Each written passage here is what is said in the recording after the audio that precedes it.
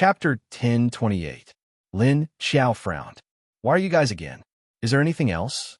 Although she didn't want to pay attention to this strange woman, it was quite annoying for her to stand in front of her. I haven't seen you for a year, but you've changed a lot. I haven't seen you before.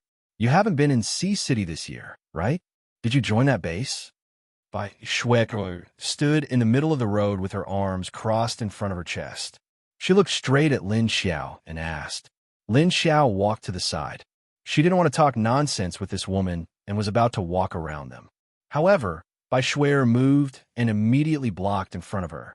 Not only did she move, but the people around her also spread out to block the path of Lin Xiao and the others.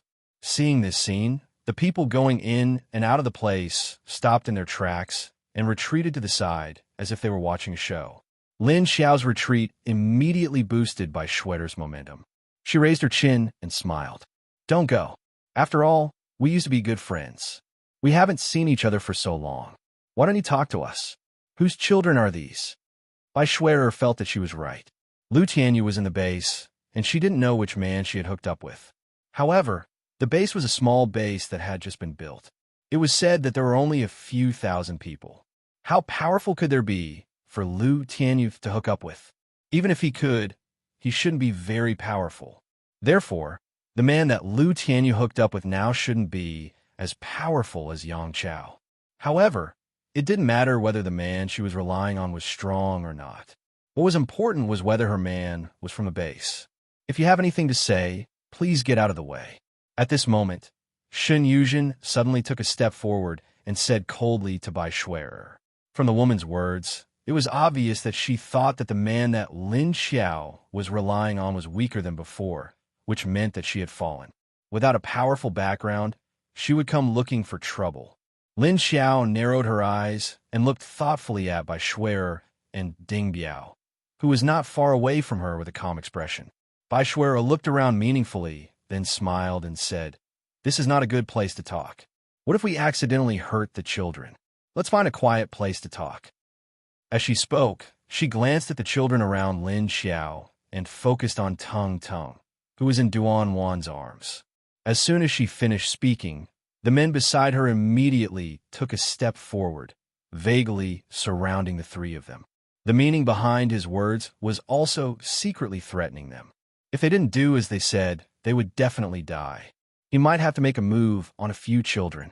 Upon hearing Bai Shui's words, the surrounding people looked at Lin Xiao and the others as if they were in trouble. Some people looked at Bai Shui as if she was an idiot. Does this woman want to die? Or does she want to die? Who knows? She can only blame herself for not recognizing the little princess. This Lu Tianyu looks much more beautiful than before, and although her aura is much more restrained than before, it still looks very sufficient. He doesn't look like someone who would compromise. Bai Shui's words caused the surrounding people's expressions to change, but Lin Xiao and the other two's expressions did not change at all. At this time, Lin Xiaolu suddenly looked up and said to Lin Xiao, Aunt, let's go. There's a mad dog here, it will bite. As she spoke, she glanced at Bai Shui with her big eyes. Puffed. The surrounding people suddenly laughed. Seeing Bai Shui's face instantly turn ashen, they all had an inexplicable feeling of wanting to laugh. They felt that although Lin Xiaolu looked young, her heart was not small. She even knew how to taunt. Lin Xiao smiled and lowered his head to say to her, It's okay. If a mad dog dares to come, we'll kill it and feed it to the zombies. As he spoke, Lin Xiao raised his head and glanced at Duan Wan. Duan Wan immediately understood. Holding Tung Tung with one hand, she suddenly waved her hand with the other. And, with a few muffled sounds, the few men that Bai Shui brought around Lin Xiao suddenly fell to the ground with a muffled groan. Each of them was holding a leg and moaning in pain. Bai Shui was stunned for a moment, and suddenly saw her people fall in an instant. Her face immediately changed, and she stared at Lin Xiao and the rest with shock and anger. Even Ding Biao's expression changed. He squinted his eyes, and his originally relaxed aura immediately became somewhat fierce. A good dog doesn't block the way. Move aside, Duan Wan said coldly to Bai Shui. Then she raised her leg and followed Lin Xiao, who had already taken a step forward. Bai Shuer regained her senses and immediately turned around and pointed at them, shouting, "All of you stop." But Lin Xiao and the rest ignored her and continued to walk forward. Just as Bai Shuer was about to catch up, a figure suddenly rushed out from the side and screamed at Bai Shuer, "Bai Shuer!" Everyone's attention was attracted by the person who suddenly rushed out, and they saw that it was a middle-aged woman in her 40s or 50s. The woman's clothes were tattered, and her hair was messy.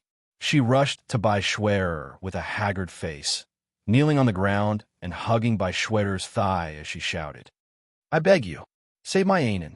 Sob Ainen was injured because of saving you. Ainen needs to go to the hospital now. If you don't send her to the hospital, she will die. Bai Shuer, I beg you to save Ainen quickly." "Yes, but to save you." Bai Shuer was shocked by the woman's sudden appearance, and then she was hugged by her thigh again. She was a little flustered and anxiously looked at the backs of Lin Xiao and the rest, wanting to chase after them. But the woman's entanglement made her unable to move her legs. She didn't even look at her companions who were lying on the ground. While she pulled her leg, she scolded the woman, "Let go of me. What does it have to do with me? I didn't ask Jiang Ainen to save me. She was the one who was nosy and wanted to help, so she got injured. If you want to send her to the hospital, can't you do it yourself? Why are you always looking for me? Let go. Let go, do you hear me?" But although the woman let go of her thigh, she grabbed her clothes tightly and stared at her with bloodshot eyes. "How can you say that? You guys went out to kill zombies together. Our Ainen saved you so many times, I don't need your gratitude. But this time, it was you who asked Ainen for help. That's why our Ainen helped you. Aren't you the best of friends with Ainen? Why are you saying that now?" Hearing the woman's words, the way the people around looked at Bai Shuer changed. They looked at her like she was a bug and began to point at her. "So that's how it is. This woman is too selfish. Actually, it's normal. Who isn't selfish nowadays? But to treat a good friend like this, it's a bit too cold-blooded. So she's this kind of person. We have to stay away from this kind of person in the future. Did you guys see that? Don't trust people so easily. You have to look at people clearly." Chapter 1029. The gazes of the passers-by, made by Shuer's face, turned red with anger. She forcefully pulled the clothes back from the woman's hand and kicked the woman away. "Don't look for me again. Jiang Ainen has nothing to do with me." She scolded and immediately chased after Lin Xiao and the others. She glared at Ding Biao beside her. "Why didn't you stop them?" Ding Biao glanced at the woman behind her, and dissatisfaction flashed in his eyes. Without saying a word, he turned around and walked toward the parking lot where Lin Xiao and the others were. Ouch! The woman was kicked a little hard. She was malnourished to begin with, and Bai Shuer's kick had been a little too forceful due to her anxiety and anger. She was lying on the ground and couldn't get up for a long time. She could only watch Bai Shuer and Ding Biao leave together. When they reached the parking lot, Lin Xiao said to Duan Wan, "Find out their background and what's going on with that woman." Then, he put Wu Yiweiling in the car and carried Tingting up. Tong Tong climbed into the back seat, and Lin Xiaolu climbed into the front passenger seat. She consciously buckled her seatbelt. Shen Yuzhen got into the driver's seat. Well, she had always been the driver. Duan Wan nodded and immediately retreated to stop Bai Shuer and Ding Biao. "I'm sorry, my boss has something to do. It's not convenient for me to talk to you. Please leave." Duan Wan blocked in front of the two expressionlessly. "Your boss? Heh, she could still be the boss? She's quite capable, but why?" Hearing Duan Wan's respectful tone toward Lin Xiao, Bai Shuer mocked with disdain. Duan Wan knew that this woman should have some grudge with the owner of Lin Xiao's body, but it didn't mean that her boss would be pestered by her. And it seemed that Lu Tianyu didn't do anything fatal to her in the past. She warned, "No matter what, she's my boss now. If you still want to live well, don't come near us." With that, Duan Wan glanced at Ding Biao with a hint of murderous intent. "You, Pui, how dare you threaten me with your abilities? I want to see how capable Lu Tianyu is now since he didn't die a year ago." Bai Shuer saw that Duan Wan dared to warn her. Who didn't know her Lu Tianyu's ability? She was just a female whore who relied on sleeping with men to survive. She didn't know what kind of medicine the woman in front of her ate to protect her like this. Bai Shui was not stupid. She did not react when Duan Wan attacked, just now. But now she had already noticed that Duan Wan was not normal. But on second thought, a person with some ability like Duan Wan called Lu Tianyubos. Moreover, the car that she sat in seemed to have been remodeled. She was already a level 4 arcanist, and even she, Bai Shui, did not receive such treatment. Why did this woman with no arcana look like she was living a better life than her? The more she thought about it, the more indignant she felt. Bai Shui's eyes reddened with jealousy. Unlike Bai Shui, Ding Biao felt a chill in his heart after being warned by Duan Wan's murderous glare. However, he was not afraid of Duan Wan's gaze. He still looked in the direction of Lin Xiao's car with a blank expression. The light in his eyes dimmed, and no one could tell what he was thinking. But Lin Xiao had already sensed his thoughts from just now. Ding Biao thought that Lin Xiao did not know his intentions. Seeing Lin Xiao leave, Ding Biao retracted his unfathomable gaze. He glanced at Bai Shui, then turned and left. Before he left, he even left a sentence for Bai Shui. Settle your own matters. Don't let them get in the way. When Bai Shui heard this, she saw that his eyes secretly glanced at Jiang Ainan's mother. She knew that he meant for her to secretly deal with these two people. Their eyes hinted that Duan Wan did not understand, but they did not know that Duan Wan had already guessed their intentions. If she could not understand such an obvious exchange of glances, she would not be able to stay by Lin Xiao's side. But she did not say anything. She glanced at Bai Shui and turned to leave. She went to secretly gather information. Lin Xiao drove 2 rounds with the 4 children. When all the spies behind them had been cleaned up by the people secretly sent by Wu Chengyue, they returned directly to the front of his small courtyard. After getting out of the car, Lin Xiao noticed that Wu Yueling's emotions had recovered a little. Although her reaction just now was a little strange, it was not very serious. After entering the living room, Wu Yueling sat on the sofa and did not move. Lin Xiao threw Tung beside her and looked at him with his eyes. You were the one who wanted to bring her out. Now go and coax her yourself. Tung. It was not yet 4 in the afternoon, so Wu Qingyue was not at home. When Lin Xiao and the others went out, he also went out to work. Lingling, are you still afraid? Before Tung could crawl to Wu Yueling's side, Lin Xiaolu had already leaned over and sat on the sofa armrest next to her. Tung used his limbs to crawl around on the sofa and then sat next to Wu Yueling. When Wu Yueling heard what Lin Xiaolu said, she shook her head. Just now, when there were so many people outside, she was indeed a little nervous and scared. Now that she was back, she was fine. Then let's go tomorrow, okay? At this moment, Tung looked up at Wu Yueling with a pair of puppy-like big eyes and said, It's so fun over there. There are so many people, and we haven't seen it on the 3rd floor yet.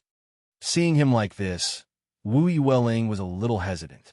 She was a little against the situation today, but when she saw her brother's puppy-like eyes, she couldn't bear to reject him.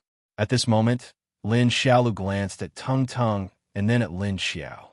Seeing that Lin Xiao didn't say anything, she thought for a moment and looked at Wu Yueling and said, Lingling, you won't be afraid if you go a few more times. You'll get used to it. See, aren't you used to be used to us? You used to be afraid of us. Besides, Tung is so noisy, he definitely won't stay at home obediently in the future. You have to get used to facing the outside world. Otherwise, you won't be able to play with Tung. This was very effective. As long as it was related to Tung, Wu Yueling would hesitate. At this moment, Lin Xiao smiled and said to Wu Yueling, Lingling, Tung is your brother. He is still young, so he needs you to protect him and take care of him. Only when she understood this and had a sense of responsibility would her mind slowly become stronger. Hearing Lin Xiao's words, Wu Yueling had a strange feeling in her heart. Tung is your brother. He is still young. He needs you to protect and take care of him. This sentence suddenly made Wu Yueling's little heart feel a subtle sense of satisfaction. It was as if she also used that sense of accomplishment. She didn't understand. However, Wu Yueling's eyes revealed a kind of resolute gaze. Lin Xiao smiled and didn't say anything again. Chapter 10:30. After hearing Lin Xiao say that she wanted to protect and take care of her brother, Wu Yueling did not resist going out, because she could not stop Ting Tung from having fun because of her. Tung Tung immediately jumped onto Wu Yueling's legs and waved his legs. He laughed and said, "That's right, Ling Ling, you have to protect me in the future. Look at how small I am, how weak I am. I'm still a baby." Lin Xiao did not know why, but she could not bear to look at him. Lin Xiaolu looked at Tung Tung and said, "You can roll on the sofa a few more times, and that will be enough." Tung Tung said disdainfully, "Do I need to roll? I'm a baby to begin with." Tong Tong then said, "Short arms and short legs." Tung Tung. Tong Tong. People will hate you if you tell the truth. Lin Xiaolu covered her mouth and laughed. Tong Tong, who was already 4 years old, looked confused. "Why would I be hated? Mommy said that children should not lie." Lin Xiaolu choked and thought for a while. Well, because the truth is not nice to hear. I'm not asking you to lie. That's not right. Well, don't talk nonsense. Tong Tong looked at her, not really understanding, and nodded. Oh, an hour later, Duan Wan came back. She brought information about Bai Schwerer and her group. The 4 children had already returned to their rooms to take a nap. Lin Xiao sat on the sofa in the living room waiting for her. Bai Schwerer's corpse hunter team has some ulterior motives. Their leader has been secretly gathering information about our base. Seeing that you have not appeared for a year, he guessed that you must have stayed in the base for a year, so he wanted to get close to you to gather information. Bai Schwerer is probably just putting on an act, but in fact, it is Ding Biao who is doing something behind her back. Duan Wan handed her the list of information and said. Lin Xiao took the list expressionlessly and said, "When I saw them today, I sensed Bai Schwerer and Ding Biao's intentions. But since they dare to target me, let's see if they have the ability to accept the consequences of provoking me." "What's with that, Andy?" Duan Wan continued. "Bai Schwerer has a very good friend called Jiang Ainen, a level 4 Earth ability user. That auntie is Jiang Ainen's mother. Not long ago, the 2 of them left the base for a mission with the corpse hunters. When they returned 2 days ago, Jiang Ainen was seriously injured and fell into a coma. It was said that when they were killing zombies outside, Bai Schwerer was in danger and Jiang Ainen risked his life to save her. In the end, he ended up in a coma due to serious injuries. Moreover, Jiang Ainen's mother's health was not good. Jiang Ainen had been using the zombie cores and credits he earned to buy medicine for her.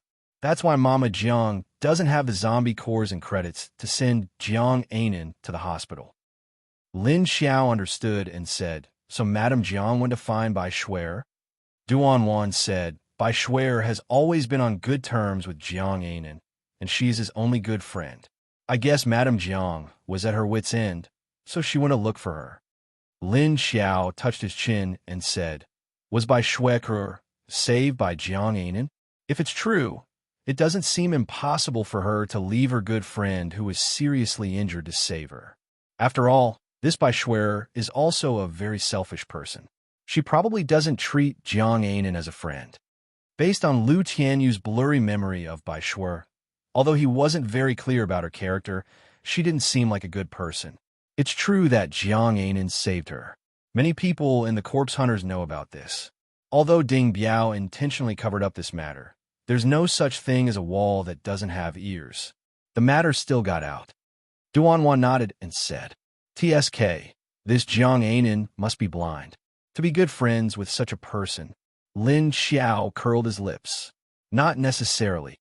Maybe this Bai Schwerer is too good at pretending." Duan Wan said. Lin Xiao suddenly frowned and said, "Wait a minute. You said that this Jiang Ainen only has Bai Schwerer as a good friend? Doesn't Jiang Ainen have other friends?" Duan Wan nodded.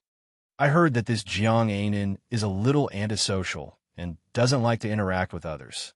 Before she met Bai Schwerer, she actually went out to kill zombies outside the base alone. Later, she met Bai Schwerer and joined the Corpse Hunters team that Bai Schwerer was in." Lin Xiao thought about it. Something feels wrong. Go and investigate the first contact between this Bai Schwerer and Jiang Ainen. as well as Jiang Ainan's background. He was used to being a loner. Why did he suddenly become friends with Bai Shuer? Now that Jiang Ainan is in trouble, Bai Shuer wants to distance herself from her. Duan Wan's eyes lit up, and she said, "Today I saw that Ding Biao seemed to want Bai Shuer to get rid of Jiang Ainan and her mother. Maybe there's something hidden in this?"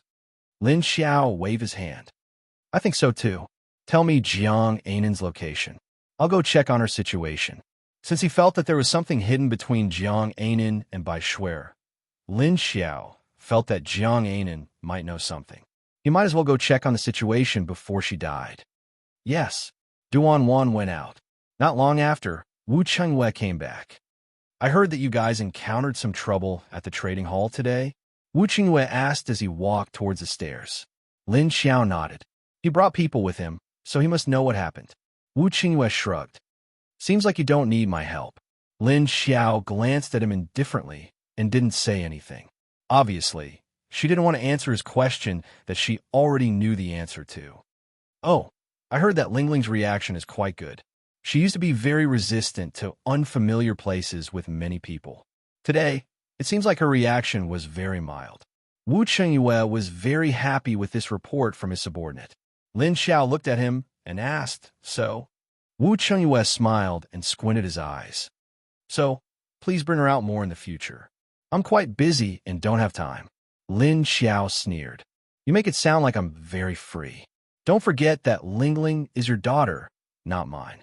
Wu Chengyue smiled nonchalantly. "I treat her as yours too. Also, I think you actually see Lingling as your own child, at least half a child."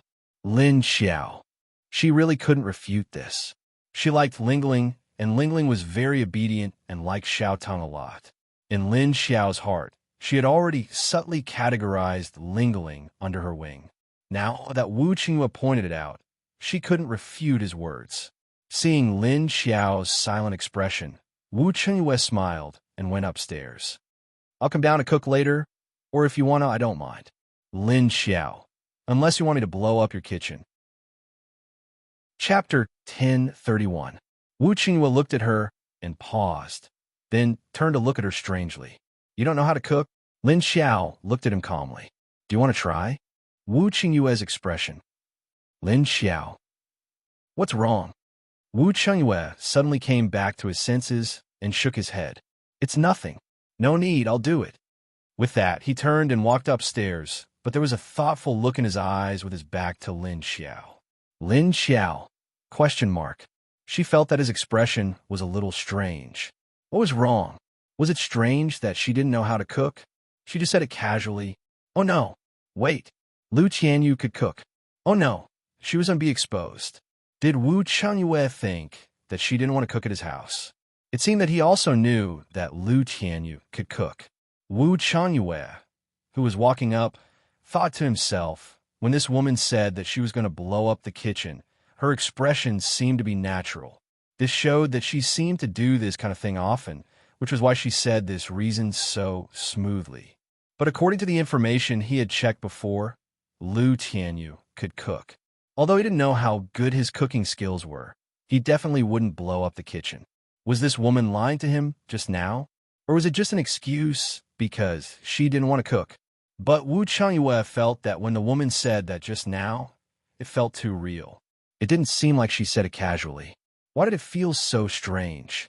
Wu Chengyue walked into his study with a confused look on his face. Lin Xiao silently watched his disappearing figure from below, wondering if she should cook a meal to make up for the excuse she had just made. What if he believed her and started to suspect her again? In a room in a building in Area B on the other side of High City, a group of people were sitting and standing. What? Lost him? When Bai Shuer heard these people say that the people following Lin Xiao's car had lost the target, she immediately widened her eyes and said angrily, "Are you all useless? Can't even two women keep an eye on him?" "Shut up." Ding Biao glanced at Bai Shuer coldly and said, "Lu Tianyu is not simple now. You'd better not treat him as the previous Lu Tianyu, or you'll be the one suffering." His words clearly showed his contempt for Bai Shuer. Bai Shuer was coldly reprimanded. She glared at him unhappily and said, "Not simple? How is it not simple? I don't think there's anything special about him." Didn't he rely on others to protect him? If it wasn't for the woman beside her, she wouldn't have been able to do anything. Since you think so highly of her, let's see what she's capable of. All right, stop arguing. At this time, another man in his 30s in the room spoke up to stop the two from arguing. Then he looked at Ding Biao and said, "Since Lu Tianyu is not dead, he hasn't appeared in Sea City for a year. But how did you know that she was in the Universal Base? Did you find out where she came from?" Ding Biao shook his head. "I didn't find anything. That's why I thought she was suspicious. There was no record of her entering or exiting the base, and the people we sent were all stopped on the way. There must be someone protecting her from behind." The man said, "She's nowhere to be found now. Haiqing is so big, it won't be easy to find her again. Didn't you find anything about those kids?" Ding Biao still shook his head.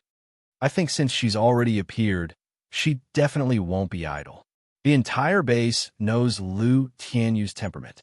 He likes to cause trouble outside when he has nothing to do. Just wait, she'll come out on her own." At this time, Bai Shuer suddenly said something that everyone agreed with. The man nodded. "Well, then send more people outside to keep an eye on the places where she used to appear." Ding Biao nodded hesitantly. "I got it. But I really feel that this time, she doesn't seem to be as easy to see through as before." The man said coldly, "Whether she's easy to see through or not, we have to keep an eye on her. Also, don't just focus on her. The two women and the children around her are all targets. We can always find something." Ding Biao immediately nodded. "Okay, I got it." At this time, the man said to Bai Shuer, "Hurry up and get rid of Jiang Ainen.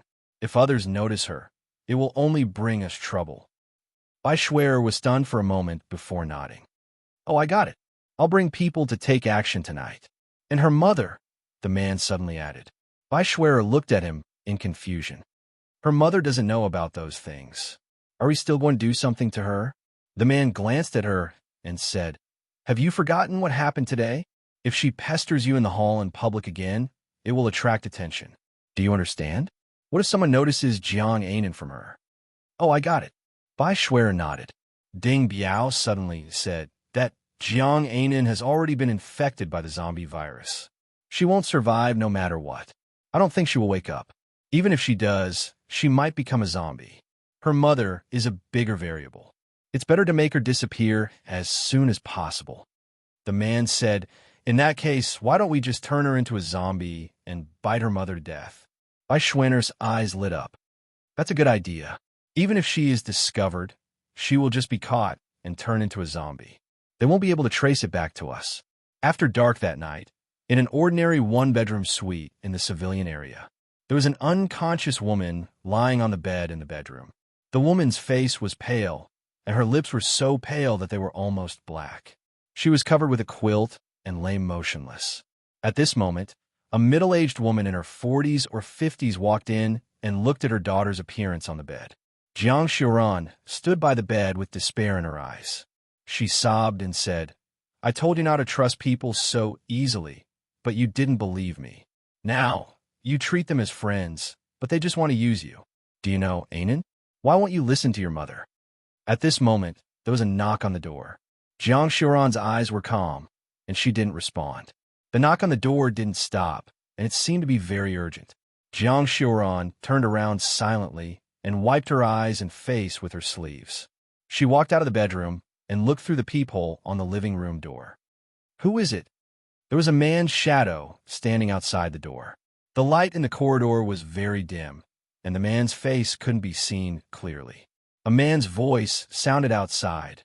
"Please open the door. We're here to save your daughter." Jiang Xiuran didn't open the door hastily, but stared at the man vigilantly and asked, "Who are you? Why do you want to save my daughter?"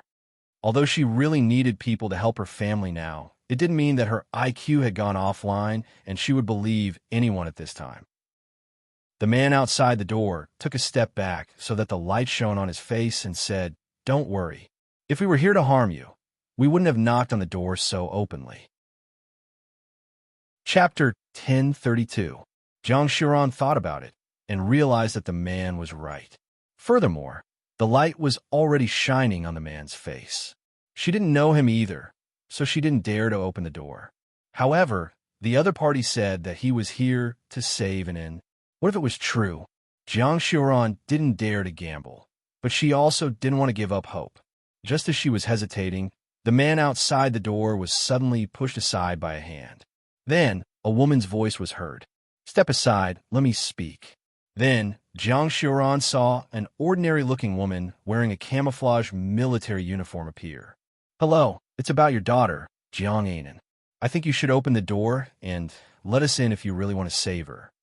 The woman did not reveal her identity, but her last sentence struck Jiang Xiaoran's heart. She gritted her teeth and slowly opened the door. She opened the door a little more than 10 centimeters wide. Seeing that the other party did not immediately rush to push her away, she opened the door doubtfully.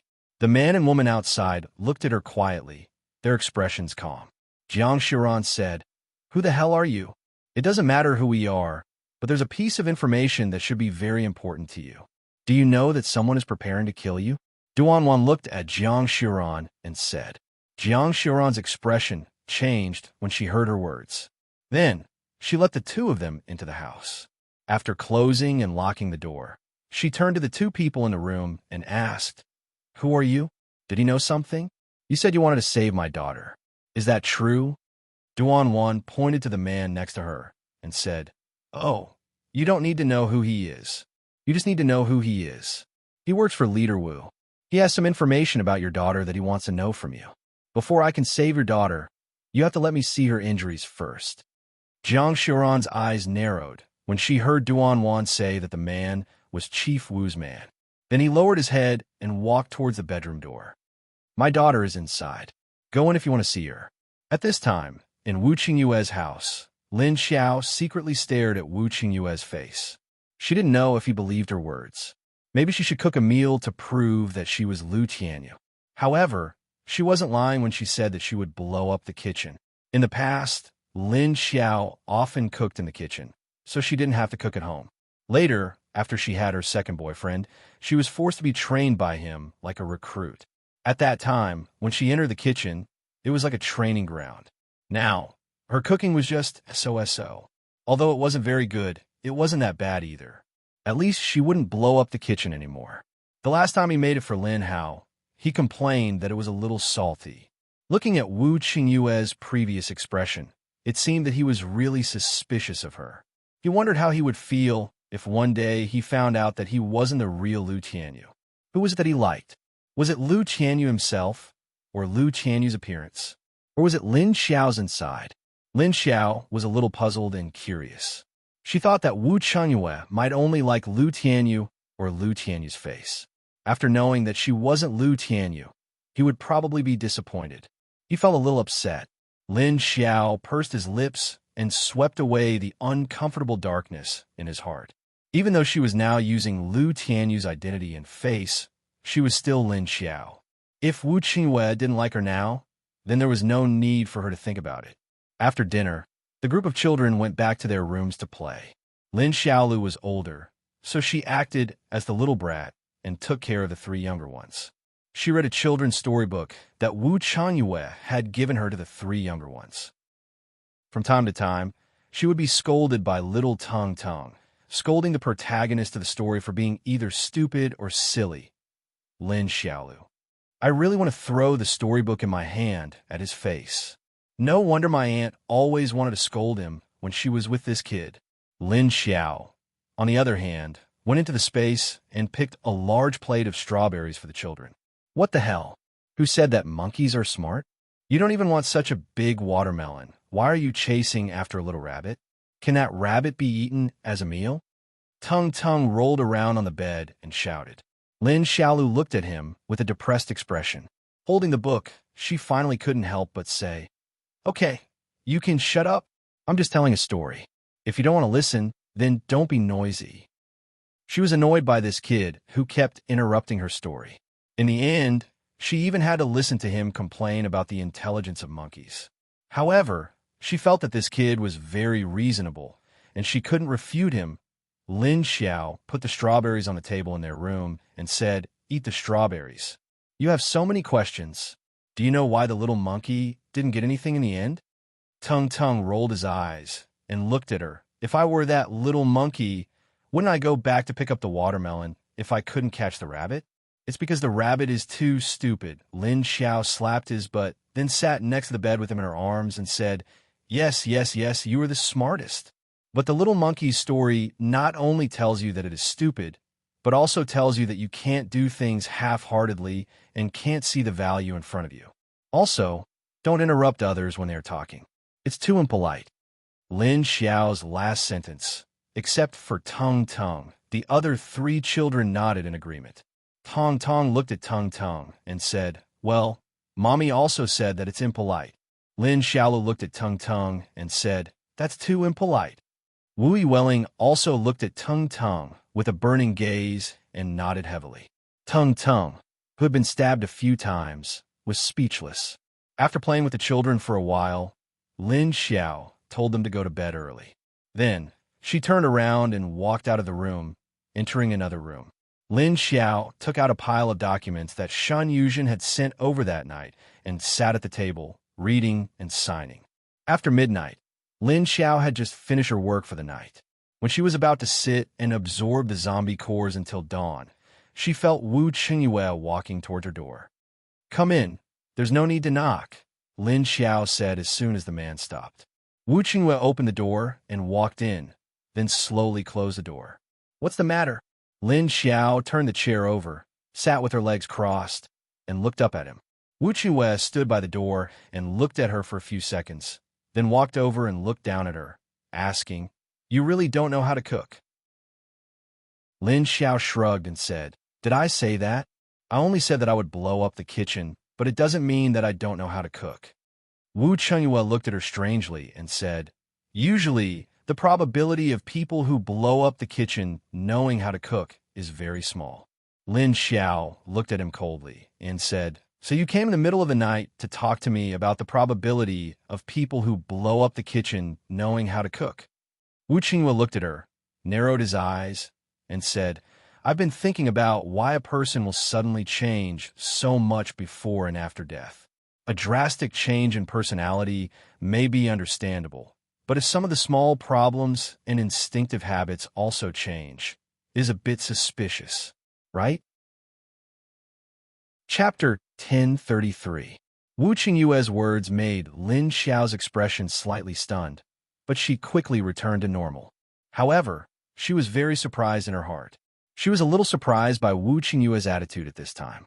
Without waiting for Lin Xiao to say anything, Wu Qingyue stared at Lin Xiao and said, "From the beginning, I was very curious as to why you cared so much about the Netherworld King's base. Moreover, you cared so much about the Lin family. I've checked. Lu Tianyu didn't know the Lin family of Netherworld King's base before. And you, after you died and became a zombie, not only did your temperament change greatly, but your way of doing things and doing things have also changed into another person." Lin Xiao's eyes flashed slightly, and she tried to maintain a calm expression on her face. However, her heart was a little churning, and after thinking about it, she suddenly felt relieved. Since Wu Changyue could support a survival base with more than 1 million people, he was naturally not a simple person. She suddenly felt a little expectant, wondering if the other party had really recognized who she was. She looked at him with a dark gaze and said in a deep voice, "So, what do you want to say?" In Wu Qingyue's deep eyes, a few unfathomable lights flashed. He looked straight into Lin Xiao's eyes and said, "You're not Lu Tianyu at all." When he heard what the female zombie said today, Wu Changyue returned to the study full of doubts. He didn't do anything, he just sat in front of the desk and thought that this female zombie gave him a very strange feeling that something was wrong. She said that she would blow up the kitchen, and Wu Changyue felt that she might have said it casually to fool him. But the other party said it so naturally, as if she really would blow up the kitchen often. Wu Changyue felt that he wouldn't misread people's expressions, let alone mishear the female zombie's tone. He suddenly thought of the changes that happened after she became a zombie, as if she had become another person. The change in attitude towards Sea City in him was huge, and she also paid too much attention to and protected the survivors of Netherworld King's base. He had always wondered why, but today, the female zombie's words suddenly flashed in his mind. He thought of the female zombie's skillful handling of official business, the neat methods and layout of the new base, and her skills and abilities. Abilities could be said to be a coincidence, but a person's skills couldn't be learned immediately. In the past, Wu Changyue had never understood what was going on. Now that it was the era of science, he had never thought in the direction of supernatural fantasy. Possession, and so on, he had never thought about it. But today he suddenly thought about it. If Liu Tianyu was no longer the original Liu Tianyu, then all of this could be explained. So if she wasn't Liu Tianyu after becoming a zombie, then who was she? Who would do something that only a leader would do? Who was the one who was used to doing things that only a leader would do? Who was the one who calmly and easily handled the tasks that the leader was supposed to do? Moreover, he was so concerned about the survivors of the Netherworld King's base. He was so concerned about Lin Feng, Lin Hao, and Lin Wenwen's family. Other than the woman who used to be the leader of the Netherworld King's base, who else could it be? Wu Qingyue suddenly felt very stupid. He couldn't even see the true identity of the woman he loved. On one hand, he thought that she was the evil Liu Tianyu, and on the other hand, he was puzzled by her change. He suddenly felt that it was natural that the female zombie in front of him didn't accept him. Because he didn't even know who his sweetheart was, what qualifications did he have to make the other party accept him?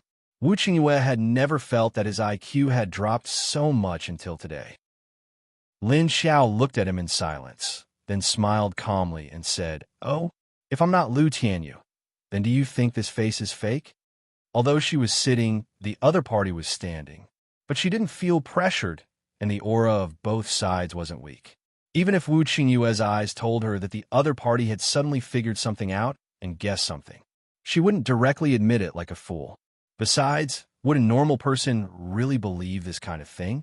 This face was slowly recovered by the other party. From the beginning of her disfigurement, the other party saw this body clearly before Liu Tianyu died. Even if others might think that she had plastic surgery to become Liu Tianyu, Wu Qingyue wouldn't believe it. Wu Changyue said to her with a chuckle, "No, your face is not fake, and your body is not fake. I can recognize every part of your body that hasn't changed. But your soul is not Liu Tianyu's." Lin Xiao said with some surprise, "Why don't you say it's my memory? It's still possible to change a person's memory with the current science." Hypnosis and memory implantation were not only possible with science, but also with superpowers. In fact, it wasn't difficult to change a person's memory. At this time, Wu Qingyue turned around and walked to the only sofa in her room and sat down. Then answered Lin Xiao's question, if a person's memory is changed, then when he does things according to the fake memory. In fact, his eyes are not firm, but there's a faint sense of doubt in his heart that he doesn't know. But you are different. You are very determined to do things that Liu Tianyu would never want to do in the past. There's also a person's physical instinct. Even if the memory is changed, it can't be changed. The instinct only exists in the soul's memory. Lin Xiao looked at him and felt a little unhappy. All of a sudden, all of her secrets were peeled away layer by the other party, and then her true face was revealed. He wanted to expose her true identity at the slightest disagreement. She had been wearing a good disguise, but it was suddenly exposed. Could they still cooperate well? What about the trust between people before? Was it fed to the zombies by Wu Qingyue? Although she had surrendered in her heart, on the surface, Lin Xiao's face did not change. She sneered and said, "Although I don't understand what you are saying, I don't want to know what you are thinking. It's late, please go back." Wu Qingyue looked at her deeply for a few seconds, then stood up silently. Then when he walked to the door, he said with a meaningful smile, "It doesn't matter. I've already got the answer I want." Lin Xiao, what the hell did I say? How did you get the answer you want? Wait, what is your answer? Wu Qingyue opened the door and looked at Duan Wan standing outside with a smile when he walked out. Then he turned around and left. Duan Wan walked in, then closed the door and turned to look at Lin Xiao. Why do I feel that when he looked at me just now, he seemed to have seen through something? Lin Xiao said helplessly. His mind suddenly became clear. Duan Wan looked at her blankly. Lin Xiao said clearly, he guessed my identity. Duan Wan's eyes slightly widened. You mean? Lin Xiao nodded and didn't want to talk more. She waved her hand at her with a tired expression. Well, how's the information? Chapter 1034. Duan Wan looked at her in surprise for a few seconds before she put away her astonishment. He began to report to Lin Xiao that Jiang Anan has been infected by the zombie virus. I don't know how Mother Jiang found out that Haicheng Central Medical Hospital has a medicine made from your energy lake that can suppress the spread of the virus. In the end, she wanted to send Jiang Anan here. In order to prevent Jiang Anan from turning into a zombie, it doesn't matter even if she remains unconscious. As Duan Wan spoke, she continued, and tonight Bai Shuer and Ding Biao are also preparing to send people to deal with the mother and daughter. Li Weishan and I have already secretly moved Jiang Anan to another place. I also let Jiang Anan drink your energy lake water, which temporarily suppressed the spread of the virus in her body. Lin Xiao nodded. Duan Wan continued, You guessed correctly. Bai Shuer and Jiang Anan's friendship was intentional. Although Jiang Anan was often alone, she and her mother carried a secret. It was because of this secret that Bai Shuer took the trouble to get close to her and befriend her. Now that the secret is in our hands, Bai Shuer is preparing to get rid of Jiang Anan. Lin Xiao glanced at her. So, Jiang Anan's saving Bai Shuer this time was actually a trap that Bai Shuer had set for her. Duan Wan nodded. Lin Xiao asked again, What is the secret? Duan Wan said, It's said that Jiang Anan's father is dead, but he's not actually dead. However, her father was not in Haicheng, but in China. It was said that he was an expert in botany before the apocalypse. No one in Sea City who knew the Jiang family knew about this, but Bai Shue's corpse hunting team had a secret intelligence transaction with Huaxia. Huaxia might think that Jiang Anan's father was a very important person, so in order to control him, they try to find out the existence of Jiang Anan and her mother. So let Ding Biao help keep an eye on Jiang Anan. Lin Xiao frowned. In that case, Jiang Anan and her mother should be used as hostages. Why does Bai Shuer's team want to get rid of them now? Duan Wan said, Mrs. Jiang said that Jiang Anan's father was going to betray Huaxia a few months ago. But in the process of being chased by the Chinese, he was accidentally shot and killed. However, he had given a copy of the diary to someone else and asked that person to bring it to High City for Jiang Anan. Bai Shuer had tricked Jiang Anan into giving her this diary, so she was prepared to kill the two of them. Lin Xiao nodded in understanding. I see. So, does Bai Shuer's corpse hunting team still trade information with Huaxia? Duan Wan replied, Li Yushan has also investigated the matter regarding their team. I believe that Leader Wu will send someone to deal with it soon. Do you still want to see Jiang Anan? She is now infected by the zombie virus. Do you have any way to cure her? Lin Xiao responded and stood up. Go. Why not? If she's not dead, I can save her. Lin Yu was the first, Bao Xiaowu was the second, and now Jiang Anan was the third. On the other side, Wu Chengyue returned to his study room and received the report from Li Yushan. It was the same as Duan Wan's. Then he asked Wu Chengyue, Are these people righteous or secretly righteous? Wu Chengyue said, Are they just trading information? Do they have any intention of joining Huaxia? Li Yushan shook his head. I think so. They seem to be preparing to join Huaxia. Wu Chengyue thought for a while and said, Then let's clean them up openly. Anyway, they haven't left Sea City yet. Let's use selling confidential information as an excuse. Yes. All right. Go and get me detailed information on the former Netherworld King's leader, Netherflame. I want it to be very detailed. I want his background before the apocalypse too. Wu Chengyue suddenly gave him an order. Didn't she?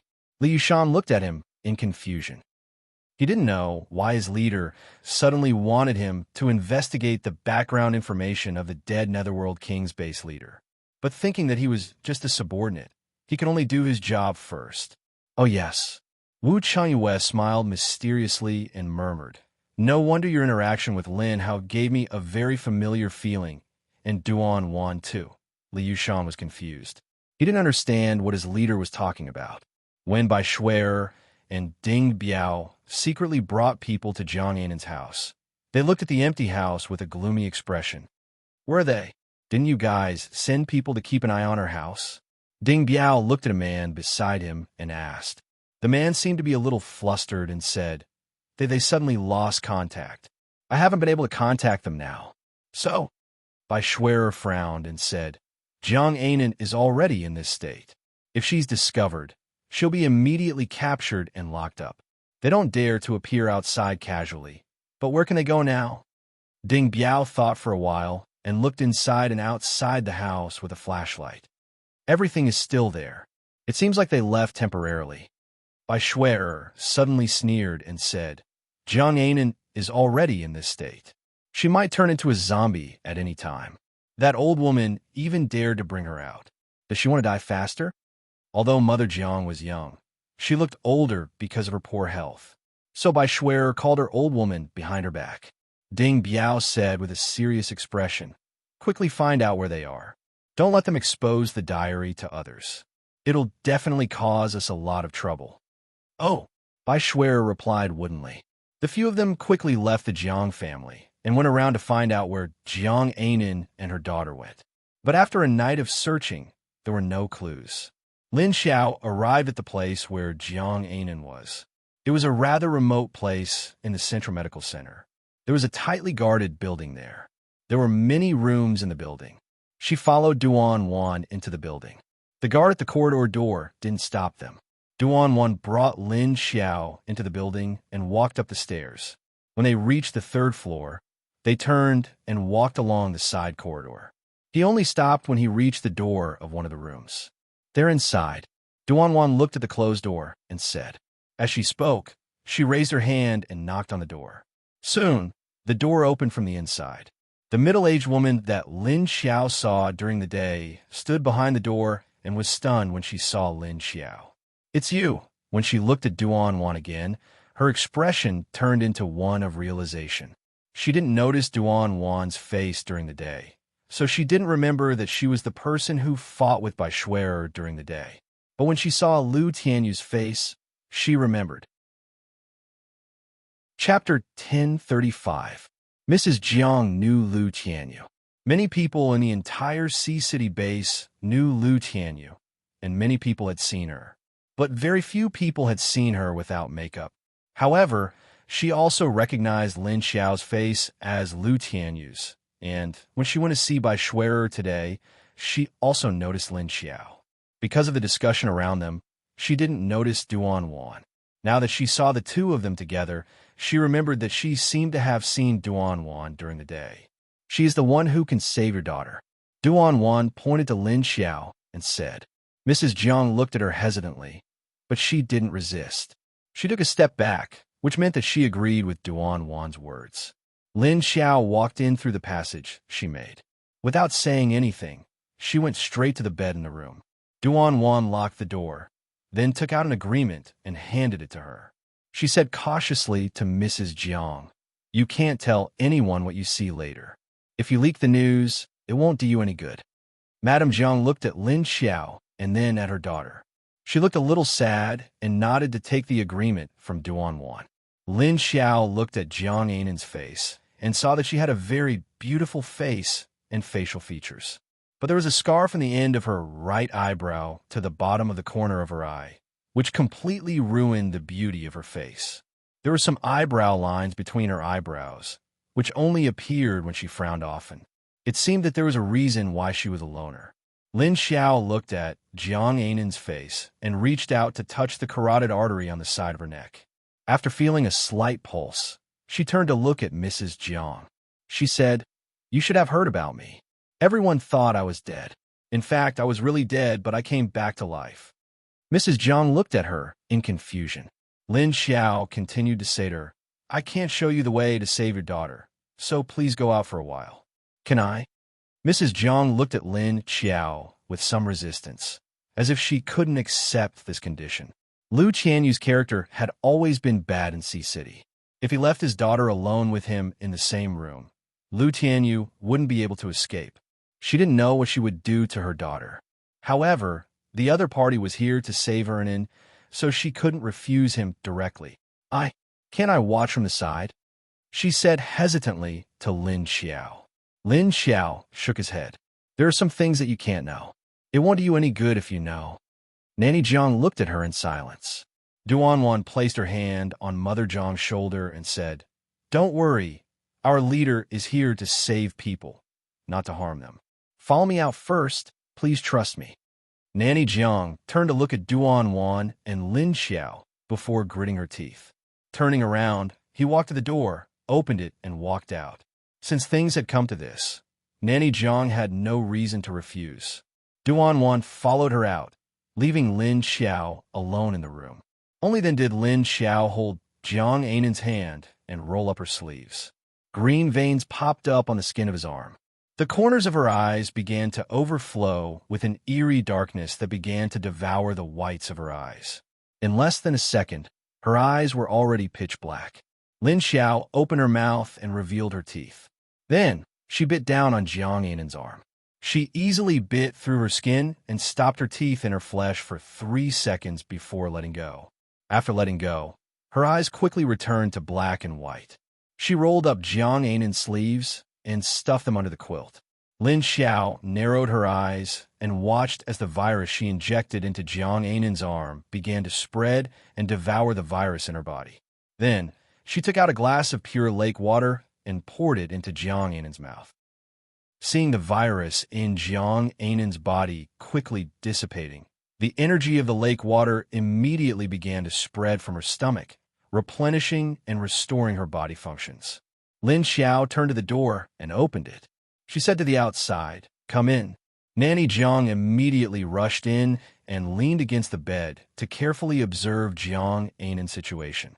Jiang Ainan's face was still pale, and there was no difference from before.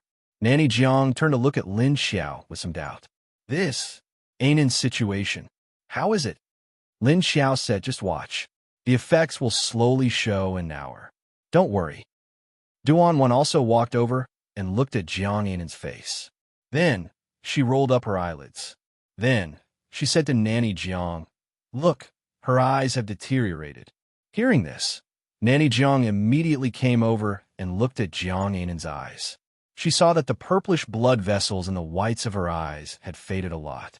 They were slowly receding at a speed that could be seen by the naked eye. Seeing this, Nanny Jiang immediately revealed a surprised expression. "Really? That's great. That's great." Hope broke out of the gloom in her heart and filled it at once. "When she wakes up, take her to the universal base. Your secret has been exposed. Even if we get rid of by Schwer's group now, the next group will come again," Lin Xiao said to Nanny Jiang. Nanny Jiang nodded and stared straight at Jiang Ainan on the bed. Lin Xiao glanced at Jiang Ainan on the bed. Since the diary is still in Jiang Ainan's hands, we don't know what the contents of the diary are, but it must be very important. There are too many people in High City. Even if you want to hand the diary over to the High City military, you might not be able to avoid being hunted down. Moreover, Jiang Ainan was originally infected with the zombie virus and was about to die. Now, she suddenly recovered. She was saved by me. This is another secret. So, I think it's safer for her to come back to the universal base with me. That's right. Giving us the second diary is no different from giving it to High City, Duanwan said. In exchange, Duanwan had already discussed it with Nanny Jiang. The condition for saving Jiang Ainan was to hand over the contents of the diary to the universal base. This was because Duanwan and Li Yueshan had found out that the diary Jiang Ainan gave by Schwer was not complete. Jiang Ainan's father had given her 2 diaries. As for Bai Xue, she only received 1 book. Bai Xue and Ding Biao didn't know about this. Originally, Hai Qing had full authority to research this matter. But Lin Xiao also wanted to know what the contents of the diary were about. Jiang Ainan's father researched mutated plants. Perhaps there were some clues in his diary that could be of help in dealing with the underground guerrillas. So Lin Xiao immediately decided to save Jiang Ainan herself and share the contents of the 2 diaries separately. She took half of the diary and let Wu Qingyue send people to snatch the other half. Chapter 1036. Mother Jiang sighed and said, The diary is with Jiang Anan. We'll only know when she wakes up. Lin Xiao nodded and said, she'll wake up before dawn. In fact, Jiang Anan was still tied up on the bed to prevent her from suddenly turning into a zombie and jumping up to bite people. After Lin Xiao finished speaking, he left with Duan Wan. The next day, Bai Shuer and the others returned to their residence after searching for a whole night without finding any clues. Bai Shuer lived with Ding Biao. When they returned home, both of them didn't look too good. How did they suddenly disappear? Did that old woman really take Jiang Anan away and hide her? Bai Shuer sat on the sofa in the room with a puzzled expression. Ding Biao sat on the other side with his eyes narrowed and didn't respond to her question. Bai Shuer didn't get an answer from him and looked up at him. Then she asked, what if we can't find her? Although we've already got the thing, if she spreads the news, Haichun will definitely target us. In that case, Sea City will definitely target us, and they will even suspect us. Ding Biao turned to look at her and replied, so no matter what, we must find them and kill them. Bai Shuer nodded and suddenly thought of Lin Xiao and the others she met yesterday. I don't know if the leader has gotten any information about Lu Tianyu. I'm sure she must have been hiding in the Universal Base. I don't know who the two women around her are, but they're so obedient to her. Ding Biao thought of Duan Wan, who blocked them at that time, and said, that woman in camouflage clothes isn't simple. Her ability is also at the 5th level. She's actually a bodyguard for Lu Tianyu. I don't know who she's working for. Maybe you're right. They're indeed from the Universal Base. Bai Shuer showed an annoyed expression and said gloomily, unfortunately, the people you sent to follow her have been lured away. Now we can't find any traces of her. We want to get some clues about the Universal Base from her, but we can't find her. Seeing that she's protected by a 5th level psychic, the person she hooked up with in the Universal Base is definitely not a simple person. Maybe we can really find a breakthrough from her and find out some information about the Universal Base. Ding Biao thought of Lu Tianyu's fair face and her immature appearance when she first went to college a few years ago. Very beautiful, very charming. Although the Lu Tianyu she saw yesterday was not wearing heavy makeup, he was even more fascinating than when he was wearing makeup. Moreover, the cold gaze in Lu Tianyu's eyes yesterday, the calm expression, and the powerful aura that suddenly came out of nowhere were completely different from before. Ding Biao's eyes flashed as he thought of the exquisite body he had played with before. Come here, he suddenly called out to Bai Shuer. Ah! Bai Shuer was confused by his sudden greeting and did not know what he wanted to do. Come here, I want to hug you. Ding Biao looked at Bai Shuer's chest and licked his lips. His eyes were dark as he spoke to her. Bai Shuer's expression froze slightly, but she did not resist. Instead, she stood up and walked to him with a dazed expression. Then, she consciously sat on his lap and looked at him with uncertainty. What's wrong? You suddenly want it? When she sat on his lap, Ding Biao hugged her waist and buried his face in her chest. However, his mind was filled with Lu Tianyu's face and body. Bai Shuer's breathing deepened slightly when Ding Biao bit her collarbone.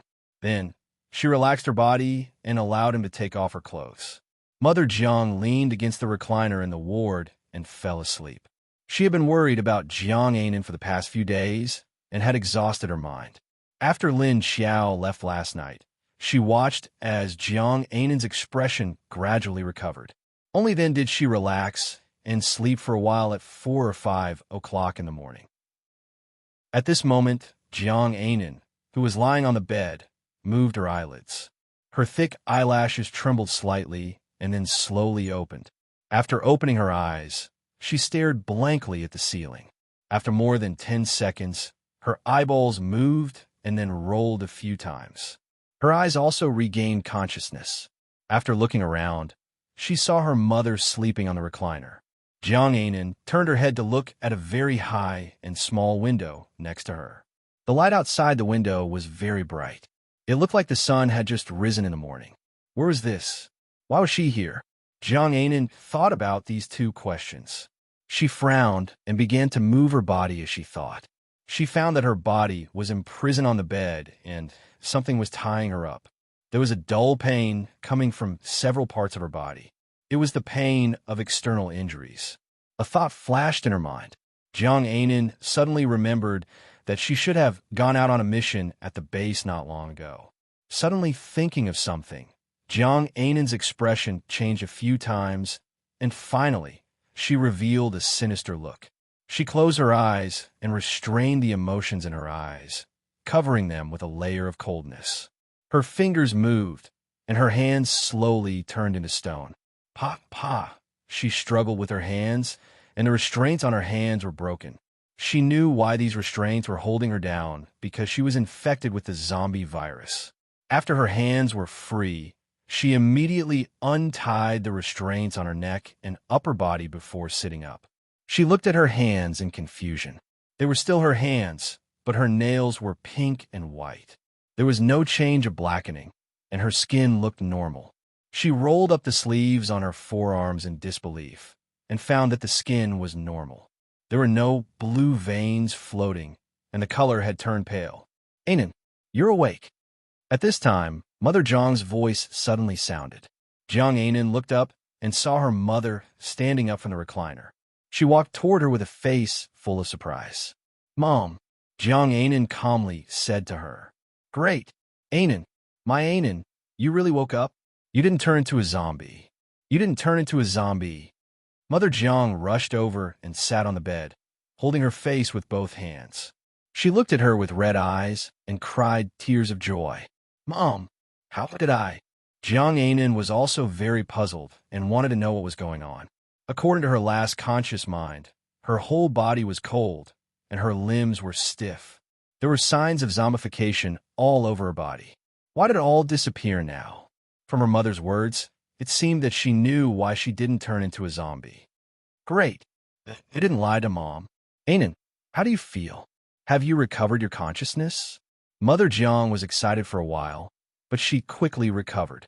She wiped her face and asked Jiang Anan. Jiang Anan nodded, then smiled and comforted Mother Jiang. I've recovered. I'm very good now. It seems that the virus has been cured, and my ability has recovered. Chapter 1037. That's good. That's good. Mrs. Jiang sat next to Jiang Anan and stroked her long hair. Jiang Anan looked around the strange room and said, Mom, where are we? And you said they didn't lie to you. Who are they? Are they the people who saved me? After thinking about it, she asked, Mom, who sent me back? Mrs. Jiang wiped the tears off her face and said, It was a guy from your team who sent you back. She left without saying anything after putting you down. After that, you were in a coma, and I saw that you seemed to have been scratched by zombies. Our family didn't have enough credit points and zombie cores. Later, I told them that you were injured because you were trying to save by Schwer, so I wanted to ask her to send you to the Central Medical Center. Speaking of this, Mrs. Jiang's expression darkened. She was angry and helpless. When Jiang Anan heard the name by Schwer, a cold light flashed in her eyes, but she didn't say anything. Mrs. Jiang continued, but she didn't want to care about you at all. Didn't you save her? Why doesn't she want to have anything to do with you at all? Jiang Anan shook her head and said, Mom, don't mention her anymore. From today onwards, my relationship with her is no longer that of a friend. They are enemies. Then she asked, Who helped us? Mom, what's the purpose of the other party helping us? No one would come to save her for no reason, and they even cured her of the zombie virus. She had never heard of someone who could be saved after being infected with the zombie virus. Since the other party had this method, they must know how valuable it was. If it was known, it would cause a sensation. If she didn't have any value, would the other party use this method to save her? Jiang Anan wasn't a stupid person. Since the other party saved her, it was equivalent to telling her the secret. So, they definitely wouldn't let her know about it and save her life out of kindness. Mrs. Jiang also knew what she meant. She sighed and said, Do you remember Lu Tianyu who died a year ago? Jiang Anan looked at her blankly. Yes, why? Hearing her mother mention Lu Tianyu, she was a little confused. What did this have to do with that notorious woman? Mrs. Jiang said she came back alive. She didn't die. No, she said she died, but she came back to life. She was the one who cured you of the virus. Jiang Anan's eyes slightly widened. She was shocked by her mother's words. What? She didn't die? Or she saved me? Mrs. Jiang nodded. After the shock, Jiang Anan asked in disbelief, How is that possible? It's fine that she didn't die. But why would she save me? Did she ask for something? If it was really that woman, she would definitely not be so kind as to save her. No, she wouldn't save anyone, right? Unless she had a purpose. Mrs. Jiang nodded. Jiang Anan immediately looked at her and asked, Mom, did you agree to her request? Mrs. Jiang sighed and said, I told her about your father's diary. So Jiang Anto, Jiang, Jiang, and Jiang, and to Jiang, Jiang, Shi Jiang, and Jiang, to Jiang Ji, and I, the other one, is to reveal the contents of your father's diary to her. Jiang Anan calmed down when she heard that there were conditions. Because it was expected, she didn't have much of a reaction. Moreover, after hearing these 3 conditions, she could still accept it. Although she was a little unwilling to hand over the diary, at least she could save her life. But at least it was in exchange for her life. If she lost her life, what was the point of guarding these things? Who would take care of her mother when she was gone? So, these 2 diaries were not so important to Jiang Anan now. She said, but the first volume of the diary has already been taken by Ding Biao and the others. I only have a second one. Mrs. Jiang smiled and said, It doesn't matter. They said you don't have to worry about the first one. They only need the second one. Jiang Anan nodded. Suddenly, she said, Did they say when they will leave? I still have one more thing to do. I'll leave after I'm done. They said 2 days later. Mrs. Jiang said, and then asked, What else do you want? Jiang Anan said, Mom, Ding Biao took the diary from me. I have to get it back. And by sure, that liar, I don't want to let her go. When she said this, her expression became fierce, and an ominous glint flashed in her eyes. Ah, do you still want to find that woman? Let's go. We can't fight them. Don't make trouble. You are alive. You can't get into trouble again. If something happens to you, what should I do? Hearing Jiang Anan's words, Mrs. Jiang's expression became very resistant. Jiang Anan reluctantly held her hand back, and her eyes began to redden. She looked at her and said, Mom, but I can't take this lying down. Not only did she take my diary, but she also cheated my feelings. I used to treat Bai Shui as a friend, but I didn't expect her to do this to me. But how can you fight with her? You know how powerful the zombie hunter group is. You can't fight with her. How about we talk about it later? Mrs. Jiang still looked at her uncompromisingly. At this moment, the door was suddenly opened, and a woman's voice interrupted. How do you want to deal with her? I'll help you. She provoked me yesterday. I'll let her know what it means to overestimate herself. Jiang Anan and Lin Qiao turned their heads and saw Lu Tianyu walking in with his hands in his trouser pockets. But it was another woman who opened the door. You are Lu Tianyu? Looking at Lin Xiao, Jiang Anan looked at her hesitantly. Lin Xiao nodded. Yes, that's right. Is there a problem? Jiang Anan looked at her for a while, then looked at the other woman who came in with Lin Xiao. Then she suddenly said to Lin Xiao, You said you want to help me. How are you going to help me? Lin Xiao smiled and said, I'll tell you the details of her and Ding Biao's movements, and then you can do it yourself. I can also help you control Ding Biao. Jiang Anan looked at her in confusion. Are you serious? Can you do it? Of course our leader can do it. If we didn't want you to take revenge yourself, we wouldn't have come to you, Shun Yuzhen said from the side. Leader? Jiang Anan grasped this title and looked at Lin Xiao in confusion. Is there a problem? She's the leader of the All Beings base. Haven't you heard that the leader of the All Beings base is a woman? Shun Yuzhen smiled. Jiang Anan's eyes widened, and he said with a dumbfounded expression, Of course I heard that the leader of the All Beings base is a woman, and there are rumors that her surname is Lu. He just didn't expect that leader Lu to be Lu Tianyu. This was a little exciting. Chapter 1038. When Lin Xiao went to look for Jiang Anan, Xiao Liqing and Li Yushan quietly went to the place where Bai Shui and Ding Biao were staying at noon. They sent people to surround their residence without them noticing. Bang! The bedroom door was suddenly blown open by someone. The 2 people on the bed, who were naked under the blankets, immediately woke up and sat up on the bed. "Who is it?"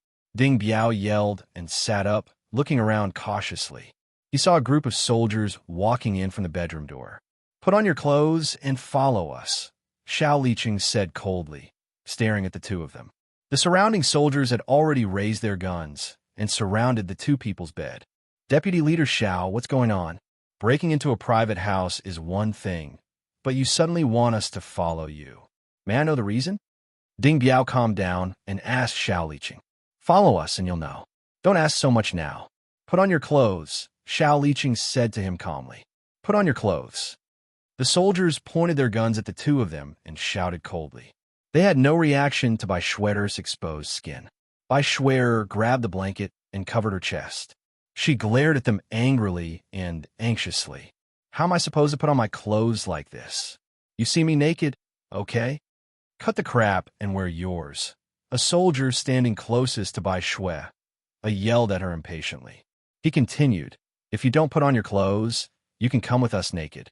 The last sentence immediately shut Bai Shuer up. She could only say sullenly, "At least, help me pass the clothes over. Go pick them up yourself." The soldier refused without hesitation. "Bai Shuer, give them to her," Xiao Liqing said calmly. Thus, the soldier standing closest to Bai Shuer's clothes had no choice but to use his gun to pick them up. Then he threw them to her on the bed. Ding Biao sat on the bed and bent over to pick up his underwear. He put them on under the blanket and then got off the bed to get other clothes. "Don't think about escaping. You can't escape." Xiao Liqing seemed to see the darkness in Ding Biao's eyes and suddenly said calmly. As soon as he finished speaking, the soldier next to him suddenly fired at Ding Biao and Bai Shuer. However, what came out of the gun were not metal bullets but two needles. Behind the needles was a small tube of liquid. Then, just as Ding Biao was about to move, he was injected. His legs suddenly went limp, and he knelt on the ground with a thud. After a few seconds, the strength in his legs returned. However, he could no longer sense the energy of his special ability. "I heard that Jiang Ainan's father's diary is with you. Do you want to take it out yourself and give it to us, or do you want us to search this place?" After seeing that both of them had been injected, Xiao Liqing turned around and walked out. He then sat on the sofa and looked at the two people who had been dragged out. "Oh, you guys also want to snatch that diary?" Ding Biao looked at him and sneered. Xiao Liqing shook his head. "I'm not robbing you.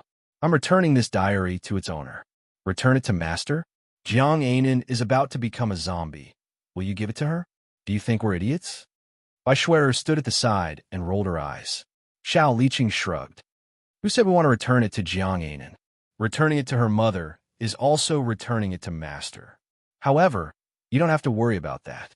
You just need to hand it over." Ding Biao said, "The diary isn't with me. You want to know it from me? Do you think I'll tell you that easily?" "Of course you won't tell us that easily. Otherwise, you wouldn't have needed me." At this time, a woman's voice came from a balcony. Then, Emily walked in from the balcony. Ding Biao and Bai Shuer looked at her, but they did not know Emily. As most of Mo Li's work was in the research lab, it was normal that Ding Biao and Bai Shuer, who were normal zombie hunters, did not know each other. Xiao Liqing nodded to her. "I'll leave the rest to you." Emily walked over and stood in front of Ding Biao, staring at his eyes. Ding Biao did not know that she was a spiritual-type psychic. At first, he stared at her without fear. However, after staring at her for 2 seconds, Ding Biao's eyes suddenly panicked. You're a spiritual-type psychic." However, just as he finished speaking, the light in his eyes suddenly blurred and his pupils began to disperse. Emily only stared at him. In fact, her spiritual power had already invaded Ding Biao's brain from his eyes. "She's a spiritual type?" Hearing Ding Biao's panicked words, Bai Shuer was shocked. She immediately looked at Ding Biao and the woman in front of him in panic. "Don't cause trouble." Xiao Liqing waved his hand at her and said. As soon as he spoke, the two soldiers who were holding Bai Shuer immediately dragged her to the side, putting some distance between her and Ding Biao. After Bai Shuer realized that Emily was a spiritual-type psychic, she panicked. She was dragged to the side in a daze. The more she thought about it, the more afraid she became. She spent 2 years trying to build a relationship with Jiang Anan to obtain the diary, and it finally fell into her and Ding Biao's hands. As long as they could safely leave Sea City with the diary, they would be able to survive in Huaxia. However, if Ding Biao handed over the diary now, they would be able to escape. There would be no benefits in Huaxia. Just as Bai Shuer was panicking, Emily stared at Ding Biao and said, "Tell me, where did you put the diary?" Ding Biao's eyes were dull, and he was like a puppet. Hearing Emily's words, his eyes showed a hint of resistance. Emily continued to ask, "Tell me, where did you put the diary?" The resistance in Ding Biao's eyes immediately disappeared, and he obediently said expressionlessly, "Here." Emily continued to ask, "Where did you put it?" Ding Biao said, "On the wall behind the bed in the bedroom. There's a secret compartment in the wall." Hearing his words, without Xiao Liqing and Mo Li's orders, the soldiers immediately went into search. Bai Shuer, who was at the side, thought, "It's only been 2 days. I didn't expect it to be found so quickly." "Io, you guys are quite fast. Did you find it?" At this moment, a woman's voice came from outside the door. Everyone turned their heads to look and saw a few more people coming in. Lin Xiao's long hair was tied up behind her head, and her hands were in the pockets of her jacket as she walked in with a few people. Xiao Liqing immediately stood up from the sofa and nodded at her. "I'm looking. Found it." At this moment, the soldier in the bedroom walked out with a heavy notebook.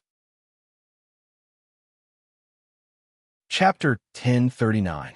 Everyone's eyes immediately focused on the soldier's hand. "My diary!" A figure flashed out and immediately rushed in front of the soldier. "Jiang Anan, you're not dead." Seeing the figure flash out, Bai Shuer, who was originally a little flustered by the situation in the room, immediately screamed in horror when she saw Jiang Anan's figure. Jiang Anan took the familiar diary from the soldier's hand and first checked to see if there was any damage. After hearing Bai Shuer's words, she then turned her head and looked at her with a cold smile. "What? Are you disappointed that I didn't turn into a zombie?" You, impossible, impossible."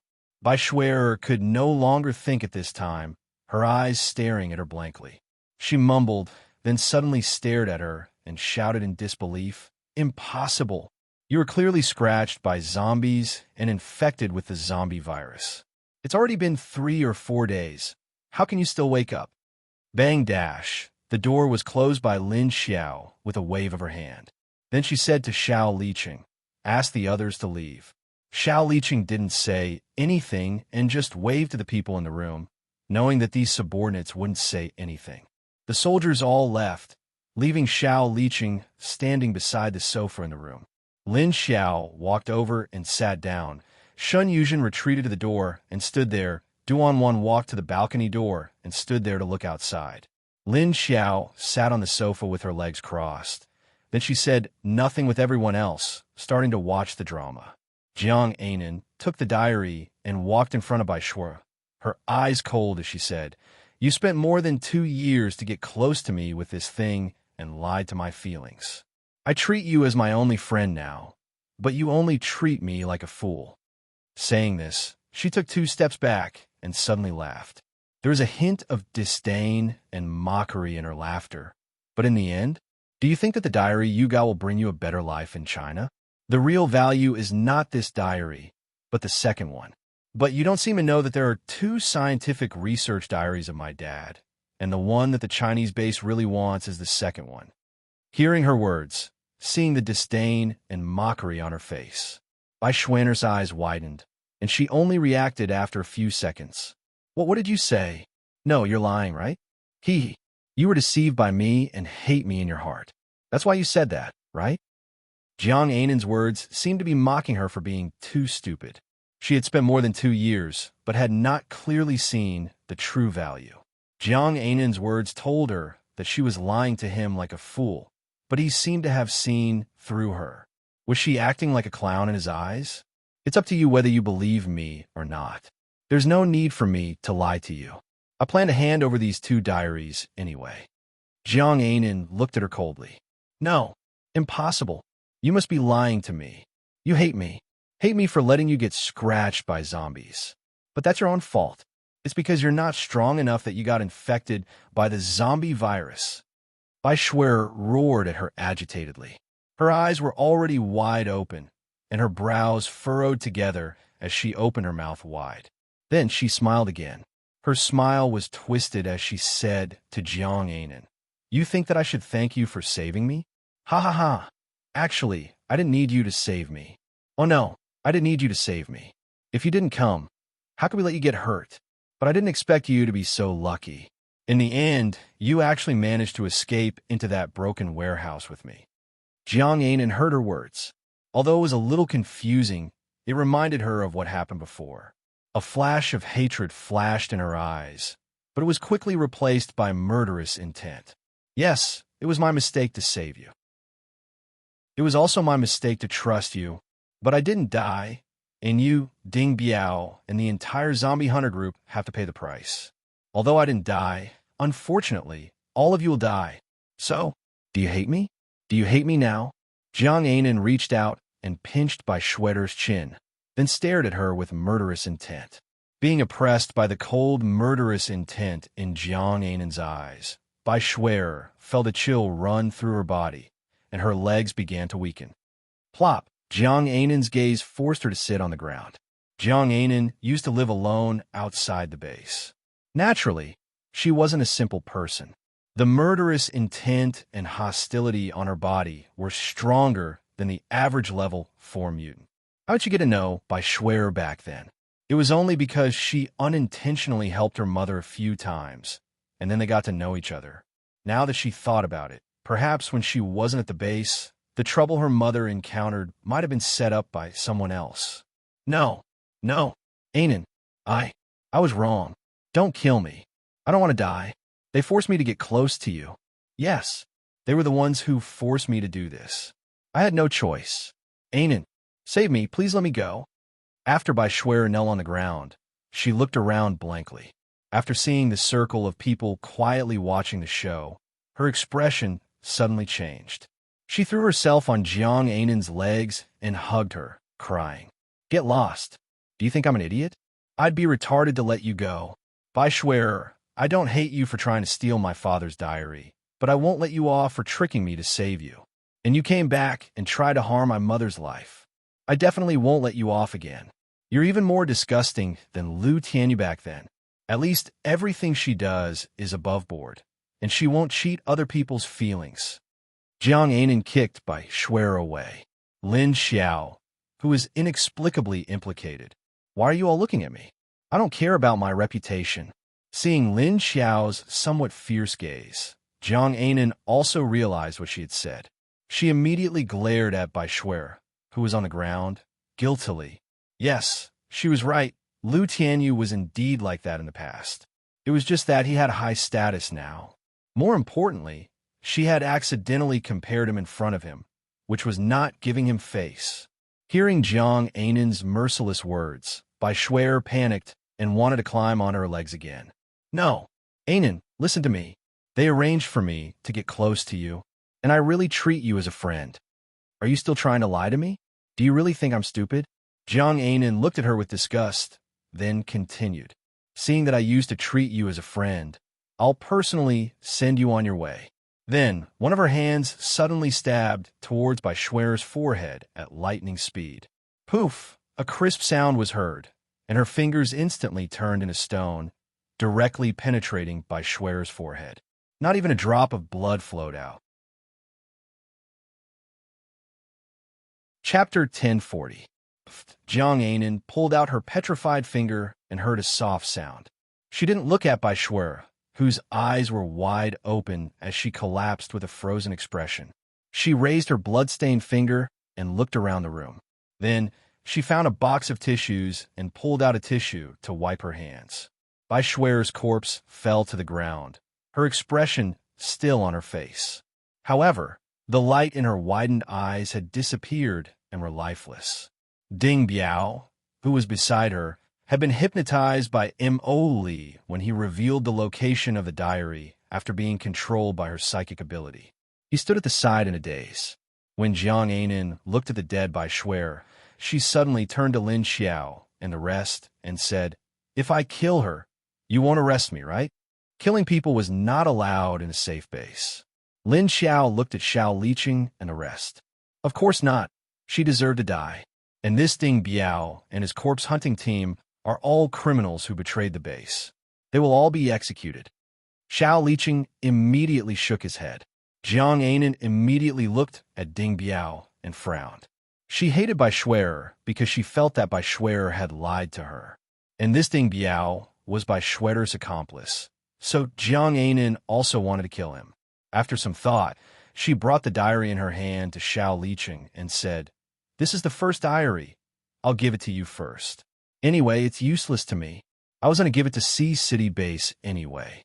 Xiao Liqing took the diary and flipped through it. It was filled with handwritten notes on various mutated plants. After giving him the first diary, Jiang Anan looked at Lin Xiao and said, "Then let's go get the second one now. I'll put it somewhere else."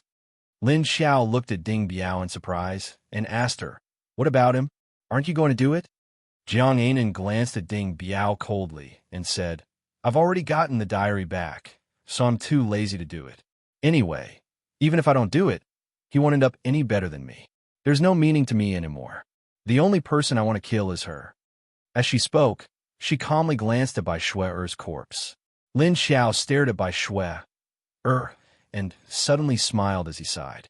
Say, if they had left immediately after getting the notebook, there wouldn't have been so much trouble. And this Bai Shuer just had to come in front of me to argue with me. Otherwise, she wouldn't have ended up like this. Jiang Anan glanced at her with a strange gaze.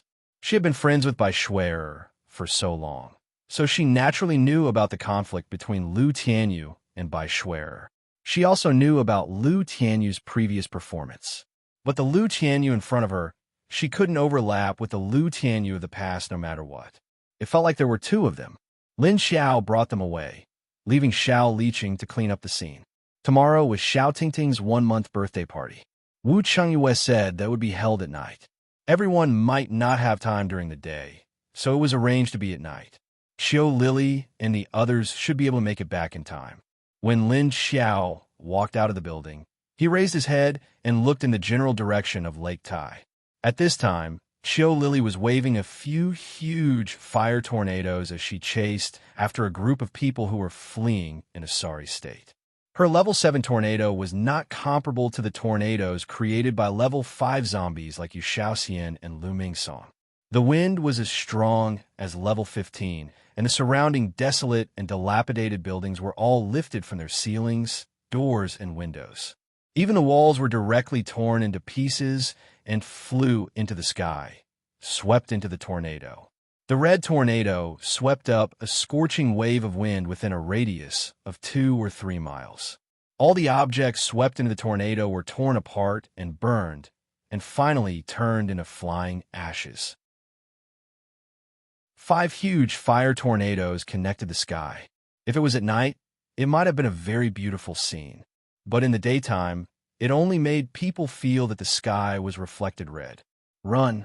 Quick! The Chinese elite troops that were running away, although they were running away, it didn't seem very panicked. However, he did not appear to be very panicked. Instead, he tried his best to find an opportunity to escape. They definitely couldn't escape from the ground, so they needed to find an underground passage. Only by drilling into a place like the sewer could they escape the other party's fire tornado. Want to hide? If I let you go back to China alive, I will write my name backwards. Oomph. Xiao Lily floated in the sky and looked down at the deserters below. Miss, your name doesn't change much even if you write it backwards. Yu Shaoxian said next to her speechlessly. Lily, isn't it still Lily? Xiao Lily, can I write it backwards from the bottom to the top? Yu Shaoxian, yes. Although she didn't know what that word was, behind the tornado, 2 groups of people had already gathered together. Lin Wenwen looked at Long Qingying and asked worriedly, Is your injury serious?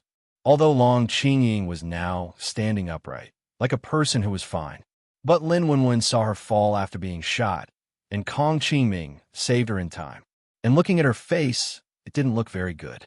Long Qingying shook her head lightly. It's okay, I won't die. Outside the base, if she didn't die, it meant that the situation was not serious. Oh, Lin Wenwan looked at her, and then looked at Kong Qingming, who was next to Long Qingying. He was like a sticky candy, following her even when she went to the washroom. Thinking of Long Qingying slashing him with a katana with a black face, Lin Wenwen smiled. Why were all the men in High City chasing after someone like this? Did they learn this from that guy, Wu Qingyue? But this Kong Qingming was much more shameless than Wu Qingyue. Although he had a beautiful face, he didn't expect his nature to be so ruffian. But looking at his good friend's face, although she was resisting, her eyes were a little confused. Lin Wenwen felt that if this Kong Qingming was a little more clingy, there would still be a chance. It seemed that Kong Qingming's timely risking his life to save her made her very confused. Lin Wenwen felt that Kong Qingming was so serious. Handing Long Qingying over to him was actually not a bad thing. Li Weishan moved closer to Lin Wenwen and asked her curiously, "How long do you think it will take for your best friend to surrender?" Lin Wenwen glanced at him, a little disdainful. "You seem to be very unwilling for Kong Qingming to chase after someone. Are you jealous?" Li Weishan looked at her in surprise. "That's right, I just don't like to be abused, okay? You, on the other hand, look like you want to matchmake them." Lin Wenwen said, "What's wrong with that? If he really loves my Qingqing, I don't have any objections if he won't bully my Qingqing. Also, Qingqing needs a man to accompany her. She always follows me alone. It's hard for me to abandon her and find someone else to date." Li Weishan, do you think she's a hindrance? Lin Wenwen shrugged and didn't say anything. Chapter 1041. The appearance of Qiu Lily and Lin Kuei made Lin Wenwen and the others feel relieved. The situation had suddenly changed. The people who were running for their lives had now become the hunters. Miss Lily didn't let us do anything. But since they made such a big scene, there shouldn't be any fish that slipped through the net. Yi Qingxian raised her head slightly and looked at the 5 huge tornadoes spinning and twisting as she murmured. Emo stood next to him with a cold face and ignored him. Lin Wenwen said, "I don't think so. Lily is very strong." Li Yushan said, "There's still enough time. As long as we can leave tonight, we will return to the base tomorrow." Lin Wenwen's eyes lit up and said, "How about it? Have you seen our leader's baby? Who does it look like?" Li Yushan's expression was a little strange. He touched his chin and pondered for a few seconds before looking at her and asking, "Well, have you seen a newborn baby that can talk?" Therefore, in Lin Wenwen's mind, there was a picture of a newborn baby who was covered in blood and whose arms and legs were curled up. The baby opened his mouth and spoke. She shuddered inexplicably. The scene was a little scary. Seeing Lin Wenwen's strange expression, Li Yushan smirked. "Did you think of something bad?" He. In fact, the baby is very cute. He has big eyes, is short and vigorous, and is not afraid of anything. Every day, he will argue with your leader. If he can't win, he will roll on the ground and act like a spoiled child. Therefore, Lin Wenwen subconsciously imagined the faces of babies crying with their mouths wide open. It was like a devil's voice penetrating the brain. She laughed. "Puffed. Then our leader will be angered to death by him. However, since our leader agreed to let your leader hold the full moon banquet in Sea City, does that mean there's progress in their relationship?" Li Yushan shook his head. "No, your leader didn't agree. It's just that the other 2 leaders in Sea City plan to steal the baby from the base." Lin Wenwen stared at him with a strange expression. "Steal the baby? I can't believe those 2 men could think of something like this." Although the others were sitting idly on the side, they were all listening attentively. Everyone present were either level 5 or level 6 metahumans or zombies. Their hearing was able to pick up sounds from hundreds of meters away. Therefore, Kong Qingming interjected at this time. He probably thought that Chief Wu couldn't handle your Chief Lu, so he came up with this idea. Long Qingying silently turned her head and glanced at him, her eyes filled with disdain. It was as if he was looking down on the people of Sea City for not doing proper work. "Why are you looking at me like that? I'm such an open and above-board person. How could I do that kind of thing?" Kong Qingming immediately felt unhappy. Humph. Long Qingying snorted coldly. She swung the back of her head and swept her long, vertical ponytail across his face. She didn't know who was the one who wanted to lock her up yesterday and not let her go anywhere. At this moment, Lin Ke, who had been silent all this while suddenly said in a hoarse voice, "It's almost time to go back." When everyone turned their heads, they discovered that the fire tornadoes had already disappeared. In the sky, two figures quickly flew towards them. "Done. The bugs have all been burned. Let's go back." Qiu Lily landed lightly on the ground and said to everyone who was waiting for them. Then, everyone immediately got into the car. Li Yushan drove two off-road vehicles and the car that he had stolen from the people of Huaxia. It was enough for them to go back. Just after Qiu Lily and the others left, the huge surface of Lake Tai suddenly surged. It seemed that there was a large amount of violent activity underwater, causing the surface of the water to be unstable. Then, half an hour later, the water around Lake Tai, which covered an area of more than 2,000 square kilometers, began to fluctuate. Giant beasts began to climb out of the water. Most of these beasts were still munching on the mutant fish in the lake. They looked like lizards and crocodiles, but there were horns on their heads. The bigger ones were the size of water buffaloes, and the smallest ones were the size of domestic pigs. They had 4 thick legs, but their bodies were slender. Their tails were very short, and their claws were very sharp. They were very agile when they crawled, and they quickly rushed up to the shore. However, after these things climbed up, they did not go too far. After moving around the area within 200 meters of the shore, he returned to the lake and dived back into the water. Then, the surface of the lake became quiet again. Far away in the Huaxia base in the north, Sikong Chun appeared in his secret underground base. He walked through a large door, and the heavy alloy door automatically closed behind him. Sikong Chun looked up, and in front of him was a huge mechanical space. He was standing on a platform that was 3 stories high, and the space in front of him was at least 150 meters high. Below it, there were countless neatly stacked, large glass boxes. The space was divided into many areas, and each area had neatly arranged tempered glass boxes of different sizes. In the boxes, there were all kinds of mutant beasts and a large number of zombies. Countless people wearing white protective suits were walking around in this underground space, controlling the machines or standing beside the glass boxes to record something. Leader, seeing Sikong Li appear, the person in charge immediately appeared in front of him. "How's the research progress? Any breakthroughs?" Sikong Chen looked at him and asked. The person in charge was a beautiful woman wearing a white research robe. Her long hair was tied behind her head, and she wore a pair of glasses on her clean and white face. She turned her head to look at the scene below, shook her head, and said, "The amount of medicine cannot control their consciousness. A little bit won't be able to control their consciousness, and a little bit more won't be able to control their consciousness, but a little bit more will make them explode. I keep feeling that our medicine is missing something. If we don't find the diary that he took away, we don't know how long it will take for us to research it. Only by finding his diary can we find solution as soon as possible." Sikong Chen looked at her with some dissatisfaction. "Do we have to find his diary? If you don't hurry up, the American and Japanese research teams will laugh at us for being inferior to them."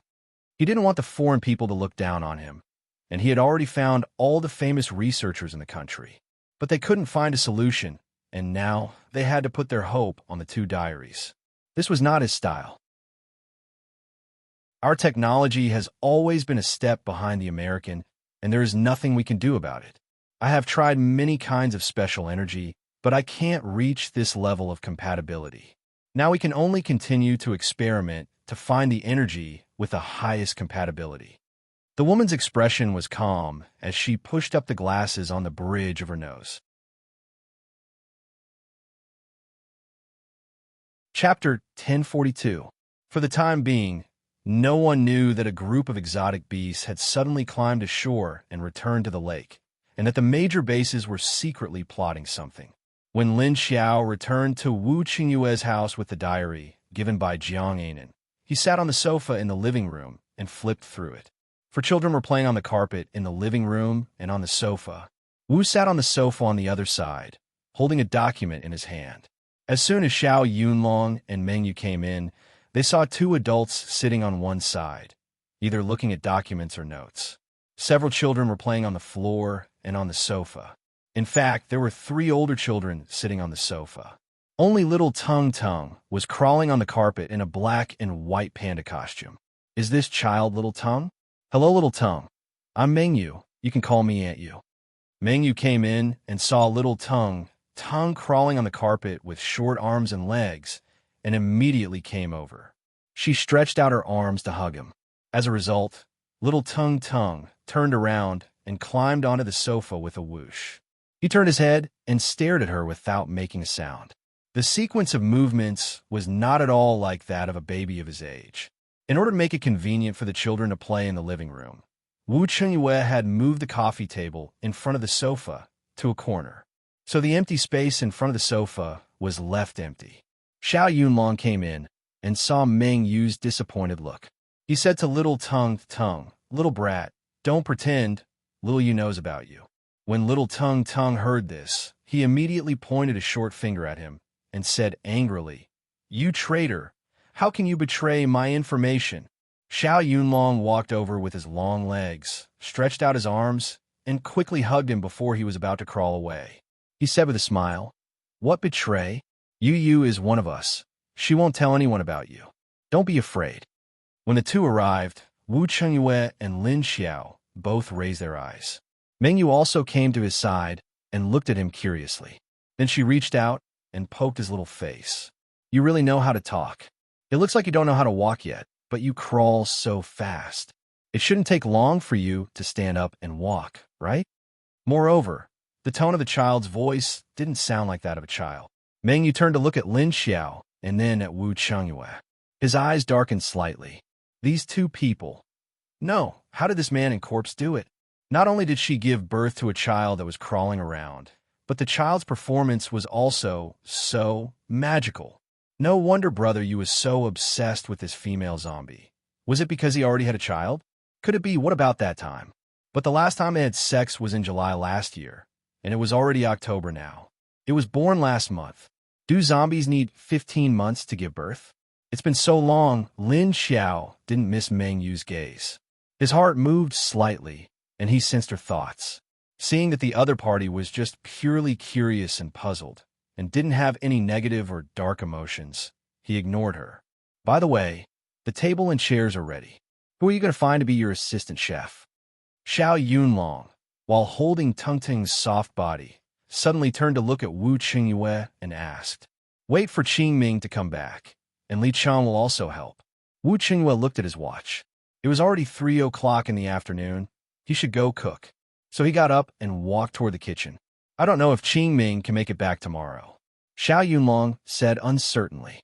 "If he can't make it back, I won't let him go to the All-Beings base to see Miss Qing. Wu Chengyue didn't look back and casually threw out a sentence before entering the kitchen. "Xiao Yunlong, you're really ruthless. Put me down. Your body is so hard. It's not comfortable to hold. I wanted you to hold me." At this time, Tung Ting began to kick and clap his hands on his arm. "Yo, you're really quick. Just now you were hiding from me, and now you want me to hold you?" Xiao Yunlong looked down in disdain. "Isn't it because your muscles are too hard? Don't talk nonsense. Quickly put me down." Tung Ting disdainfully looked at him. Xiao Yunlong, who was despised for his muscles being too hard, stared at him for 3 seconds before saying, "If you don't like it, I don't want you to like it anyway. My name is Yu. It's fine if she likes it." As soon as he finished, he was reprimanded by Meng Yu. "Hey, what are you saying in front of child?" Meng Yu said as she took Tung Ting from Xiao Yunlong's hands. "He's an impure child. Don't be fooled by his appearance." Xiao Yunlong looked at Meng Yu with some grievance. After all, this kid was talking nonsense in front of everyone yesterday for tomorrow's banquet. Wu Chengyue had already sent people to prepare the tables and chairs, as well as wine, dishes, meat, and fruits. Of course, most of the fresh food was provided by Lin Xiao. The list of people participating in the banquet included a bunch of people on Lin Xiao's side and a bunch of people on Shanghai's side. To eat a meal, at least 5 tables had to be set up. After dinner in the evening, Wu Chengyue began to sort out the menu for tomorrow in the kitchen in advance, preparing the things that could be prepared in advance. The things that could not be prepared would be done tomorrow during the day. In any case, they would only be seated in the evening. After Lin Xiao coaxed the few little ones back to her room, she sat on the sofa and continued to look through the diary given by Jiang Yinan. From time to time, she would unconsciously turn her head to look at the situation in the kitchen when she heard the sounds coming from the kitchen. Why did this man have such a serious expression every time he entered the kitchen? He was usually smiling, but after he entered the kitchen, he never smiled. Watching him bustling in and out, he took out some melons and beans that could be stored overnight. Then he took out some dried vegetables that needed to be soaked and soaked them in several pots. A serious man was really charming. A handsome face, bright eyes, and a serious expression. A slender and strong figure. Lin Xiao's mind shook fiercely. She quickly regained her composure and pulled her gaze back to the notebook in her hand. Then she couldn't help sighing, feeling that she was in a bad situation. She didn't know how long she had been looking at it, but a hand suddenly reached out and took away her notebook. You have been staring at this page for 10 minutes. What are you thinking about? You didn't even react when I approached you? Wu Qingyue sat down next to her, looking at the contents of the diary that she had just read. But his mouth asked. Lin Xiao watched him naturally sit down next to her. Well, he was sitting on the sofa armrest, and he was actually sitting next to her. A wave of warmth came from his body, and Lin Xiao suddenly came to her senses. Her expression changed slightly, and then she replied calmly, I was thinking about whether there was anything that could restrain those underground creatures. Chapter 1043. Of course there is. Isn't sunlight their nemesis? Wu Chengyue said with a smile. What about at night? Lin Xiao turned her head and glanced at him. Why was he leaning so close to her? There was an empty seat next to him, but he didn't want to sit. She thought about it and felt that she didn't want Wu Chengyue to interfere, so she raised her palm and said, Forget it. I will think of a way. The meaning of her words was clearly telling him not to interfere in her affairs. Since her ability could devour the energy of those creatures from within, she felt that something poisonous might have an effect. She also decided that after Xiao Tong's full moon, she would personally capture a few living underground creatures to experiment on. She didn't believe that she couldn't find any weaknesses other than their fear of sunlight. Wu Qingyue shrugged and returned the notebook to her with a smile. His sleeves were still rolled up to his elbows because he was busy in the kitchen. He extended his muscular arm in front of Lin Xiao, and his healthy, tan skin made her want to touch it. Do you feel that your ability is recovering very quickly these 2 days? Wu Qingyue suddenly asked when he saw her take the notebook. Lin Xiao was about to stand up and sit on the other side because the man obviously didn't want to get up. Hearing his words, she subconsciously paused, then turned her head in confusion and raised her chin slightly to look at him in confusion. Hearing what he said, Lin Xiao had indeed found out about this matter. She noticed it when she absorbed the zombie cores last night. Usually, she could only absorb about 10 level 4 or level 4 zombie cores or energy crystals in night. After she was pregnant with Xiao Tong, her absorption was even slower. She could only absorb 5 or 6 in a night, and most of the energy was absorbed by Xiao Tong. However, she absorbed 30 last night. The speed was fast, and the store energy had recovered to about 80%. This situation didn't happen in the month after she gave birth to Xiao Tong. It only happened in the past 2 days. At first, Lin Xiao didn't understand what was going on. In the past 2 days, besides absorbing the energy and flesh of 10 level 7 underground creatures, she had sex with Wu Chengyue for a night. She didn't know where this opportunity came from, but when she heard Wu Qingyue's sudden question, Lin Xiao faintly had a premonition that she didn't want to believe. Don't tell me. He's also in the same situation? Seeing that Lin Xiao's eyes were flickering, Wu Qingyue's lips curled up even more. She smiled subtly and said, It seems like you've thought of something. What do you think happened between the two of us? It seems like doing this kind of thing is very good for us. Xiao Lin, come to think of it, the previous 2 times when the two of them had a reaction was actually because of her. For the first time, most of her body's functions were activated, and the strange touch on her body seemed to have turned on some kind of switch. Then, Little Man changed her form. And the second time, it didn't take long for Little Man to be born. Not to mention the previous 2 changes, Lin Xiao could feel his energy erupting in her body during the few times the night before yesterday. At that time, her consciousness was a bit fuzzy, so she didn't notice it. Now that she thought about it, there seemed to be a subtle feeling of something being extracted. Lin Xiao's mind seemed to have opened a hole. She thought about the 3 times they had sex, and there were obvious changes in her body. Oh, that's not right. Lin Xiao remembered that when this man had sex with her for the first time, his ability was still at level 7, although he was on the verge of breaking through at that time. But after being tricked by Little Man, it didn't take long for him to show the strength of a level 8 metahuman. Then Wu Changyue crossed his arms and leaned against the back of the sofa. He continued to smile and said, I broke through to level 8 because I was tricked by Little Tongue last year and broke through the shackles. And you seem to have improved a lot. How is it? Do you have any changes this time? Lin Xiao retracted her gaze and said, So, what do you want to say? She didn't directly answer his question, but she had already given the answer indirectly. And her attitude was a bit ambiguous. Wu Qingyue's eyes lit up, and then his gaze became deep. Suddenly, he stretched out his finger and gently touched her ear. Lin Xiao's whole body trembled, and then she stood up abruptly. In an instant, she flashed 2 meters away and turned around to glare at him. What are you doing? He dared to touch her.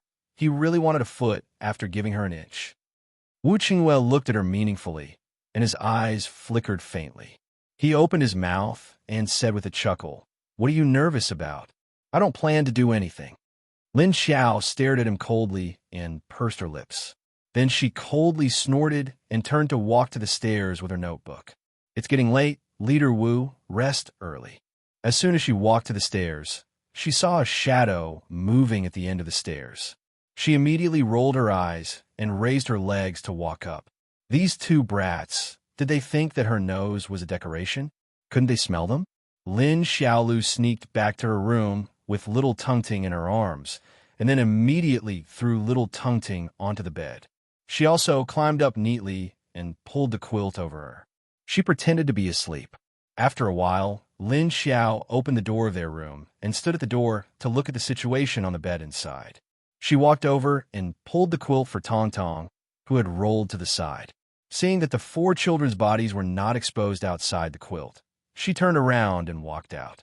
As soon as she closed the door, the room became dark. Little Tung-Ting and Lin Xiaolu, who had been pretending to be asleep, sat up. Well, Papa is too lame. There are still 2 nights left, tonight and tomorrow night. If you don't hurry up, Mama will leave again. Little Tung-Tung whispered with a sad face, holding his arms. Lin Xiaolu also sat up and said to him, Why do you always care so much about adult affairs? Go to sleep. Don't go back on your promise. This boy promised to let her take him out to eavesdrop on the conversation between the 2 adults, and then go to sleep obediently when he came back. Tut, your father and mother live together. Of course you don't understand the feeling of running at both ends. In 2 days, Mama will go back again, even if I want to stay. She will agree, but she will definitely leave me here for a long time. Maybe she will be very happy. Little Tung-Ting said with a face full of dissatisfaction. How do you know that Aunt will be very happy? Lin Xiaolu asked doubtfully. I know my mama's thoughts the best. Look at her face now. She doesn't want to see me. She must think that I am usually too noisy, making her unable to work in peace. Little Tung-Ting said with his eyes shining in the dark, with an expression that he understood everything. Chapter 1044. Hearing what Little Tung-Ting said, Lin Xiaolu also felt a little sorry for him. Oh, well, adults will deal with their own affairs anyway. You little boy, don't worry about it. Lie down and sleep for me. Saying that, She pressed little Tungting's body down and covered him with the quilt. Little Tungting kicked his legs. I can't sleep. You have to lie down even if you can't sleep. Who asked you to sleep so much during the day? Lin Xiaolu was actually a little tired. Little Tungting blinked his eyes and looked at the ceiling. In fact, his vision at night was also very strong. Because of his physique, there was not only the zombie virus in his body, but also his 5 senses were strengthened at the same time. His ears could hear very far, his eyes were very sharp at night, and his nose could smell a lot of smells. Listening to the breathing of the other 3 children in the room. In order to make it convenient for them to sleep together, Wu Chengyue prepared a large bed of 1.5 meters long for them, so that they would not feel crowded.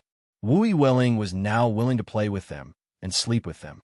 And these days, little Lingling's mentality was also a lot more cheerful. So Wu Qingyue did not object to her sleeping with the other 3 children. But at night, he would come and take a look at the sleeping posture of the children from time to time and help them with the quilt and so on. Little Tungting thought of the conversation between Lin Xiao and Wu Chengyue just heard, and then showed a trace of a proud smile. Of course, he knew what was going on. The energy lake in his mama's space could not only cure the zombie virus, but also cure and repair such a simple thing. The first time they did it with his help at the bottom of the lake, their bodies were actually transformed by the energy in the lake. Not only his mama's body had changed, but his papa's body had also changed. Otherwise, how could it be so quiet during the 2 times of madness? It would have been noisy long ago. However, his papa and mama didn't seem to know about this. If the 2 of them did that thing more often, it would be very helpful for his mama's breakthrough. Of course, his papa would also benefit a lot. Turning his head to look at Lin Xiaolu, he didn't know that she was already asleep. Little Tungting's pair of black eyes rolled in the night. Papa would definitely drink a lot of wine at his full moon party tomorrow night. He had to put something in the wine. He saw that Mama was always looking at Papa in a daze these 2 days. In fact, Mama had already begun to care about Papa. As their good son, Little Tungting felt that he had the obligation to help them. Anyway, if his mama wanted to beat him, he would hide in Papa's house. Ha ha ha. Lin Xiao, who didn't know that his son was going to cheat him again, went back to his room and directly entered the space. He collected some lake water and took a bath in the room in the small building. Thinking about Wu Qingyue's words just now, what was he trying to express? Even if he knew that the union between the 2 of them was beneficial to their bodies, could it be that he still wanted to use this as a reason to do something to her? Anyway, she knew that the other party was always smiling, but in fact, he was coveting her body. Don't think that she couldn't see the hidden desire in his eyes. Wu Qingyue smiled helplessly as he watched Lin Xiao walk up the stairs. After tidying up the first floor, he turned around and went upstairs. When he went upstairs, he felt that Lin Xiao's breath had disappeared. He guessed that she might have entered the space. Leaving her alone, he walked to Little Tungting's room and opened the door. The 4 children were all lying in bed, covered with quilts and sleeping soundly. Then he gently stepped back, closed the door, and walked to his study. Lin Xiao took a bath in the lake water for 2 hours and then walked out with her head wet. After getting dressed, she picked up a dry towel and went downstairs while wiping her head. There was a figure standing at the door. It seemed that she wanted to come in, but was hesitant. "Mom, do you remember?" Lin Xiao walked over and pulled the figure in. Mrs. Lin looked at her blankly with a pair of zombie-like eyes. She shook her head and then nodded. Lin Xiao pulled her to sit down and then smiled. "You mean you remember something, but you don't know me, right?" Recently, Mrs. Lin had been staying in her space. After being transformed by her blood, her memory recovered very slowly. Maybe because of the second outbreak of the virus, her body became more resistant to the energy of Lin Xiao's blood. She only regained some of her memory, and there were still some things she couldn't remember. Lin Xiao sat opposite to her and said, "I am your daughter, Lin Xiao, and you have a grandson. He will be 1 month old tomorrow, and I will bring him here to see you." Mrs. Lin stared at her with her zombie-like eyes, shocked and confused. She remembered her eldest daughter, and of course, she also remembered what her daughter looked like. But it seemed that she forgot something. Anyway, no matter what she forgot, her eldest daughter didn't look like this. She was so young, and she became a zombie. Lin Xiao looked at her helplessly and said, "You seem to remember the past, but you forgot the recent things." Mrs. Lin nods confusedly and agrees with Lin. The pressure from Lin Xiao was so strong that she didn't dare to get close to her. She already knew that she had become a zombie, and in this gray space where there was no distinction between day and night, there were other zombies besides her. Mrs. Lin didn't know what to say. Lin Xiao calling her mom was familiar, but her face was strange. She didn't believe what Lin Xiao said, but she couldn't be sure. She looked at Lin Xiao, opened her mouth, and said something silently. Lin Xiao didn't need to look at her mouth to know what she was thinking. She replied, "Lin Feng and the others are fine, and so is Lu. When we get back to the base, I will take you out, but the place you will live is not on the human side." As she spoke, she stood up and walked outside. In the open space in front of the building, Mo Yin and the female zombie in the white dress were standing together, looking at her. Lin Xiao stood at the door with her arms crossed. She looked at the female zombie and said to Mo Yin, "She is about to break through. If she reaches the 6th level, the recovery speed of your zombie core will be much faster." Mo Yin nodded. The black lines on his face had thinned a lot. His facial features and handsome face were revealed, and the evil smile on his face was faintly discernible. The female zombie spent most of her time healing him, and he was soaking in the energy lake in this space. More than half of the cracks on Mo Yin's zombie core had disappeared. Lin Xiao narrowed his eyes and looked at his head, estimating the speed of his recovery. It would take another 3 months or so for the cracks on his corpse core to completely disappear. At that time, his ability would gradually recover.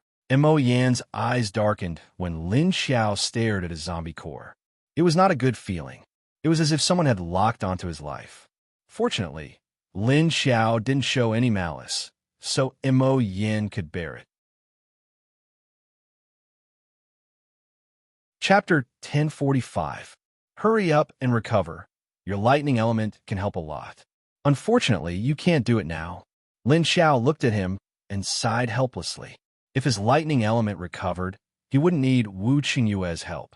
It would be good to have someone who could deal with the underground creatures there, unlike Elmar and the others who couldn't do anything to the underground creatures, causing heavy casualties like the night before yesterday. Mo Yin didn't know about the situation outside, hearing Lin Xiao's words. He looked at her in surprise, feeling that the situation wasn't good. Otherwise, this female zombie wouldn't say that to him. Lin Xiao still had a towel hanging on her neck. She raised her hand and rubbed it. She waved at Mo Yin and flashed out of the space. Standing on the table, she wiped the surface of the table with her palm. A pile of shining zombie cores and energy cores appeared on the table. There weren't many, ranging from level 4 to level 6. Lin Xiao roughly looked at it. There were less than 50 cores left. He didn't know if he would be able to recover his ability if he absorbed another one tonight. After sorting them, he looked at the number of zombie cores of each level. There were only 3 level 6 cores left. There were still a lot of level 5 and 4 cores. After putting away all the zombie cores, Lin Xiao tilted her head and rubbed her hair. After rubbing her hair until it was half dry, she didn't blow on it. She just sat on the bed and started to absorb the zombie cores. The next day, Wu Qingyue woke up early in the morning before the sun rose. And soon, someone came to help. After Xiao Liqing arrived, he went straight to the living room and found the kitchen. Sure enough, his leader had already opened the pot and prepared some of the dishes that would take a long time to stew. He was about to start stewing. She was also making breakfast. There was a pile of flour at the side, ready to be kneaded. "You're here? Is there still no news from Yushan and the others?" Wu Qingyue was squatting under the cabinet. He heard footsteps and turned to look. Then he lowered his head and continued what he was doing. "They'll be back soon. Don't worry. I'll make it." After Xiao Liqing came in, he stood at the side and asked, "What am I doing?" Wu Qingyue said, "Kneading dough." "Oh, this dough was probably going to be used to steam buns or make dumplings." Xiao Liqing consciously started to look for tools. Lin Xiao came down with a few children and a big fat rabbit. Hey, is that rabbit edible? If it's edible, let's cook it too. Braised rabbit meat. Xiao Liqing joked when he saw the big, fat, gray rabbit jumping into the restaurant. Hearing this, Wu Welling immediately ran over, holding the rabbit and looking at him with a vigilant face. Lingling, you're awake.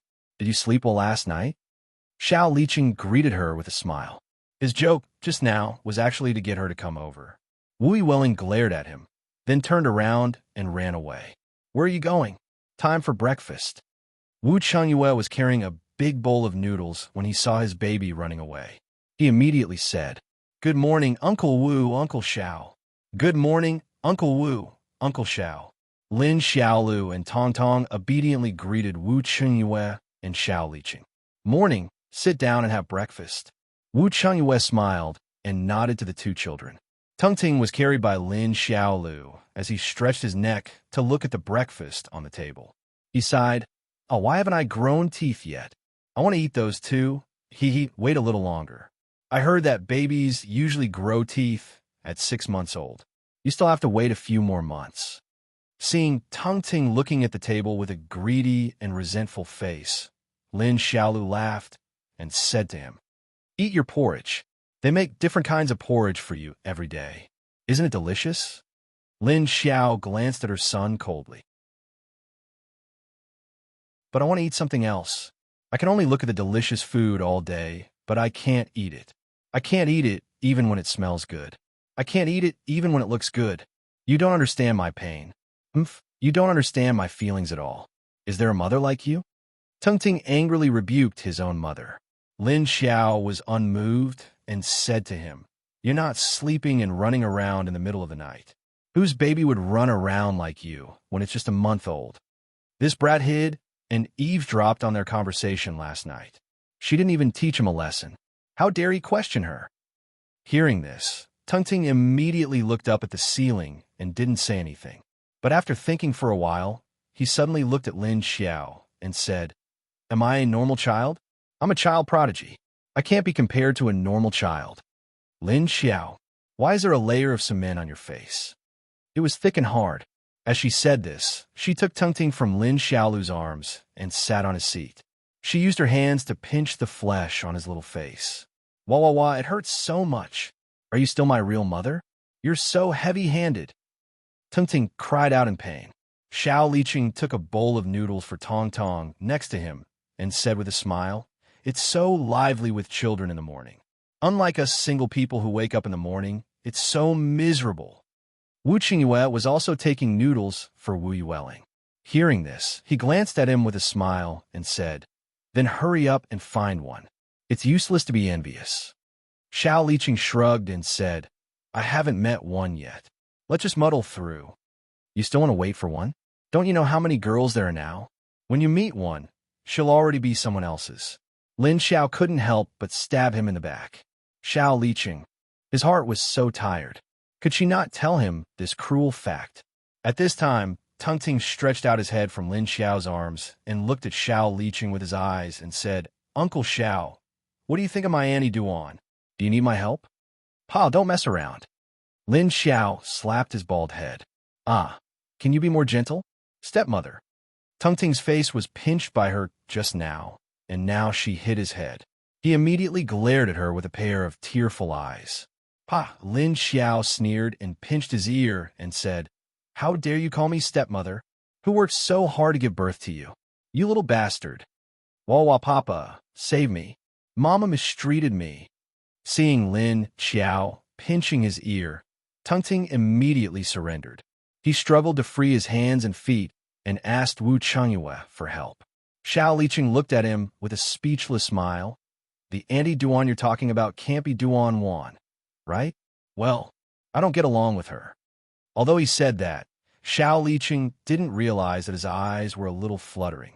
Wu Chengyue glanced at him and then looked at Tungting with a smile. He said, Oh, put out the fire you lit yourself. Remember not to call others for help in the future. Tungting immediately became quiet. He angrily opened his mouth and ate the spoonful of porridge that Lin Xiao just brought over. Chapter 1046.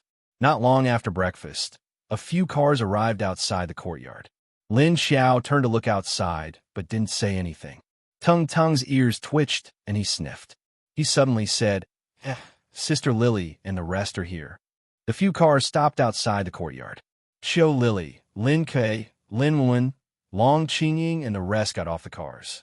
Xiao Lily and Lin Kuei, who were zombies, wore sunglasses to hide their white eyes. Liu Shan, Kong Qingming, Lung Xiantong, and the rest followed behind. Lin Wenwen rushed in excitedly as soon as he got off the car while the rest followed behind slowly. Where's the baby? Lin Wenwen's voice came in before he entered the living room. Once he entered the living room, he saw a few children sitting on the sofa and Lin Xiao sitting at the side. Lin Wenwen locked onto the short baby on the sofa and immediately pounced on him. Wow, so cute. Tung Tung was wearing a one-piece tiger costume with a hat hanging behind his neck. He had a smooth and round head and was looking at her with his big round eyes. He was very cute with his short arms and legs. Lin Wenwen picked him up, then sat on the sofa and began to pinch his face, his hands, and his feet. His face is so round and chubby. Ha ha ha, this head is round too. It looks like an egg. Tung Tung's big round eyes immediately turned into dead fish eyes as he looked at her angrily. Seeing that there were a lot of people coming in, he didn't say anything and just stared at his aunt. Then, he struggled to stop her from pinching him. Other than Xiao Lily and Lin Kuei, who had already met, the rest immediately came over. Everyone knew that this child was magical, but they didn't say anything. Because there was someone here who didn't know, Long Xiantong. This guy was a researcher. If he knew that Tung Tung could talk as soon as he was born, would he want to capture him for dissection and research? Therefore, when Liu Shan secretly told Kong Qingming, he wanted him to keep it secret. On the other side, when Xiao Lily and Lin Wenwen were talking, Lin Kuei reminded them. Tung Tung was also ordered not to speak today. Wow, your little expression, are you telling me not to touch you? How cute. Lin Wenwen seemed to have found a new toy, and he hugged Tung Ting and didn't want to let go. No matter how much he struggled, he wouldn't let go. What was even worse was that she even smirked at his armpits. Wah wah wah. Ha ha. Little Tung immediately laughed and shouted at her coquettishness. He struggled even more. I can't even speak. It's so stifling. Someone take this crazy woman away. Quick, don't let her harm me here. Oh. This kid has met his nemesis. Wenwen is very afraid of you. Lin Xiao looked at the two of them curiously. This child is so energetic. A 1-month-old baby is already like him. That's amazing. Seeing that little Tung Tung was struggling hard, Lin Wenwen immediately clamped his legs together, trapping his short legs underneath. Then she took his hand and continued to tickle him. Xiao, Tung Tung, I'm so tired. It's bad enough that I have an unreliable mother, but now I have an unreliable aunt. He missed second uncle and little uncle very much. Both of his uncles were much gentler than these two women. The more he thought about it, the more he rolled his eyes speechlessly. So small. Long Qingying walked over and carefully reached out to touch little Tung Tung's face. Her smooth, tender, and soft skin felt good to the touch. She continued to poke him expressionlessly. So soft. Lin Wenwen directly grabbed little Tung Tung's armpits with both hands and lifted him up. Then he stuffed him into Long Qingying's arms and said with a smile, Your body is even softer. Carry him. Long Qingying was a little flustered as she took over Tung Tung's body. Although she usually looked calm and composed, she couldn't help it.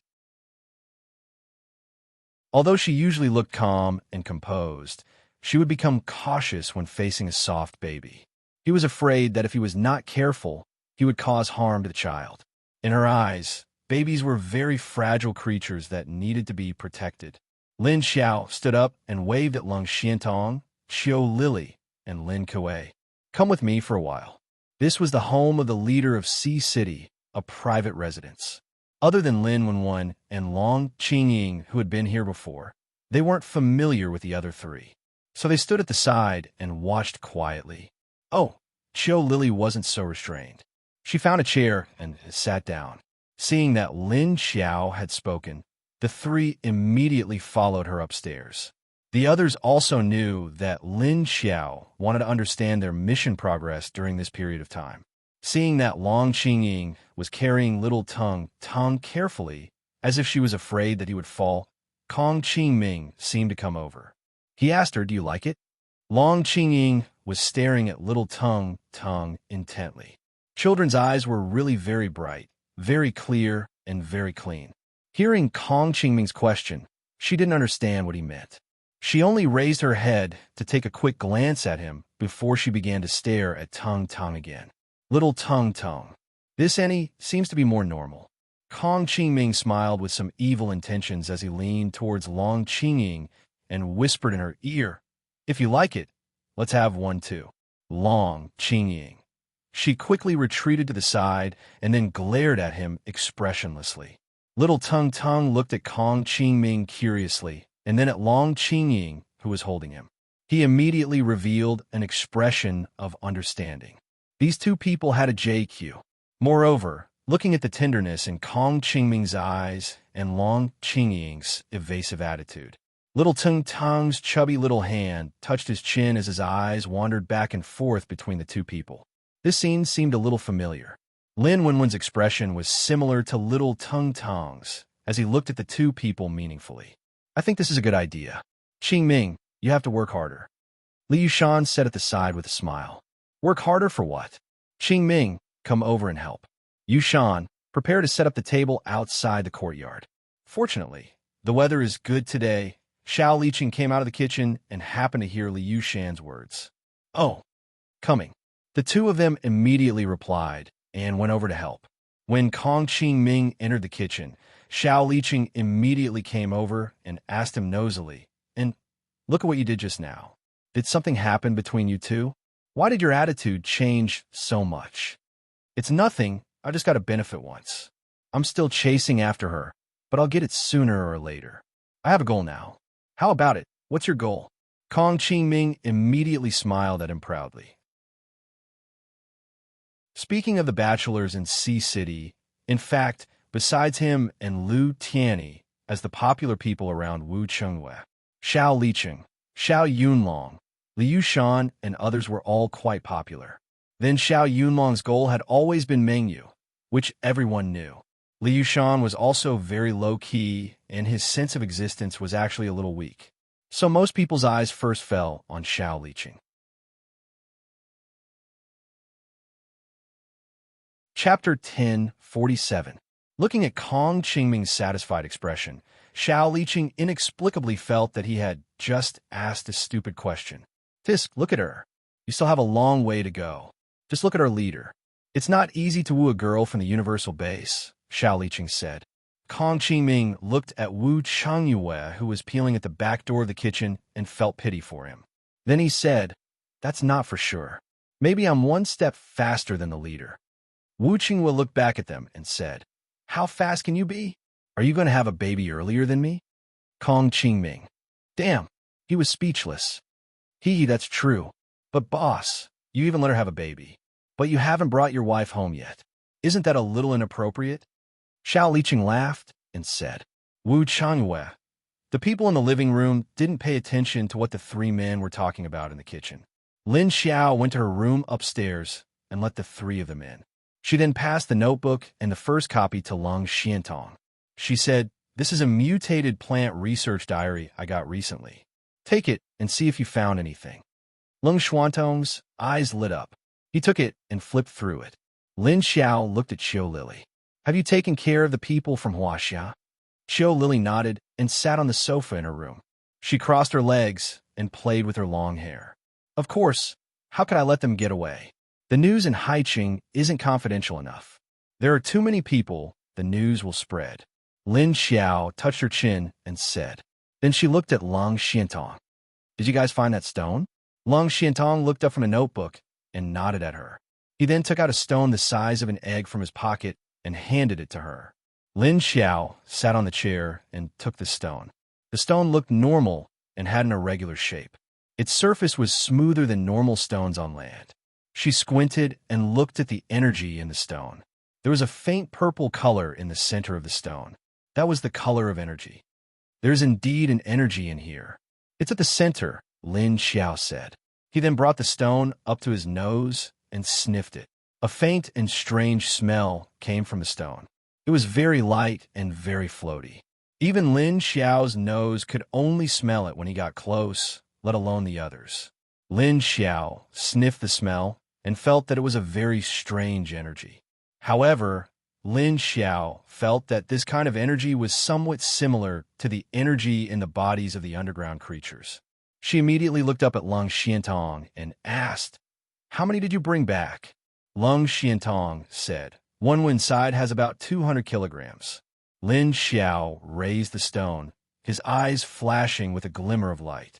He smirked and said, "I think this stone is not only useful for crazed paranormals, but also for those underground creatures." Qiu Lily and Lin Kuei's eyes lit up at her words. "Really? How do you know that this stone can deal with those strange things?" Qiu Lily immediately sat up straight and stared at Lin Xiao with her ruby-like eyes. Lin Xiao threw the stone to her and said, "Smell it. Actually, I'm not too sure what effect this stone has on those underground creatures, but I'm sure it does. Because the energy in this stone is similar to the energy of those underground creatures. The effect I'm talking about might be beneficial to those underground creatures, but I'm not sure. Or maybe it's harmful and not beneficial. However, this is at least a breakthrough point. We'll only know after doing an experiment." Qiu Lily's expression immediately became disappointed. "Ah, you're not sure either." She took it and sniffed it, but she didn't smell anything. She then asked in confusion, "I don't smell anything." She then threw it to Lin Kuei. "Use your cat's nose to sniff it." Lin Kuei thought, "What the hell is a cat's nose?" He looked at her helplessly and discontentedly, then caught the stone she threw at him and looked at it.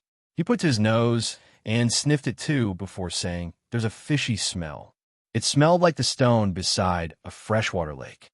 Lung Xiantong looked at Lin Xiao hesitantly and asked, "Can you really smell the energy in this stone?"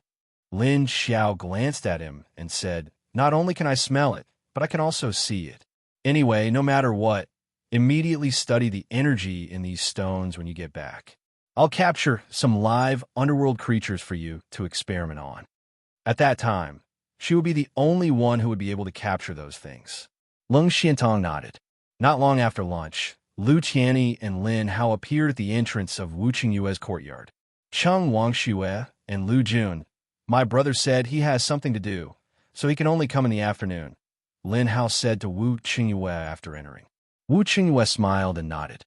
"It's okay, as long as he can make it." Lin Hao saw that he was smiling weirdly and felt a little awkward. Hence, he stopped and stared at him strangely. "What's wrong?" Wu Qingyue looked at him and continued to ask with a smile. Lin Hao shook his head, then moved closer to Lu Qianni and whispered to him, "Did you notice that your former leader's attitude towards me is a little weird?" Lu Qianni looked at him blankly and asked, "What's weird?" Lin Hao found a chair and sat down. He crossed his arms in front of his chest and lowered his head to think for a while before raising his head to look at him. "It seems like I'm looking at my brother-in-law." Speaking up to this point, he suddenly paused and then looked at Wu Qingyue with some surprise. "It can't be. Could be that he knew."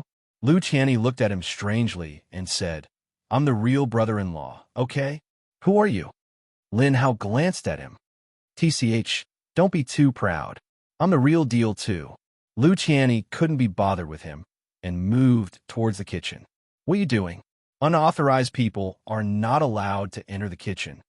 Kong Qingming immediately blocked him outside the door. "TCH, looks like you guys don't need help anymore. Goodbye." Lu Qianni pursed his lips and slipped back into the living room. He saw Lin Hao and Lin Wenwen fighting over Tingting. "How can you hug him like this? Do you know that this will be too much of a burden on the child's soft body? You're a woman. How can you be so rough?" Lin Hao pointed at Lin Wenwen, who was hugging Tingting and hiding behind her to prevent him from touching her. "You're so annoying. I haven't hugged enough yet. You usually hug more than me at the base. Why are you still fighting with me?" Lin Wenwen didn't want to bother with him at all. but he also noticed that he changed his position of hugging Tingting. Chapter 1048. Little Tung Tung looked like he had nothing to live for as he allowed them to do whatever they wanted. He almost rolled his eyes like a dead fish. Even Lin Xiaolu and Wu Yueling next to him looked at him sympathetically. Because there were so many people in the family, Wu Yueling was not used to it. But thinking that little Tung Tung was still here, she could only sit in the corner patiently. She stared at little Tung Tung while paying attention to his condition. Lin Xiaolu accompanied her, so the two saw little Tung Tung being tortured by Lin Wenwen from the morning until now. Although they knew that the adults would not hurt little Tung Tung, but looking at little Tung Tung's lifeless expression, they could not help but sympathize. Little Tung Tung only slept for a short while at noon, and when he woke up, he was in his aunt's arms again. Although it was true that his aunt was very soft in her arms, this guy had been touching him all the time, okay? He did not stop at all. After Lin Xiao came down, she saw that the living room was very noisy. There were also a few people standing and sitting in the yard outside the living room. Why are you here so early? Didn't it start in the afternoon? Lin Xiao looked at Lu Jun. Lu Jun sat on a chair with his son in his arms and smiled at her. I gave myself a day off today, so I came here first. I wanted to see if I could help, but now it seems that I can't help. The kitchen was occupied by Wu Chengyue and the other two, and they did not let them in. They only said that they would help when the food was served in the afternoon. At 4 or 5 o'clock in the afternoon, almost everyone came. Except for Lin Feng and Zhou Shihui, who had a lot of work to do, everyone sat at the table. But as zombies, Qiu Lili, Lin Ke, Lu Tianyi, and the others did not prepare bowls and chopsticks in front of them, only a wine cup. For them, they could only put on an act in this kind of situation. They were not really going to eat, but the others were in luck. Little Tung Tung was finally taken away from Lin Wenwen's arms. Lin Hao hugged him for a while, then Lu Tianyi hugged him for a while. Then he was carried back by Lin Wenwen and stuffed into Long Qingying's arms. Then he was carried out by Kong Qingming from Long Qingying's arms, then carried by Xiao Yunlong, and finally transferred to Meng Yu's arms. Wu Yueling followed him the whole time. Wherever he was carried, Wu Yueling followed. Look at Lingling, she's so protective of Xiao Tong. What a good sister. Cheng Wangxue couldn't help but say as she stood beside Lin Xiao. Then she thought of something and asked, is she completely cured? Lin Xiao shook her head. I don't think so. She's still nervous now. It was just that his attention was on Tung-Ting, so he suppressed it. I wonder when this child will be able to speak. Cheng Wangxue smiled and said, it's pretty good now. When he grows up and becomes more sensible, he should be able to talk about it. She was no longer afraid of crowds, and her condition was much better. Just don't provoke her. Lin Xiao glanced at Wu Yueling and said, I hope so. In fact, after Lingling had said that last sentence, she and Wu Chengyue had thought that the child would be able to speak again. However, he didn't expect that after that one time, she wouldn't speak again. But she's very persistent about protecting her brother. You have a strong sense of responsibility. Lu Jun came over from the side and listened to the conversation between the two of them and interrupted. Lin Xiao thought for a moment and said, maybe it's because his first companion is little man, so there's a sense of belonging? Children's feelings are actually very simple, but this is only limited to ordinary children. Thinking of her son, Lin Xiao felt tired. This child was really too noisy after he was born, although he was very quiet when he should be quiet. But once he was noisy, Lin Xiao felt a headache. Especially his loud voice. Wah, wah, wah. Just as she thought of this, she heard the startling cry of a baby coming from outside the courtyard. The child's voice was loud and clear. It could penetrate the sky. Lin Xiao walked out and saw Tung-Ting grabbing Xiao Yunlong's hand and not letting go. She was shocked and immediately said, Xiao Tung, what are you doing? Quickly let go. If it was bitten, she would have to help bite again. Tung-Ting loosened his mouth, and Xiao Yunlong's hand was covered in saliva. But there was only a circle of teeth marks on the place where he bit, but it did not break. He gave Lin Xiao a disdainful look, then snorted and turned his head into Lu Tianyi's neck. Who told you to look at other people's little squeak? Serves you right to be bitten. Meng Yu covered her mouth, her shoulders shaking as she laughed. The other people around looked at Xiao Yunlong with a funny face. Xiao Tsulong looked up at the sky and murmured, I'm just curious what this kid's little bean sprout looks like. Are you a little squeak who has never seen a baby? You wretched uncle. Kong Qingming, next to him, looked at him speechlessly. Lin Xiao's face immediately changed. Oh, Xiao Tongue bite back. Xiao Yunlong, ba ba ba. As a result, Tung Ting tilted his body and spat out with a look of disgust. Xiao Yunlong, fuck you little brat. Even if you dislike him, don't be so rude, okay? Squeak. Tung Ting immediately pinched his lower eyelids with his fingers and stuck out his tongue to make a face at him. Xiao Tsulong, not cute at all. Little brat. Humph. Tung Ting raised his chin and snorted at him, then turned the back of his round head to him, patted Lu Qianni's shoulder, and pointed to the room with his little finger. Lu Qianni knew that he wanted to go into the room, so he carried him in.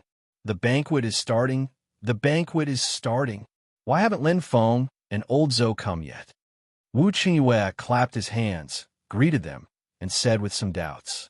Then he stopped Xiao Liqing, who was passing by, sent two people to see their situation. Okay. Xiao Liqing was rolling up his sleeves and coming out with a dish, nodding when he heard the words. Then he walked out of the courtyard and disappeared for a while, and came back 2 minutes later. Everyone immediately sat down and found a suitable place to sit down. Tung Ting was originally held by Lu Qianni, but when he heard that the banquet was starting, he immediately patted his hand and whispered in his ear, send me to Papa later, and then find a way to make him look away from the table. Lu Qianni looked at him strangely and saw that the little brat's clean and bright eyes were flashing with an unknown light. He immediately asked warily, what do you want to do? Don't worry about it. If you don't help me, I will tell Uncle Kong that you like Annie Long. Tung Ting threatened him in a low voice. Lu Qianni, this little brat.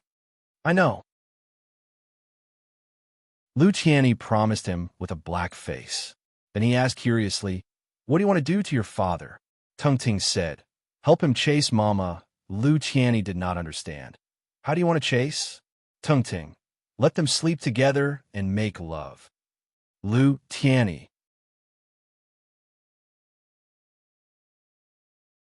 Chapter 1049. Lu Qianni looked down at Tung Tong for a moment, then said, be careful, your mom will beat your ass.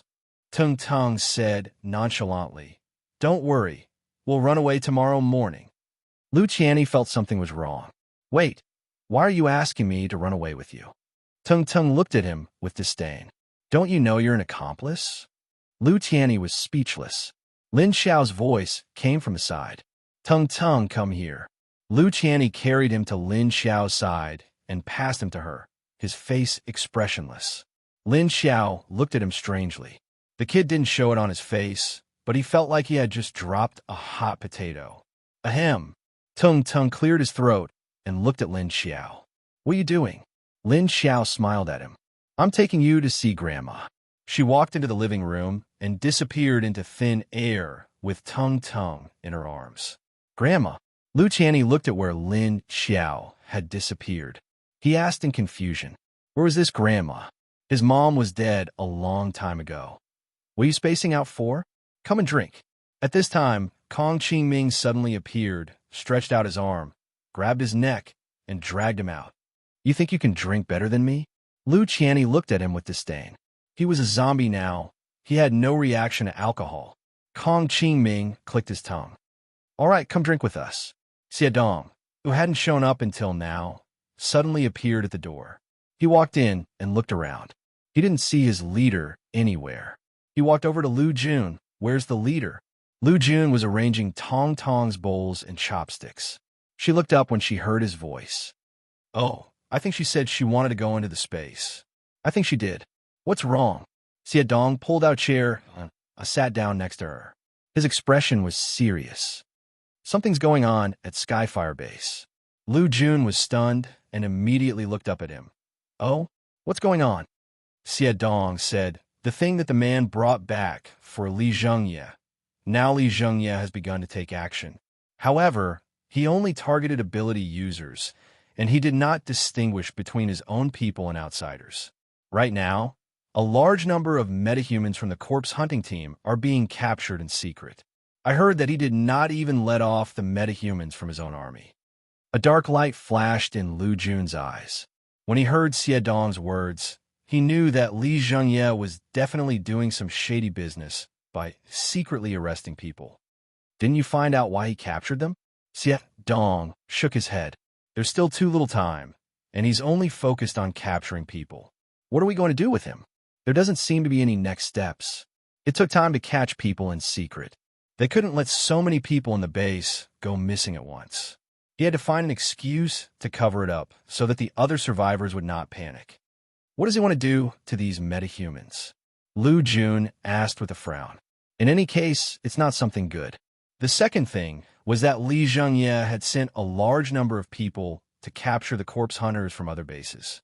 Now, their target is not only our base, but also Sea City's Huaxia Qingshan base. Xie Dong snorted. He has a big appetite. Isn't he afraid that the people he sent out won't come back? Lu Jun said, let's wait. The leader is not here now. On the other side, Lin Xiao carried Tungting into the space building. She stood at the door and pointed at her mother, who was squatting in the vegetable field. Look, your grandma. Tungting looked at her mother in surprise. What? How did grandma become like this? Tungting had been sleeping for a long time, and Lin Xiao didn't mention this to him. Tungting didn't know that his mother had become a zombie. Lin Xiao carried him out and said, she became a zombie after the virus broke out for the second time. Now she has lost her memory and can't remember what happened recently. Feeling Lin Xiao's breath, her mother looked up at her. She remembered that Lin Xiao said that she would bring a child to see her today. She said that the child was her grandson. Mrs. Lin was surprised to see that Lin Xiao really had a child in her arms. Mrs. Lin was confused when she smelled the smell of the child. Why does the child smell so strange? Call me Grandma. Lin Xiao walked to her mother with Tungting in her arms and said, Grandma. Tungting called out obediently. At the same time, he was looking at his mother. Mrs. Lin widened her eyes when she heard what Tungting said.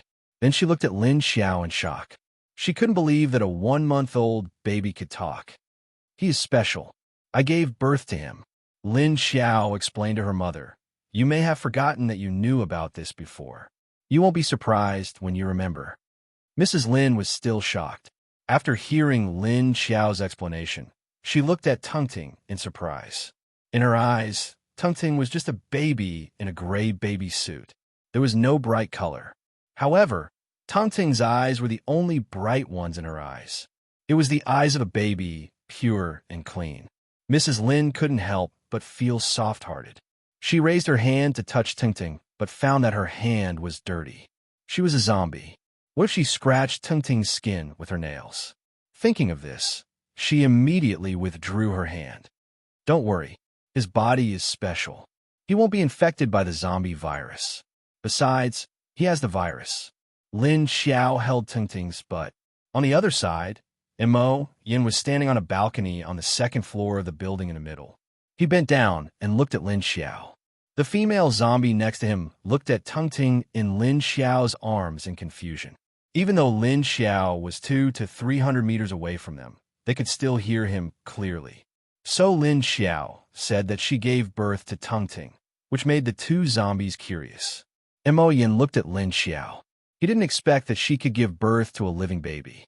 But what is the baby now? A zombie? Or a human? None of them? It was already dark when Lin Xiao took Tungting out of the space. The lights were on in Wu Qingyue's yard.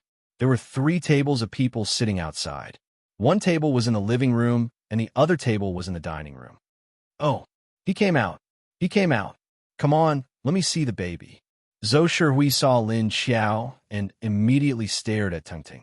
Lin Xiao glanced at Xie Dong, who appeared out of nowhere, and handed Tungting to Lin Wenwen, who came over. Lin Xiao walked to the wine table and took a clean glass. She poured a glass of liquor for herself. Lin Wenwen heard that Zhou Shihui wanted to see Tungting, so he carried Tungting to their table. Chapter 10:50. I've finally seen this child. Let me see. Zhou Shui and others were at the table in the living room. Seeing Lin Wenwen carrying Xiao Tongting over, he immediately held out his hands to Xiao Tingting. Lin Wenwen gave Xiao Tingting to him. Not bad. His little eyes are bright. Very spirited. Let me see. His eyes look like yours, old Wu. Zhou Shui sat on his lap with Xiao Tongting in his arms and looked at his eyes, smiling at Wu Qingyue next to him. Xiao Tingting looked up at Zhou Shui and sat quietly on his lap. Wu Qingyue smiled and filled his glass, saying, "Of course, this is my DNA." Xiao Yunlong leaned over and looked at Xiao Tingting, saying, "It would be a problem if they don't look alike." Wu Qingyue turned his head and looked at him with a smile.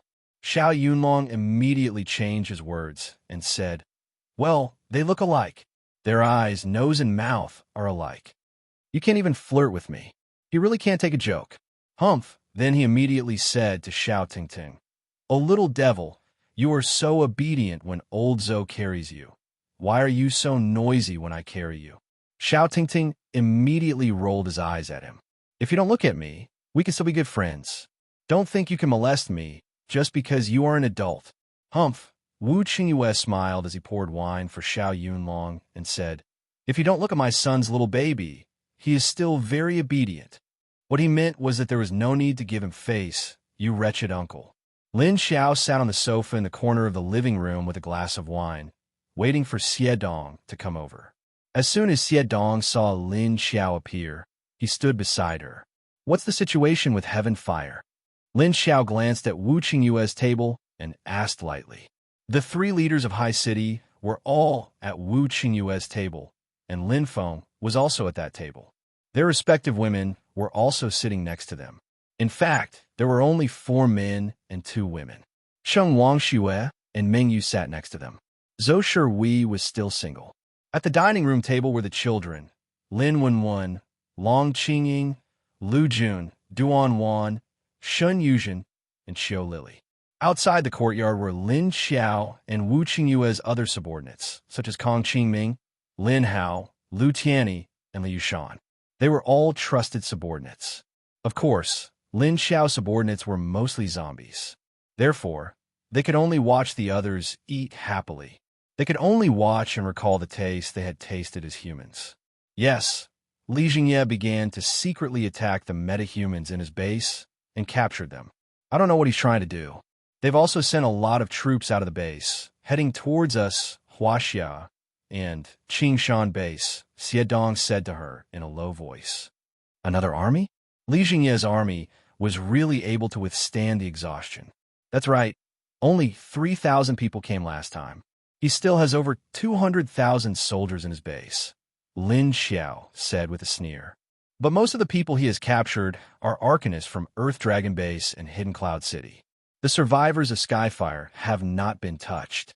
Xie Dong suddenly thought of something and said, "Also, the Qingshan base suddenly sent someone over, saying they want to see you." "See me? On purpose?" Lin Xiao was startled and turned to look at him in confusion. Xie Dong nodded at her and said, "It's Yi Yingwei who came last time. She said she can only tell you when she sees you. She's waiting in the base now." Lin Xiao nodded. "Only one person?" Xie Dong nodded. "Okay, I got it. It seems that she's not in a hurry, otherwise she would have come here directly," Lin Xiao said. Tung Tung sat on Zhou Shui's lap for a while and immediately stretched out his arms towards Wu Qingyue, looking like he wanted a hug.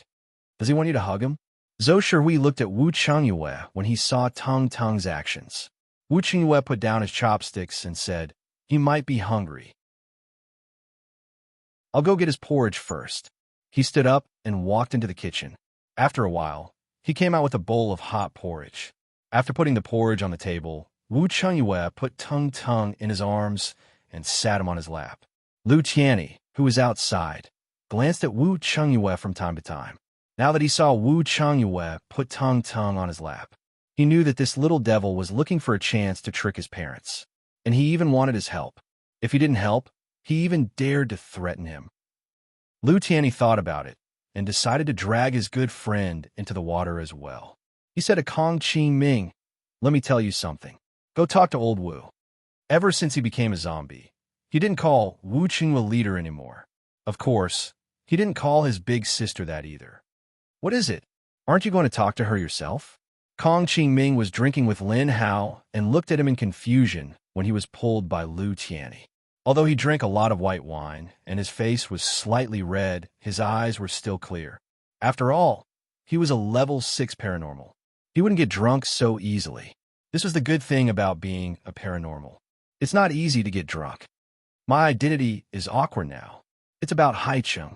I think you should go. Lu Tianyi found an excuse. What is it? Kong Qingming asked curiously. I heard that my big sister has received some information about Starfire Base. Go tell old Wu to keep an eye on their movements. Ask him if Yushan has received anything. Lu Tianyi told him about the conversation he'd overheard between Xie Dong and Lu Jun. Kong Qingming looked at him strangely. There's no rush. Why don't we talk about it tomorrow? Isn't it strange to talk about it on a day like this? Maybe Yushan has already received the information. Besides, if he's going to warn Yushan, he doesn't have to tell the leader. Lu Tianyi snorted. If we don't go now, what if we miss it? Intelligence was such an urgent matter, and there might be changes. Go, don't talk so much nonsense. Kong Qingming had drunk quite a bit with Lin Hao. His eyes and consciousness were clear, but his brain was a little numb. Lu Tianyi's urging made it seem like he had no choice but to go. He got up and walked over to Wu Qingyue's table. Lu Tianyi got up and walked over to Tung Tung's line of sight. He gestured and winked at him. Tung Tung got the signal, and his eyes lit up. Kong Qingming walked over to Wu Qingyue. Kong Qingming leaned in behind Wu Qingyue and bent down to speak to him. Wu Qingyue turned to look at him, a dark light in his eyes. The moment he turned around, Tung Tung suddenly pricked his finger and flicked a small drop of blood into Wu Qingyue's bowl. Tung Tung's movements were swift and stealthy. No one else at the table noticed. Chapter 10:51. Lu Tianyi, who was staring at his movements, silently turned his head and then poured himself a cup. Well, don't be nervous after tomorrow. Let them find Kong Qingming and that little devil to settle the score, ha ha ha. After Wu Qingyue heard Kong Qingming's reminder, he nodded. I know. I will ask Yushan after the banquet. Kong Qingming nodded, turned, and left. He did not know that when he asked Wu Qingyue to divert his attention, little Tung Tung had quietly done something, and the others were also eating and drinking. Come, do you have enough wine? If it's not enough, do you want me to give you some? Xiao Yunlong urged Wu Qingyue to drink. Wu Qingyue glanced at him and said, Do you think I lack wine? TSK. As he spoke, he subconsciously picked up a piece of meat from his bowl with his chopsticks and put it into his mouth, but did not notice little Tung Tung's strange gaze. You win if you drink all these on this table first. I will make you die for drinking too much. Wu Qingyue chewed and swallowed the meat, glancing at him. Hey, just a dozen bottles? Don't dream. It's not even enough for me and old Zhou. Xiao Yunlong disdainfully laughed at him. Little Tung Tung sat on Wu Qingyue's lap for a while, then twisted his body. Then he patted Wu Qingyue's arm and pointed to Lin Xiaolu's table. You want to go over there? Wu Qingyue understood his meaning, stood up and walked over there with him in his arms. Seeing Wu Qingyue come over with little Tung Tung, Lin Wenwen immediately stood up and took little Tung Tung. Everyone ate and drank to their heart's content, drinking until 11 or 12 o'clock before they began to leave. There were also some who drank until they passed out, but only a few. After all, most of the people present were psychics. Only a few ordinary people were drunk to the point of collapse. And the zombies who drank wine as if it was water were also driven away, because they did not need to sleep and would not get drunk. So they were directly driven back to the base by Lin Xiao. Seeing that the children had fallen asleep, Lin Xiao had no choice but to stay. He prepared to leave at dawn, and Lu Tianyi and Lin Hao also stayed. One wanted to see the result of little Tung Tung's trick. The other was drunk. He wasn't really drunk, but his laziness was acting up after drinking too much, and he didn't want to move. Thus, Wu Qingyue arranged a room for him to lie down. The other rooms were left for Lu Jun, Lin Feng, Lin Wenwen, and the others who had yet to return. I saw you glancing at old Wu the whole night. Is there something wrong? Or do you want to cause trouble? Lin Hao occupied the bed and lazily asked Lu Qianni, who was sitting by the window. Lu Qianni looked at him and played dumb. You're blind. You must have seen wrongly. TSK, with that answer of yours, there must be something. Lin Hao snorted disdainfully, then suddenly turned over from the bed, moved to his side, raised his hand to put around his neck, and asked, Tell me, is it about Lao Wu and your sister? Are you trying to set them up? Lu Qianni looked at him in surprise. He didn't know why he would think so. Was he so obvious? After some thought, he spread his hands and said, I didn't do anything. Why do you care so much about them? I think your attitude toward my sister is very strange, and your third sister and brother. Lin Hao was the youngest, so his third sister was obviously Lin Wenwen. Although Lin Xiao was the second, Lin Wenwen and Lin Hao were used to calling her big sister. It felt like calling her big sister meant more. When they were young, Lin Xiao's temper was much hotter than Lin Feng's, and she was very good at fighting. When they were teenagers, Lin Feng couldn't even beat her in a fight. Fortunately, Lin Feng didn't like to fight, so there were more cold wars, but Lin Xiao wasn't so gentle to the two younger ones. During the time Lu Qianni followed Lin Xiao, he gradually discovered some strange things. Although he never said it, it didn't mean that he didn't care. When Lin Hao heard him say that, his eyes flashed. Then he smiled and said, She's our current leader, so it's normal for her to be concerned. What's strange about her attitude? You must be mistaken. Although he also wanted to know how this kid would react when he found out that his sister's body had changed. But he definitely couldn't let him reveal this, or his sister would definitely beat him up. Don't change the topic. I'm talking about old Wu. Did you do something? He immediately changed the topic. Lu Qianni looked away and thought guiltily. If he knew about this, would he tell his big sister? Although Lin Hao wasn't a talkative person, what if he did? And his sister wasn't someone to be trifled with. If it was in the past, he wouldn't be so worried. Didn't I say that I didn't do anything? Get up, don't press on me. Do I know you that well? As he said that, he immediately pushed Lin Hao away from his shoulder, walked to the door, opened it, and walked out. Do you think I'm stupid? Lin Hao said to his back, then didn't care so much. He walked back to the bed and collapsed. After Lu Qianni went out, he immediately felt his way to the children's room and saw that the door was still open. He poked his head in and saw that Lu Jun and Cheng Wangxue were still coaxing the children to sleep. Hey, you're still awake so late? Little Tung, why are you so energetic? Everyone else is asleep, but you're still awake. He walked in and acted as if he had just passed by. Then he picked up little Tung, who was still rolling on the bed, and sat on the edge of the bed looking down at him. I don't know what's wrong with this child, but he refuses to sleep, Lu Jun said with a smile. Then he looked at Cheng Wangxue and said, You must be sleepy. Why don't you go to sleep first? Cheng Wangxue looked at the time, and it was almost time, so she nodded and prepared to leave. Then she suddenly turned to look at Lu Jun and said with a smirk, Okay, although you don't need to sleep, it's not easy for Xie Dong to come back. You should go and accompany him. Cough-in, I know. Lu Jun nodded a little awkwardly. Hey, Miss Lu, you go too. I'll coax this kid. I have a way to coax him. Lu Qianni immediately persuaded Lu Jun that's fine. Lu Jun glanced at him. Anyway, in this room, except for little Tung, the other 3 children were already asleep. Lu Jun pulled the quilt for Lin Xiaolu and the other 3 children. Then she turned and left. She also closed the door behind her. After seeing Lu Jun leave, Lu Qianni immediately stared at little Tung and asked in a low voice, You gave your blood to your father to eat. What kind of method is this? What effect does your blood have? Thinking of Wu Changyue, who was still drinking with Lin Feng and Xiao Yunlong, there didn't seem to be anything strange.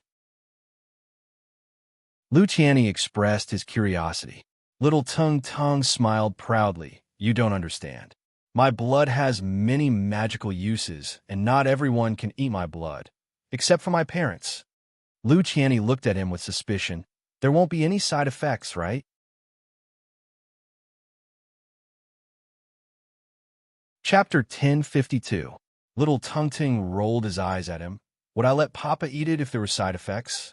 You look like I'm going to hurt him.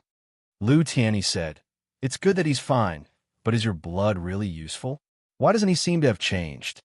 Little Tung said, Humph, the effect of my blood is related to its quantity, and it is also related to the level of the user's own ability. If I had given a drop to a 5th level ability user, the reaction would not be as simple as that of my papa. And if I gave it to you, you may have some unexpected reactions. Do you want to try? As he spoke, he blinked his deer-like innocent eyes at Lu Qianni. Lu Qianni immediately shook his head. No, looking at your eyes, I know it's not a good thing. Humph, my blood is very special. If Papa ate that little bit, he will probably really get drunk tonight. And he will be in heat, little Tung first said with a proud face. But in the end, his little face showed a wretched expression. His eyes squinted as he squinted at Lu Qianni. He looked very funny and devilish. Moreover, with his bald head, it was inexplicably comical. Lu Qianni, how did you develop this character? He suddenly felt that this little demon gave him an inexplicable sense of crisis. It seemed that he could not bully him or make him angry in the future, otherwise he would fall into a pit, because it must have been dubbed by this little demon. Downstairs, Wu Chengyue said to Xiao Yunlong with a dissatisfied face. Enough, still drinking? Don't waste my wine, quickly get out. Xiao Yunlong also stared at him discontentedly. Tisuke, you're stingy. All right, I know. I'll get out. I'll find dozens of boxes for you one day. If you have the ability, you can brew dozens of boxes for me. Wu Chengyue propped one elbow on the table and held the wine glass with the other. He smiled lazily, but there was a layer of fog in his eyes. If I knew this technique, I would definitely brew it for you. Xiao Yunlong stood up, looked at him, and suddenly said, Hey, are you drunk? Really? Although he did not want to believe this kind of thing, but looking at Wu Qingyue's eyes, Xiao Yunlong felt somewhat suspicious. I'll get drunk? Are you stupid? Wu Qingyue immediately sneered at him, drank the wine in his hand in one gulp, and then waved his hand at him to drive him away. Oh, maybe he is pretending to be drunk. Xiao Yunlong thought again. Only then did she turn around and leave Wu Qingyue's house. Maybe this bastard pretended to be drunk so that he could sneak in his zombie sister Lu's room? Xiao Liqing and Li Yushan cleared the table outside the courtyard, then helped with the dishes in the kitchen. When he came out, he saw that one of the 3 had left, and the other 2 were still drinking. Lin Feng, who had been silent all this time, watched Xiao Yunlong leave before he said to Wu Qingyue, Why do I feel that you really seem a little drunk? Wu Qingyue looked at him, and the fog in his eyes finally lightened a little. He smiled and said, No, I'm very clear-headed. The alcohol content of these drinks did not even exceed 60%. Besides, how could an Esper's body get drunk? You think too much. Cough, that's true. Lin Feng nodded. Then he heard someone coming down the stairs. Cheng Wangshua walked to Lin Feng's side and said, Haven't finished drinking yet? Prepare to drink until midnight. Seeing that his wife had come down, Lin Feng knew that he should leave. He looked at Wu Chengyue and said, Let's call it a day. We can drink next time. As he spoke, he stood up and patted Wu Chengyue on the shoulder. It doesn't matter. I'm almost done. Wu Chengyue also smiled and stood up. After the banquet, Wu Chengyue looked at the 2 bachelors who were still washing the dishes in the kitchen. He said with a smile, Look, Qingming already has someone in his heart and ran away early. Only the 2 of you are still washing the dishes. So miserable. Xiao Liqing and Li Yushan. They really wanted to drop the bowl in their hands. What should they do? Seeing the darkened faces of the 2, Wu Qingyue smiled and let them go. Well, leave the rest. I'll do it tomorrow. You can go back. So the 2 bachelors immediately threw down the unfinished dishes and left. Wu Qingyue glanced at the messy kitchen, then turned back to look at the table behind him that he had just finished eating. He originally wanted to do it tomorrow, but now that he saw it, his heart was very uncomfortable. He reckoned that if he did not finish it tonight, he would not be able to sleep well. So Wu Chengyue, who had just chased away the laborer, suddenly wanted to regret, but it was already useless. The laborer had already left. He could only do it himself. In the end, Wu Chengyue rolled up his sleeves and started to clean the last table, then washed the dishes, and then wiped the kitchen stove. When the entire kitchen was cleaned up, he finally heaved a sigh of relief. He looked at his watch. It was already past 1 o'clock in the morning. Upstairs, Xiao Tongting and Lu Tianyi quietly stretched their ears to listen to the movements downstairs. When Wu Chengyue finally walked out of the kitchen, they finally heaved a sigh of relief. Old Wu has such a strong obsession with cleanliness? Lu Tianyi couldn't help but ask Xiao Tongting. Oh, he only has such a strong obsession with cleanliness in the kitchen. Everything else is normal. Xiao Tongting slumped on the empty seat beside the bed and said, "Oh, is that so?" Lu Tianyi looked curious. "Yeah, he usually doesn't let people into the kitchen. Hey, he's coming up." Xiao Tongting was talking. Suddenly his limbs loosened. He closed his eyes and pretended to be asleep. Lu Tianyi rolled his eyes. He thought that Wu Chengyue might come to this room to take a look, but he didn't. Instead, he walked towards his room. After Wu Chengyue reached his room, he went into the bathroom to take a shower. He didn't know why, but the more he showered, the hotter his body felt, and his head was a bit dizzy. Although it wasn't uncomfortable, he always felt that his head was heavy and his feet were light. After showering, Wu Chengyue only wore a pair of pants. He walked out of the bathroom with his upper body bare. While wiping his hair, he felt that his body was strange. Did I really drink too much? Otherwise, why would I feel so hot? A familiar fragrance was faintly discernible in his nose, making his body heat up. Then it was transmitted towards his lower abdomen. Wu Chengyue. What the hell? Why did his body suddenly feel so thirsty? The faintly discernible fragrance came from outside. Needless to say, it was coming from the female zombie's room. But he had always been very self-controlled. Why did he feel like he couldn't control his body now? Not only was his body a bit strange, even his head was a bit dizzy. His mind inexplicably recalled the passionate scene a few days ago with the female zombie. Wu Chengyue felt even hotter.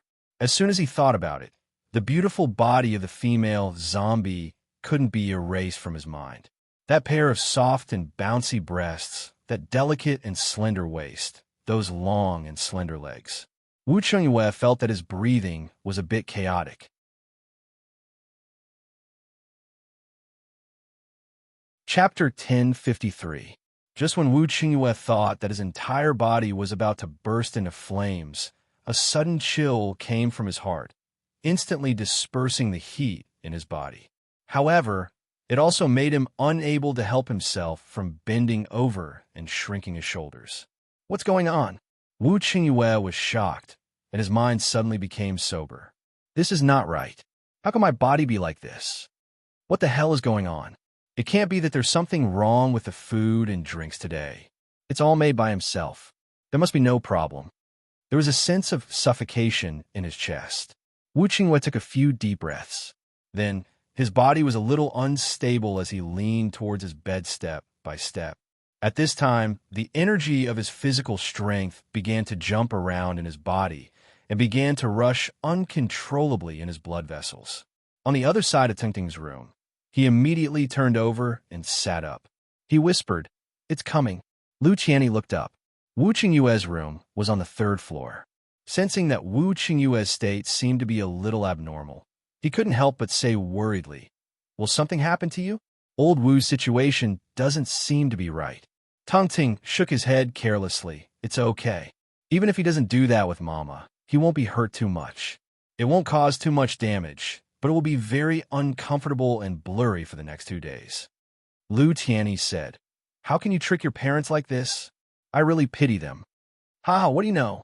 I'm helping them. Don't you notice that my mama's eyes have changed when she looks at my papa? In fact, she is in a state of mind that she doesn't understand. I'm helping her see her own mind clearly. And if she and papa do it 2 more times, she can smoothly upgrade." Tongting first made a face at him, and then explained, "Hey, how do you know so much? You're a child. Not a child, at most a baby. Can you not say that your mother and your father do it 2 more times with a calm face? Aren't you ashamed? You're just a little baby." Lu Tianyi looked at him speechlessly. Tongting didn't bother to pay attention to him. Anyway, it was not the first time that he had spoken like this. Why haven't these people gotten used to it? As he climbed to the bedside gently, he said, I was born by Mama, and I have a strong feeling for Mama. Moreover, we used to be able to communicate with each other through telepathy, so I realized that her mentality was very normal. Quickly come and carry me up. I'll go and give Mama another strong medicine. As he spoke, he stretched out his arms towards Lu Tianyi, wanting to hug him.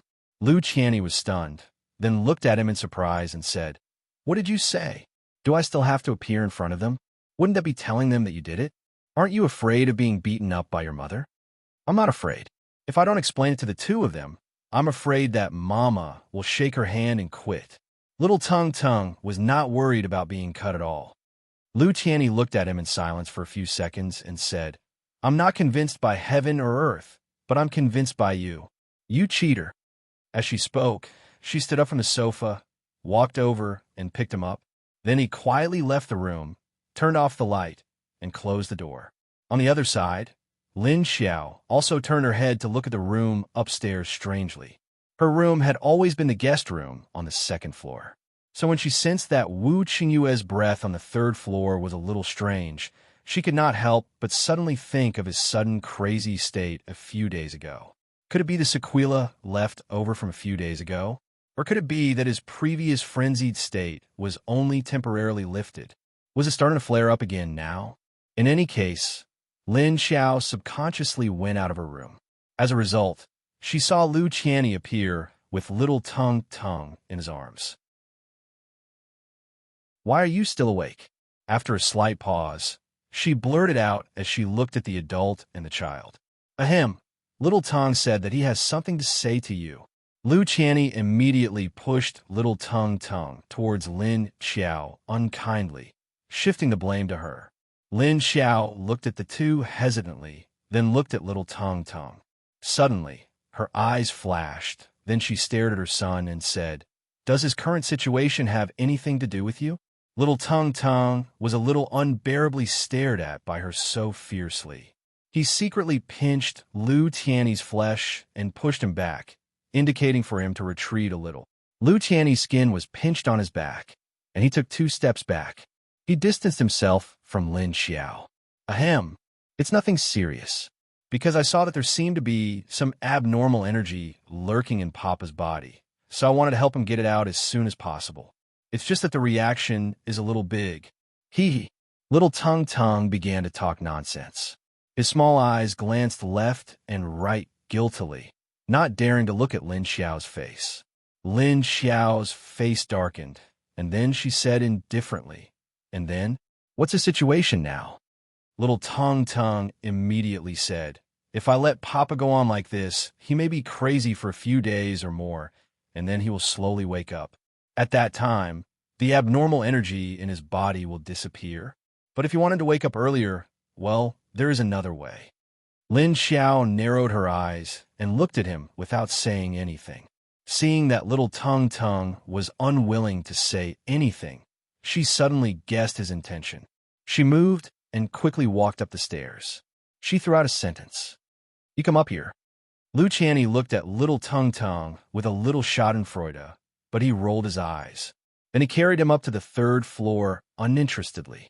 In addition to Wu Qingyue's room, there were 2 guest rooms on the 3rd floor. One was for Lin Feng and his wife, and the other was for Lin Hao. At this time, the 2 brothers' doors were opened, and they looked at Wu Qingyue's door with a blank and solemn expression. Seeing Lin Xiao come up, the 2 immediately turned to look at her and asked, What's going on? What's wrong with old Wu? Wu Qingyue's aura was a little dangerous now, but the energy had not overflowed his body. Otherwise, the items in his room would be turned into ashes. Lin Xiao did not say anything, and directly walked to Wu Qingyue's door and opened it. Lin Hao, Lin Feng, and Lu Tianyi, who was carrying little Tung Tung, all came over behind her and stretched their heads to look inside the door. They saw Wu Qingyue rolling on the bed in only a pair of pajamas, curling up into a ball, bending like a shrimp. He held his arms with both hands, and his cheeks were puffed up by his gritted teeth. His eyes were closed tightly, and his face was pale. What the hell is going on? Lin Feng and Lin Hao looked at him blankly. Lin Hao was a doctor, and he knew Wu Qingyue's current situation at a glance. Then he said calmly, his current situation is not quite right, as if his whole body has entered a state of extreme cold, and his body's self-protection consciousness made him curl up into a ball. And his superpower energy is fighting with something, which caused the phenomenon of his aura being disordered. Lin Xiao's gaze immediately shot towards little Tang. At this time, Wu Chengyue, who was on the bed, suddenly opened his eyes. His purplish-red eyes stared straight at Lin Xiao. Chapter 1054. Wu Qingyue's eyes were cold at the moment, which was very different from his usual gentle and smiling face. And even if it was cold, his eyes were only looking at Lin Xiao. He didn't put others in his eyes, as if he didn't care about others, or he had a sense of aggression towards Lin Xiao. But after a few seconds, Wu Qingyue closed his eyes again. He kept his original posture stiff, and his body even trembled slightly.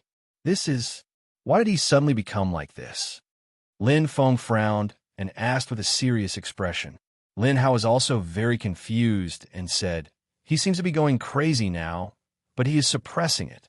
And looking at him now, it seems that he is still rational. What was going on?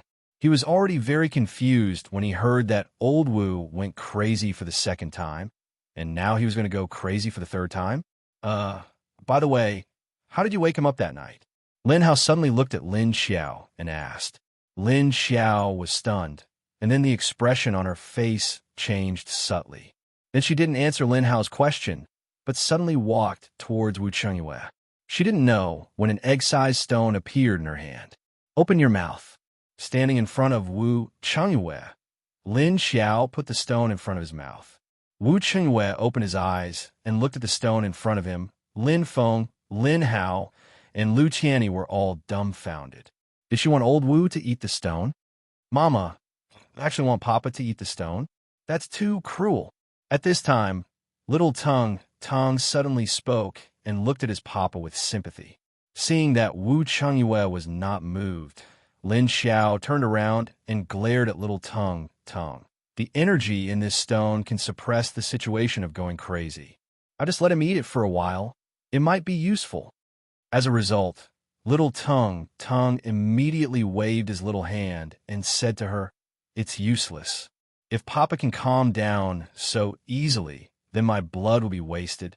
As soon as he finished speaking, he realized that he seemed to have said something wrong.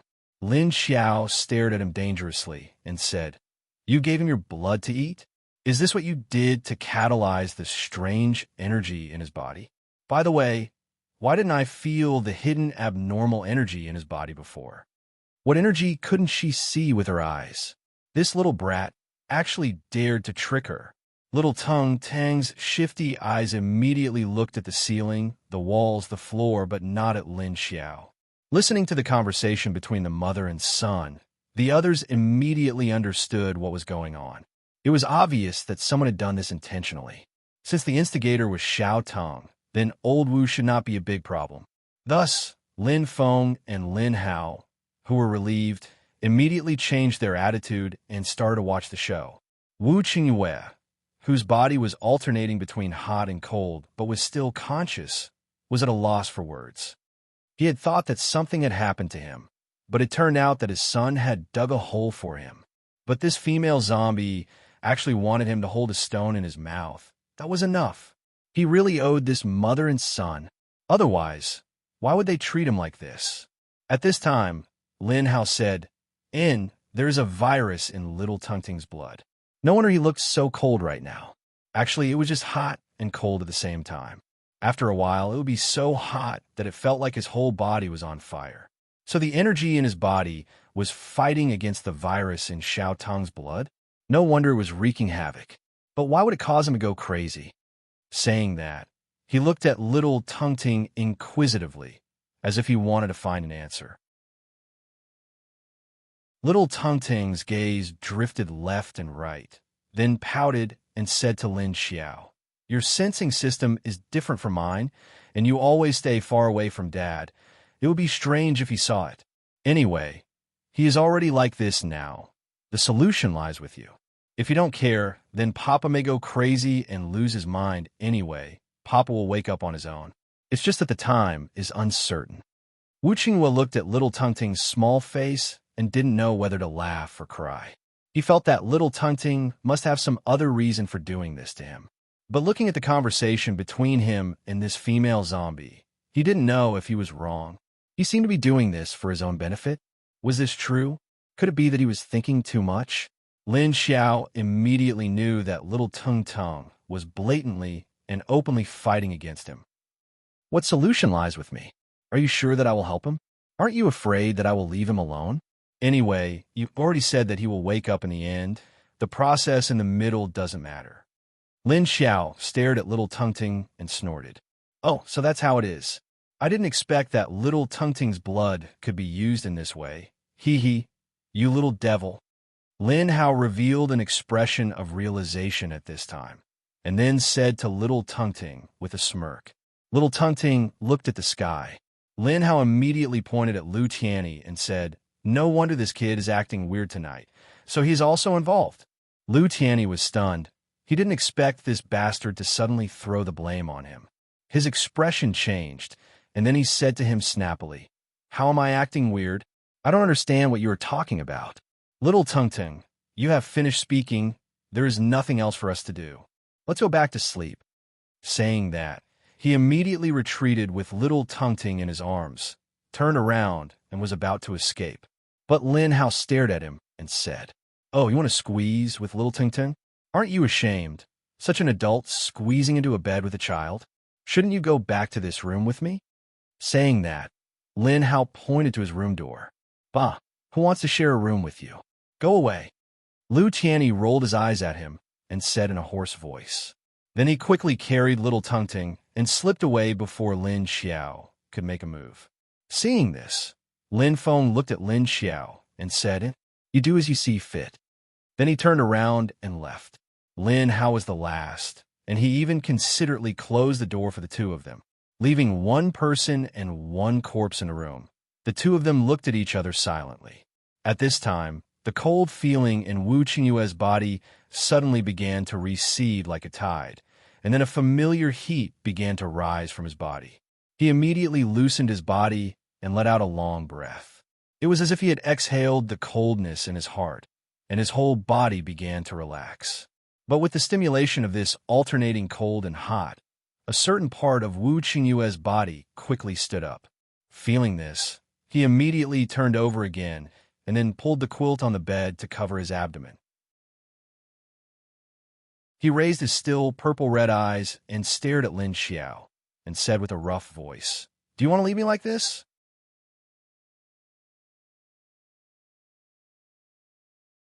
Chapter 1055. Wu Qingyue didn't blame Tung at all, even though he knew that Xiao Tung was trying to set him up with this female zombie. He just wanted to know what this female zombie was going to do. Xiao Tung also said that if she didn't care about him, even if he went crazy and lost his mind for a while, he would recover on his own. But with his strength, no one knew what would happen if he went crazy. And at this time, he couldn't show any flaws for the base to find out because it would be very disadvantageous for him. If Haicheng was disadvantageous, it would directly affect the base. Even from the perspective of the overall situation, this female zombie should also help him. Seeing that this female zombie was still very calm, Wu Qingyue's heart was a bit stifled. Did this mean that his importance in her heart was still too small for her to not show any other expressions? Lin Xiao moved her hand, and a cup filled with water appeared in her hand. She handed it to him. Drink it.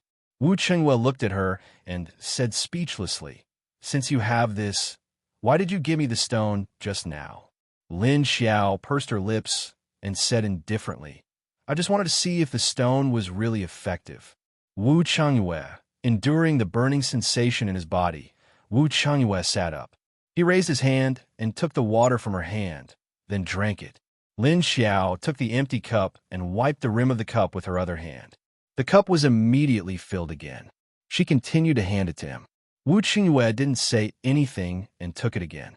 He looked at her and drank it again. After drinking it, He handed it back to her and waited for her to hand over the third cup. After drinking the third cup, Wu Qingyue suddenly felt a strong energy rising from his lower abdomen. His hand shook and the cup in his hand fell to the ground. Bang! The glass directly exploded on the tile floor. Wu Qingyue suddenly lay on the bed and pressed his whole body down. He turned his head and said to Lin Xiao with a suppressed voice, "Ming, go!" Lin Xiao was stunned and didn't know what was going on. She immediately squinted her eyes and looked at his body.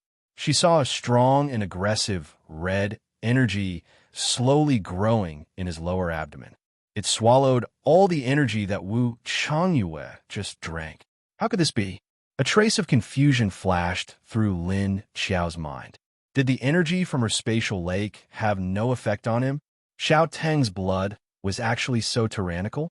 Seeing that Wu Qingyue seemed to have fallen into a very uncomfortable and strange state, Lin Xiao frowned. His heart began to waver. Based on what Xiao Tong had just said, the solution was obviously not the lake water in her space. Then could it be her body? If it was 2 or 3 months ago, Lin Xiao would have left without hesitation. But now, she couldn't move her feet. How could she just leave him like this? Wu Qingyue's face began to turn red, and the purplish-red light in his eyes began to burst forth dazzlingly. 2 blue veins appeared on his forehead. It was obvious that he was trying his best to endure it. While Lin Xiao was still hesitating, Wu Qingyue's figure suddenly flashed. He grabbed Lin Xiao's arm and threw her onto the bed, pressing her down. "Oh, you! Oh!" By the time Lin Xiao came to her senses, her hands and feet were already pinned down. Subconsciously, she immediately struggled to resist, but just as she opened her mouth, her lips were sealed by his. While she was hesitating, she had actually given Wu Qingyue a chance. How could Wu Qingyue let go of such an opportunity? So before she could change her mind, he immediately made his move. "Since you can't decide, I'll help you decide." Wu Qingyue released her soft lips and said, but in the next second, he forcefully sealed her mouth again. His tongue nimbly and forcefully opened the gap between her teeth, and then fiercely stirred up the contents of her mouth like a whirlwind sweeping away clouds. And every time Wu Qingyue did this, he would become very tyrannical, and his actions were very fierce. Lin Xiao couldn't react for a moment. She only felt that her mouth and nose were suddenly filled with his strong smell and breath, mixed with a faint smell of alcohol. She knew that she was entangled, stirred, rubbed, and even sucked out of her mouth. She was sucked into his mouth. Lin Xiao felt that he really wanted to tear her apart and eat her up. His smooth and nimble tongue wreaked havoc in Lin Xiao's mouth, making her mouth slightly numb. While Lin Xiao's attention was focused on Wu Qingyue's strong tongue kiss, Wu Qingyue had already pressed down on her body, both of his hands grabbing onto hers to prevent her from moving. Then he pulled Lin Xiao's hands to the top of her head, using one hand to hold them tightly, and the other hand began to wander around her body. Wu Qingyue stirred up her mouth to his heart's content, and after absorbing enough of her sweet fragrance, he withdrew his tongue and began to suck on her 2 soft lips, holding them in his mouth as if they were sugar. From time to time, he would nibble on them or trace her lips with his tongue. He carefully felt the soft touch on her lips. Lin Xiao was pressed down by him, and her eyes flashed slightly. She only felt that her heart was filled with dissatisfaction. Why did she have to be taken advantage of by this bastard every time? Even if she was willing now, she should be the one in charge. She stared closely at Wu Qingyue's psychedelic purple eyes. His eyes were very beautiful when they turned purple. The light was dazzling and beautiful, as if it wanted to attract people's minds into the bright purple.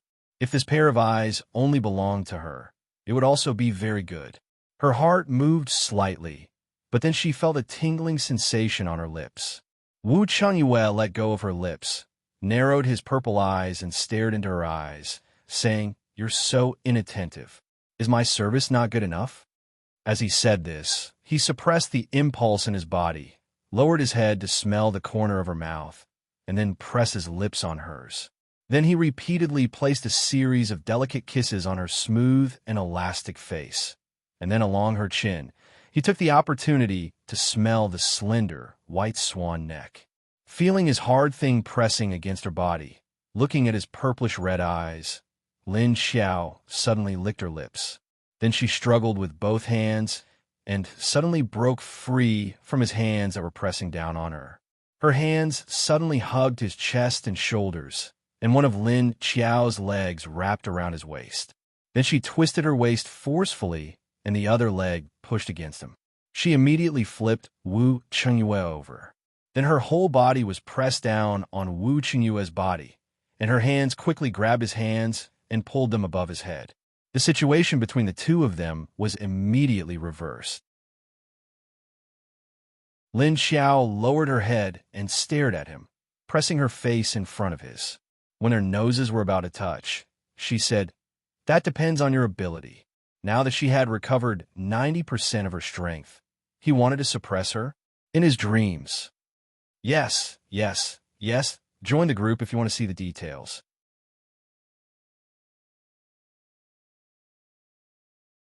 Chapter 1056.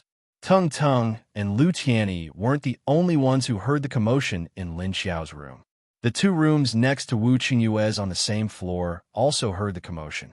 After all, everyone's abilities were above level 5. They were in the same building and on the same floor, so they could hear clearly if they wanted to. Lin Hao lay on the bed and listened with great interest. He was speechless. Why didn't these two close the window? The sound came out of their window, and it came in through his window. Although his sister tried her best to suppress the sound, she would still let it out from time to time. Her and Wu Qingyue's panting could be heard, coupled with the sound of the mattress being moved violently and the pa-pa sounds. It had already formed a scene that would make one's imagination run wild. Lin Hao, who was a single dog, could only lie on the bed and use his left and right hands to serve his brother.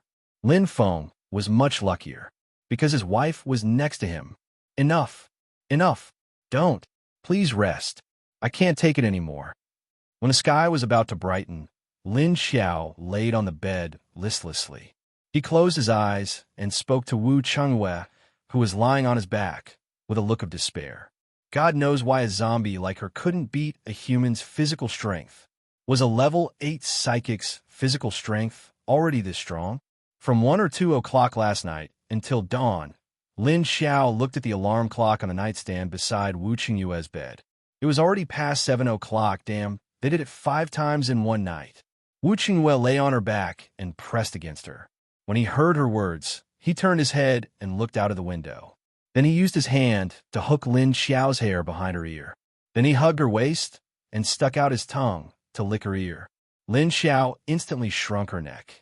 Wu Chengyue then turned over and stood by the bed to look at her. Then he decided to turn around and go into the bathroom to fill up the water. Then he came out and carried her into the bathroom. Because he saw Lin Xiao's "I'm really tired, don't bother me" expression and then looked at her slumped body with her eyes half closed. He knew that she was really tired, so he carried her into the bathroom. "Actually, I can wash it myself." Lin Xiao was lying on the bed, listening to his movements. Seeing him pick her up, she opened her eyes and said to him expressionlessly, "Is that so? But I want to help you wash it." Wu Qingyue smiled and said to her. His eyes returned to black, and he smiled like a crescent moon. As he spoke, he put Lin Xiao directly into the bathtub. The warm water flowed over Lin Xiao's body, washing away the sweat and mess that Wu Chengyue had left on her body. After Wu Chengyue put her down, he stood under the shower head and washed himself. He then turned around and looked down at Lin Xiao. Lin Xiao immediately looked up at him. "If you want to say that you want to help me clean, then there is no need. Thank you. I can do it myself." If he dared to do so, she would not hesitate to give him a beating. Wu Qingyue shrugged and took a clean towel to wrap around his waist. With a gentle smile, he said, "All right, you do it yourself. It seems I don't need to prepare clothes for you. Then I will go down and make breakfast." He knew that the female zombie's clothes were in the space, so there was no need for him to worry. Lin Xiao just quietly watched him walk out with the towel, then relaxed and collapsed in the bathtub. She released all the water, then poured it into the lake in her space, and continued to soak. Her body still felt weak and numb. Her whole body was light, and her hands and feet were also soft, as if she was about to break away from her control. But even so, there was still a hot energy burning in her lower abdomen, spreading through her blood and meridians, and then converging on the zombie core in her head. The feeling last time wasn't this strong, so this time Lin Qiao noticed it. This energy completely replenished the energy she had consumed before, and it was more than enough. Lin Qiao soaked in her energy lake, relaxing her body and feeling the changes in the energy in her body. She had a faint premonition that she was about to break through, but she also felt that she needed a lot of energy to break through and enter the realm of the level 8 zombie emperor. But doing this with Wu Chengyue wasn't enough. But if she didn't do this with Wu Chengyue, she might not be able to feel the opportunity to break through so quickly. And after last night, she could no longer keep her distance from Wu Chengyue and turn a blind eye to his feelings. After last night's actions, she had already begun to surrender to him. The gentle energy of the lake washed the energy left by Wu Chengyue in her lower abdomen, and the purified energy was quickly sent to Lin Qiao's zombie core, making it more and more full. Although Lin Qiao didn't want to admit it, but they were all Wu Qingyue's children and grandchildren. Inexplicably, she felt a little embarrassed. Lin Qiao raised her hand to cover her eyes and laid there motionlessly. Wu Qingyue put on his clothes in the room, then turned around and left the room. Before leaving, he turned his head and looked at the bathroom door with a satisfied smile. Then as soon as he walked out, he saw Lin Hao walk out with dark eyes and weakly raise his hand. "Oh, good morning." Wu Qingyue looked at him and smiled. "What's wrong? You didn't sleep last night?" Lin Hao pursed his lips and glared at him. "If you know, then don't say it out loud. Why don't you think about who caused it?" Wu Chengyue continued to smile at him, and while walking downstairs, he patted his shoulder. "You should quickly find one. Do you need me to introduce you?" "No way." Lin Hao refused without even thinking. Then his expression suddenly froze, and the look in his eyes changed. He stared at Wu Chengyue. "There seems to be a problem with your attitude. Why do you look like you want to hook up with someone else's sister and then please your brother-in-law?" Wu Chengyue smiled and said, "You can tell? You're really sharp." Then he continued to walk downstairs, leaving Lin Hao standing in the middle of the stairs in a daze. Suddenly, his expression changed. "Wait, did you notice something?" He actually didn't refute him. Something was wrong. Lin Hao's gaze immediately sharpened, and he stared straight at Wu Chengyue. Wu Chengyue didn't care, and with his back facing him, he waved his hand and then walked down. Lin Hao, no way, did this man notice something? But would he believe it? Thinking of this, Lin Hao turned his head worriedly in the direction of Wu Qingyue's room. Then he shook his head, thinking that if Wu Qingyue was a normal person, he wouldn't believe it. But his attitude just now, Lin Hao was a little uncertain. After thinking for a while, he immediately turned and went upstairs, walking towards Wu Qingyue's room.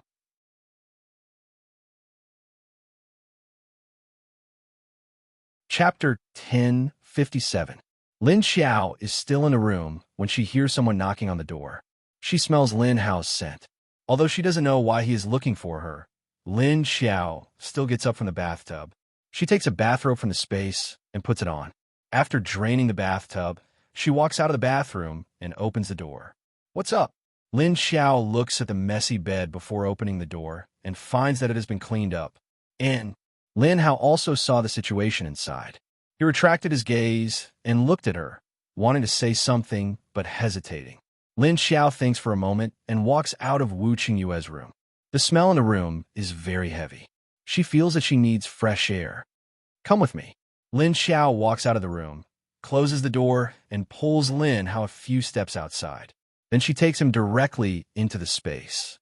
After entering the space, the two appear in the open space in front of the small building. "Say it." Lin Qiao stands aside and looks at the farmland in front of her. Several level 4 zombies are shuttling through the vegetable fields or rice fields, taking care of the crops. Mrs. Lin is also among them. Lin Hao looks around and also sees Mrs. Lin's figure. But he doesn't ask about Mrs. Lin. Instead, he asks, "What's the matter with Wu Chengyue? Did he see through your identity?" Lin Xiao turns to look at him in surprise and says, "He told you." Lin Hao shakes his head. He didn't say it clearly, but he didn't deny it either. "I just tested him, and his reaction seems to indicate that he already knows about it." "So, then he admitted it to you." Lin Xiao purses her lips. Lin Hao stares at her. "Why are you so calm? Do you think he will believe you? Aren't you afraid that he will capture you and dissect you for research or something?" Lin Xiao rolls her eyes at him and says, "That depends on whether he really has the ability or not. Besides, do you think everyone is like you who will never return from the path of research?"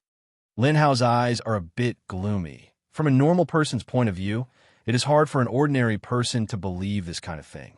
How can this be explained with science? And now that he knew about this, wasn't his reaction a little too calm? Could it be that there is something behind it? From a safety point of view, Lin Hao felt that no matter who found out about this, there would be some risk of being exposed. Moreover, it would also be used by people with ulterior motives, and so on. Even Wu Chengyue could not be sure what he was thinking. No one knew what he was thinking. Even if he really liked Lin Xiao, who knew if he would change his mind because of this? Or maybe he didn't like Lin Xiao's soul at all. Maybe he just fell in love with Lu Tianyu's body? I know what you're worried about, but I believe in him. Lin Xiao looked at Lin Hao with a smile. If Wu Qingyue only liked her body and Lu Tianyu's face, of course, she would not reciprocate any of his feelings. However, when he called her Leader Lin last night, it meant that he really liked her for everything and not just her body and face. Besides, she had a telepathic perception of everyone's thoughts. She could accurately sense what kind of thoughts and feelings people had towards her. Even if she couldn't sense Wu Qingyue's thoughts, she could sense his true feelings and inner thoughts when he was in bed with her. If she hadn't sensed Wu Qingyue's sincerity and his obsession with her, she wouldn't have wavered in his heart. You believe him just like that? It seems that you have lost. Lin Hao looked at her and said with some sympathy. Then he thought about it and felt that something was wrong. He said, "Oh no, you are still the winner. He's the one who loses first if he really loves you. It's not like she's pestering you for the sake of the two kids." Lin Xiao said firmly, "I can feel his sincerity. If he really changes his mind one day, then I won't hold on to him. Don't worry, I'm not such a weak person, okay?" Hearing what she said, Lin Hao could only shut up helplessly. At this time, Lin Xiao's eyes moved, and she said, "Mom is coming." Lin Hao followed her gaze and saw Mrs. Lin walking towards them with a basket in her hand. However, it stopped 3 meters away from the two of them. She looked at Lin Hao with surprise and then looked at Lin Xiao with a questioning look. Lin Xiao walked over and stood beside her. She nodded to her, "Yes, he is Lin Hao." Then she said to Lin Hao, "Mom said that you look so much older." Lin Hao was speechless. Lin Xiao explained to him, "Mom only remembers what happened in the past. She hasn't fully recovered her memory of the recent years. Perhaps looking at you, it feels like I haven't seen you for a few years." Lin Hao nodded and took a few steps towards Mrs. Lin. However, Mrs. Lin immediately stepped back and raised a hand to push him. Lin Xiao looked at Lin Hao and said, "Don't get too close to Mom. You're a living person. The smell on your body will make Mom hungry." Lin Hao immediately stepped back silently. Then he asked, "Will Mom's memory all recover?" Lin Xiao answered, "Yes. Don't you see that others are slowly recovering?" Lin Hao breathed a sigh of relief. Lin Xiao took the basket in Mrs. Lin's hand. There were some beans, cucumbers, and tomatoes in the basket. "Then we should go back to the base today," Lin Xiao says to her mother and walks to Lin Hao with the basket in her arms. Pulling him along, she flashed out. When Wu Qingyue went downstairs, he saw that the children in the living room were already playing on the sofa. However, where is Tung? He looked around and didn't see his 1-month-old son. Dad said that Uncle Lu took him out to play. Lin Xiaolu answered his question politely. Wu Qingyue's eyes flashed. Then he smiled and nodded. "Oh, really?" At this time, Cheng Wangxue came out of the kitchen with a plate of fried radish in her hand. When she saw Wu Qingyue, she smiled apologetically. "Sorry, I borrowed your kitchen." I thought you wouldn't get up so early. She looked at Wu Changyue ambiguously. Wu Changyue said, "Oh, it's okay. Use it." How could he say that he was fine, even if he didn't sleep all night? Oh, Lin Feng said he had something to do, so he went back first. Cheng Wangxue said to him again and immediately shouted to the children in the living room, "Xiaolu, bring your brother and sister here for breakfast." Okay. Lin Xiaolu answered immediately. Then she pulled Wu Yueling and Tong Tong to the dining room.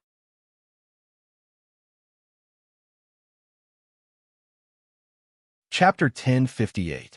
Wu Qinyue looked in the direction of the door, and his eyes flickered. That little brat was probably going to slip away and hide for a few days. Who knew if he could hide from his mother's search? On the other side, Lu Tianyi brought little Tungting back to the house he used to live in. Kong Qingming, Lin Wenwen, and Long Qingying were standing next to him. Because of Kong Qingming's secret operation, Lu Tianyi's house, which was considered dead by Sea City, was preserved by him. Generally speaking, as a management cadre of the base, these houses would be redistributed after his death. Because this was originally allocated to him by the base, it was not his personal property. "So why did you come with me?" Lu Tianyi looked at the familiar door. He hadn't come back for a long time. Then he suddenly turned to Lin Wenwen and asked. Lin Wenwen just turned to look at Long Qingying and then at Kong Qingming. "For little Tungting's safety, how can I let you carry him away by yourself? By the way, aren't you hiding too close? Your mother can smell where you are just by smelling it." She looked at little Tung Tung with a gloating expression on her face. Little Tungting looked at her with a straight face and didn't say anything, but his hands were clinging to Lu Tianyi's neck. He was afraid that this strange Annie would rush over and snatch him away again, and then tickle him. He had enough of this strange Annie's hobby. Kong Qingming rummaged in his pocket and took out a key. Then he opened the door, and the scene in the house was displayed in front of everyone. "How long has it been since you came to clean? It's covered in dust." Lu Tianyi glanced at the environment in the house and immediately complained to Kong Qingming. "Are you blaming me? Is this my home? Not only do you not thank me for saving it for you, but you also take it for granted." Kong Qingming glanced at him with his long and beautiful eyes and snorted coldly. "Of course not. Thank you, sir." Lu Tianyi immediately changed his expression and said to him with a smile. Seeing that he was pretending, Kong Qingming immediately rolled his eyes. "We stayed at Lake Tai for the last 2 to 3 months, and as soon as we came back yesterday, we went to the leader's house. Do you still expect my shadow clone to come back and clean for you?" Lin Wenwen dragged Long Qingying in. Long Qingying's face was cold. The air pressure around her was a bit low. She had no choice because she had planned to go back to the base with Lin Wenwen and the others last night, but they were stopped by Kong Qingming's way. Without saying another word, he forcefully pulled her away, leaving behind the people of the base as they watched them leave with ambiguous expressions. Seeing that Long Qingying had been dragged away, Lin Wenwen silently ran back. This morning, Lu Tianyi secretly ran away with Tungting, Lu, and Qingming. As a result, Kong Qingming was woken up from his warm bed, and Long Qingying, who had been trapped by Kong Qingming for the whole night, was also brought out. When the three of them left Kong Qingming's house, they saw Lin Wenwen sitting on the stairs, because Kong Qingming and Lu Tianyi live in the same building, just on different floors. Lu Tianyi carried little Tungting and stood in the middle of his living room. He watched as Kong Qingming opened the balcony door and the surrounding windows to ventilate. Lu of Ling, he was Tian I Qingming's. Long of Shao Ming, he, Ten he, but he might sense little uncles. "Hurry up and clean up your room. Let me carry little Tung Tung." After Lin Wenwen heard this, he immediately came over and wanted to carry little Tung Tung away. "No, I want any Long to carry me." Tungting turned to Long Qingying, who was exuding a low pressure. Seeing Tungting, Long Qingying's expression softened a bit. She took him and walked out to the balcony. The room was being cleaned, so it was full of dust. Lu Tianyi freed his hands and began to scrub his furniture with a rag. Lin Xiao came out of the space, but she couldn't sense Tungting and Lu Tianyi's aura. She immediately understood what was going on. She gritted her teeth and said, That little brat. He ran pretty fast.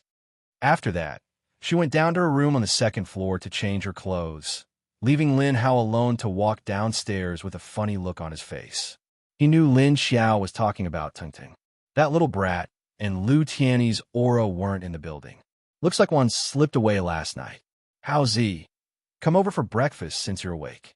Cheng Wangxue immediately called her uncle over for breakfast after seeing Lin Hao come down. Oh, Lin Hao's footsteps paused for a moment before he responded and walked towards the dining room. I think our leader is going to leave right after she comes down. Old Wu, aren't you going to ask her to stay? Lin Hao sat on an empty seat, picked up his chopsticks, and said to Wu Chengyue, not going to stay. She has things to deal with. I'll be very busy here. Wu Chengyue picked up a mouthful of leftovers from last night and ate a mouthful of porridge. He replied, Tisk, there's indeed a lot of trouble. I heard that Li Jingye is starting to play tricks again. He really can't be more obedient. And on Huaxia's side, there should be movement, but it's very quiet. Why are the two bases the opposite? Lin Hao said as he picked up some food and put it into his bowl.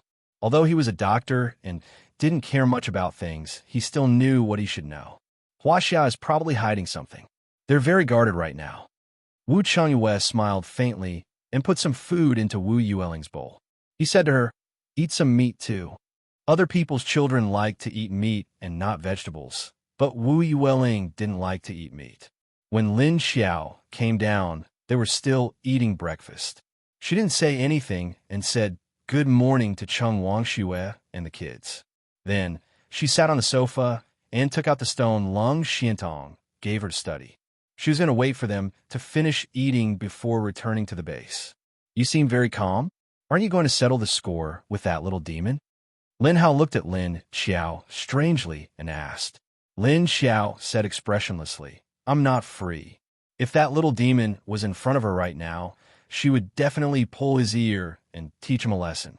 But now that he wasn't here, she couldn't be bothered with him. Since that brat was with Lu Tianyi now, he would definitely be with Kong Qingming. And Kong Qingming would probably not let go of Long Qingying. Then, her sister would definitely be with him too. In addition to the group of bodyguards she sent, and Wu Chengyue secretly sent, that little demon's safety wouldn't be a problem. So, Lin Xiao directly got into the car and went back to the base, leaving her son who tricked her last night.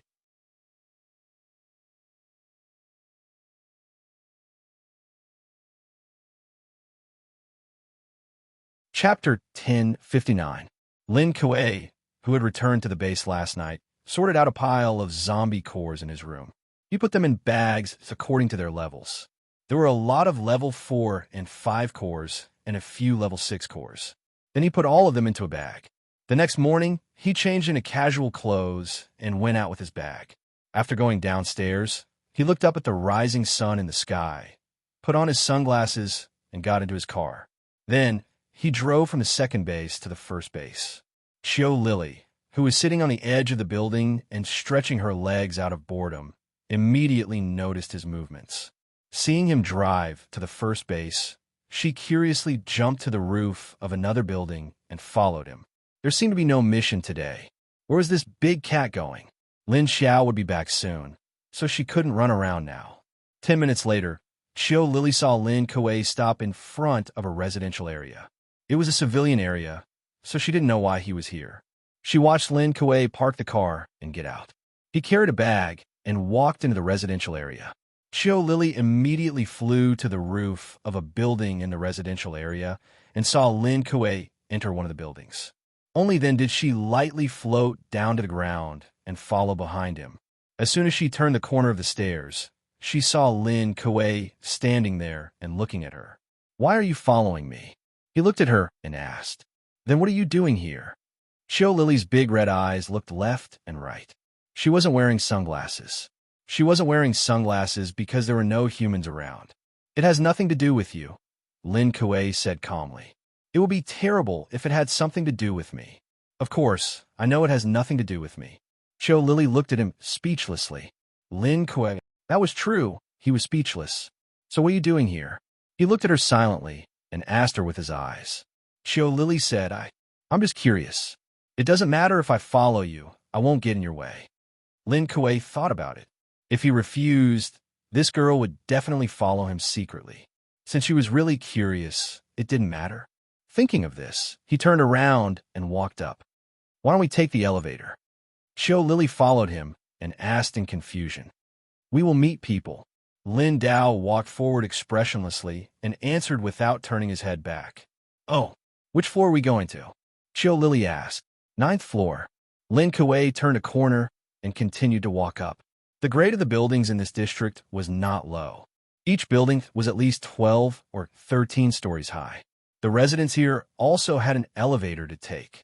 An ordinary person would be out of breath after climbing 7 or 8 floors, but the metahumans and zombies did not care.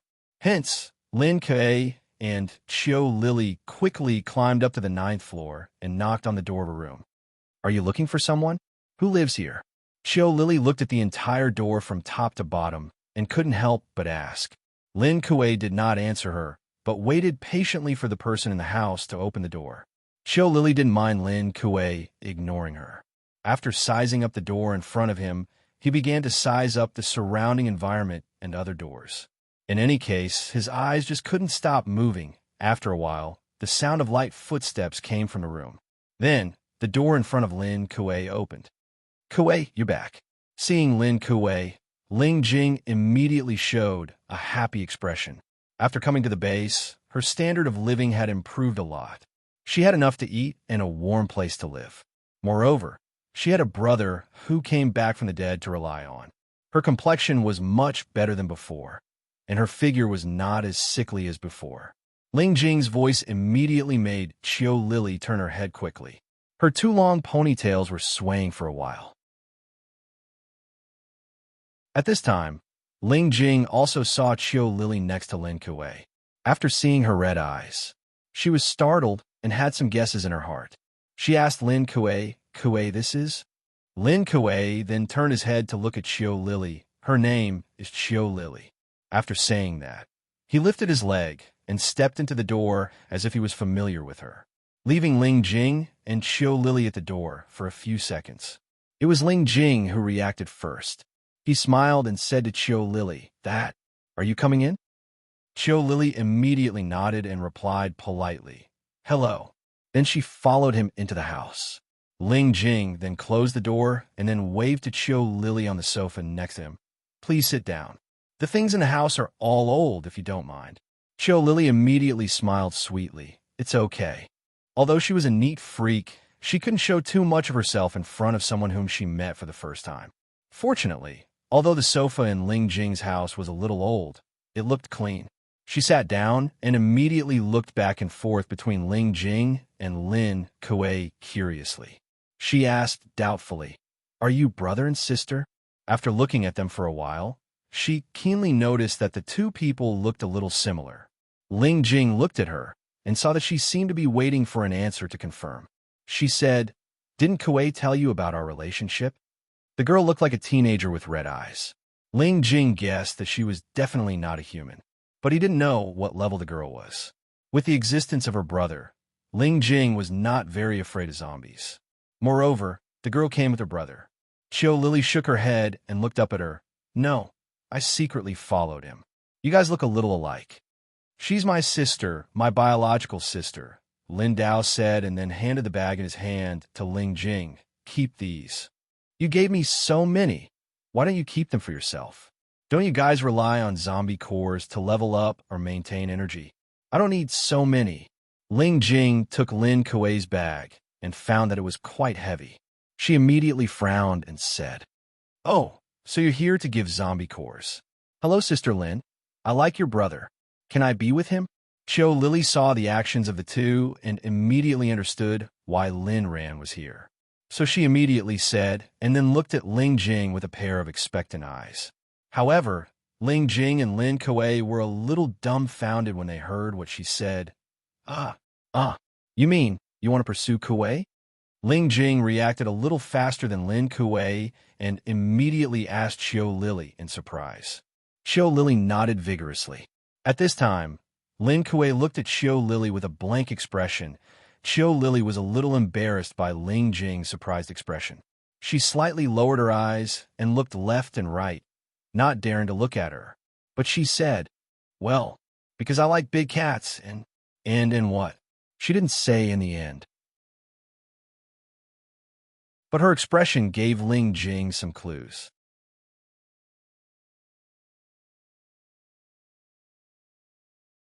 Chapter 1060. Ling Jing looked at Lin Kuei and then asked with a subtle expression, "Girlfriend?" Lin Kuei immediately came to his senses and looked at her in surprise. Ah? No. At this time, Chiu Lily immediately stood up from the sofa and rushed to Lin Kuei's side. She subconsciously held his arm. She tilted her head slightly and said to Ling Jing, No, I'm not his girlfriend." "Well, I just like his transformed form." "No, although I don't hate his human form." Chiu Lily felt that Ling Jing had misunderstood what she said just now. She wanted to explain, but she felt that something was wrong and she couldn't figure it out. So her speech was a little flustered. "Oh, I see. Okay, I got it." Ling Jing smiled gently, but his eyes were a little meaningful when he saw her holding Lin Kuei's arm. Lin Kuei didn't expect Chiu Lily to speak so directly. Although he was a little shocked, he inexplicably felt a little happy in his heart. Although he didn't show it on his face, there was a hint of joy in his eyes when he turned to look at Chiu Lily. Ling Jing had been observing the expressions of the two, seeing his brother's eyes, so the smile on the corner of his mouth deepened. "Well, you two sit down first. I'll make breakfast later. Have a meal with me." Ling Jing smiled and waved to the two. Then he turned into the bedroom and put down the things that Lin Kuei had just given him. Then he walked out and went into the kitchen. Lin Kuei asked Xin Yuzhen to arrange the accommodation for her. Although in the eyes of outsiders, Lin Jing was just a thin and ordinary woman who didn't have the ability to get herself a one-bedroom suite to live alone. Lin Jing didn't have the ability to do so. But the people around her knew that she had a brother. Her brother was very mysterious and powerful, because the attitude of the security guards in this community was a little protective of Ling Jing. At first, people who wanted to inquire about Ling Jing were warned by the security guards. Hearing Ling Jing's words, Lin Kuei and Chiu Lily subconsciously looked at each other. Chiu Lily suddenly realized how intimate their posture was. She immediately let go of him as if she was electrocuted.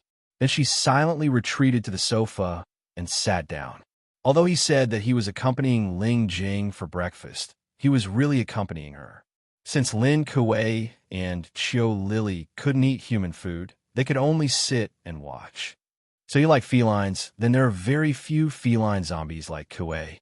Most of them are mutant zombies with metal, wood, water, fire, and earth abilities. Transforming into animals is the rarest type," Ling Jing said as he ate his pancake and drank his hot and sour soup while thinking about Chiu Lily's words. Chiu Lily smiled embarrassedly. "How long have you known each other?" Ling Jing asked again. Chiu Lily said, "It hasn't been long since we officially met. It was just a few days ago. Previously, we probably only sensed each other's existence and knew each other's names." Previously, she did not have much interaction with Lin Kuei, and Lin Kuei's presence was very low. Who knew where he would disappear to every now and then? If the underground creatures hadn't appeared a few days ago, she wouldn't have known that this male zombie could turn into a big cat. "Oh, I see. The development was quite fast." Ling Jing smiled and glanced at Lin Kuei. Lin Kuei remained silent and listened to the conversation between the two women the whole time. On the other hand, after Lin Xiao returned to the base, the first thing he did was organize Xie Dong's information. Then he went to base number 1 to meet the people from Qingshan base. A round-faced girl came in. Lin Xiao had seen her before. She was here to recommend the zombie isolation agent. "Just you alone? Are you here to check on the zombies in your base?" Lin Xiao sat on the single sofa in the office, leaning against the back of the sofa as he looked at Yi Yingwei. Yi Yingwei sat on the two-seater sofa and shook her head awkwardly. Not really. The main thing is that I wanted to inform you of something. Seeing the zombies in our base is just along the way."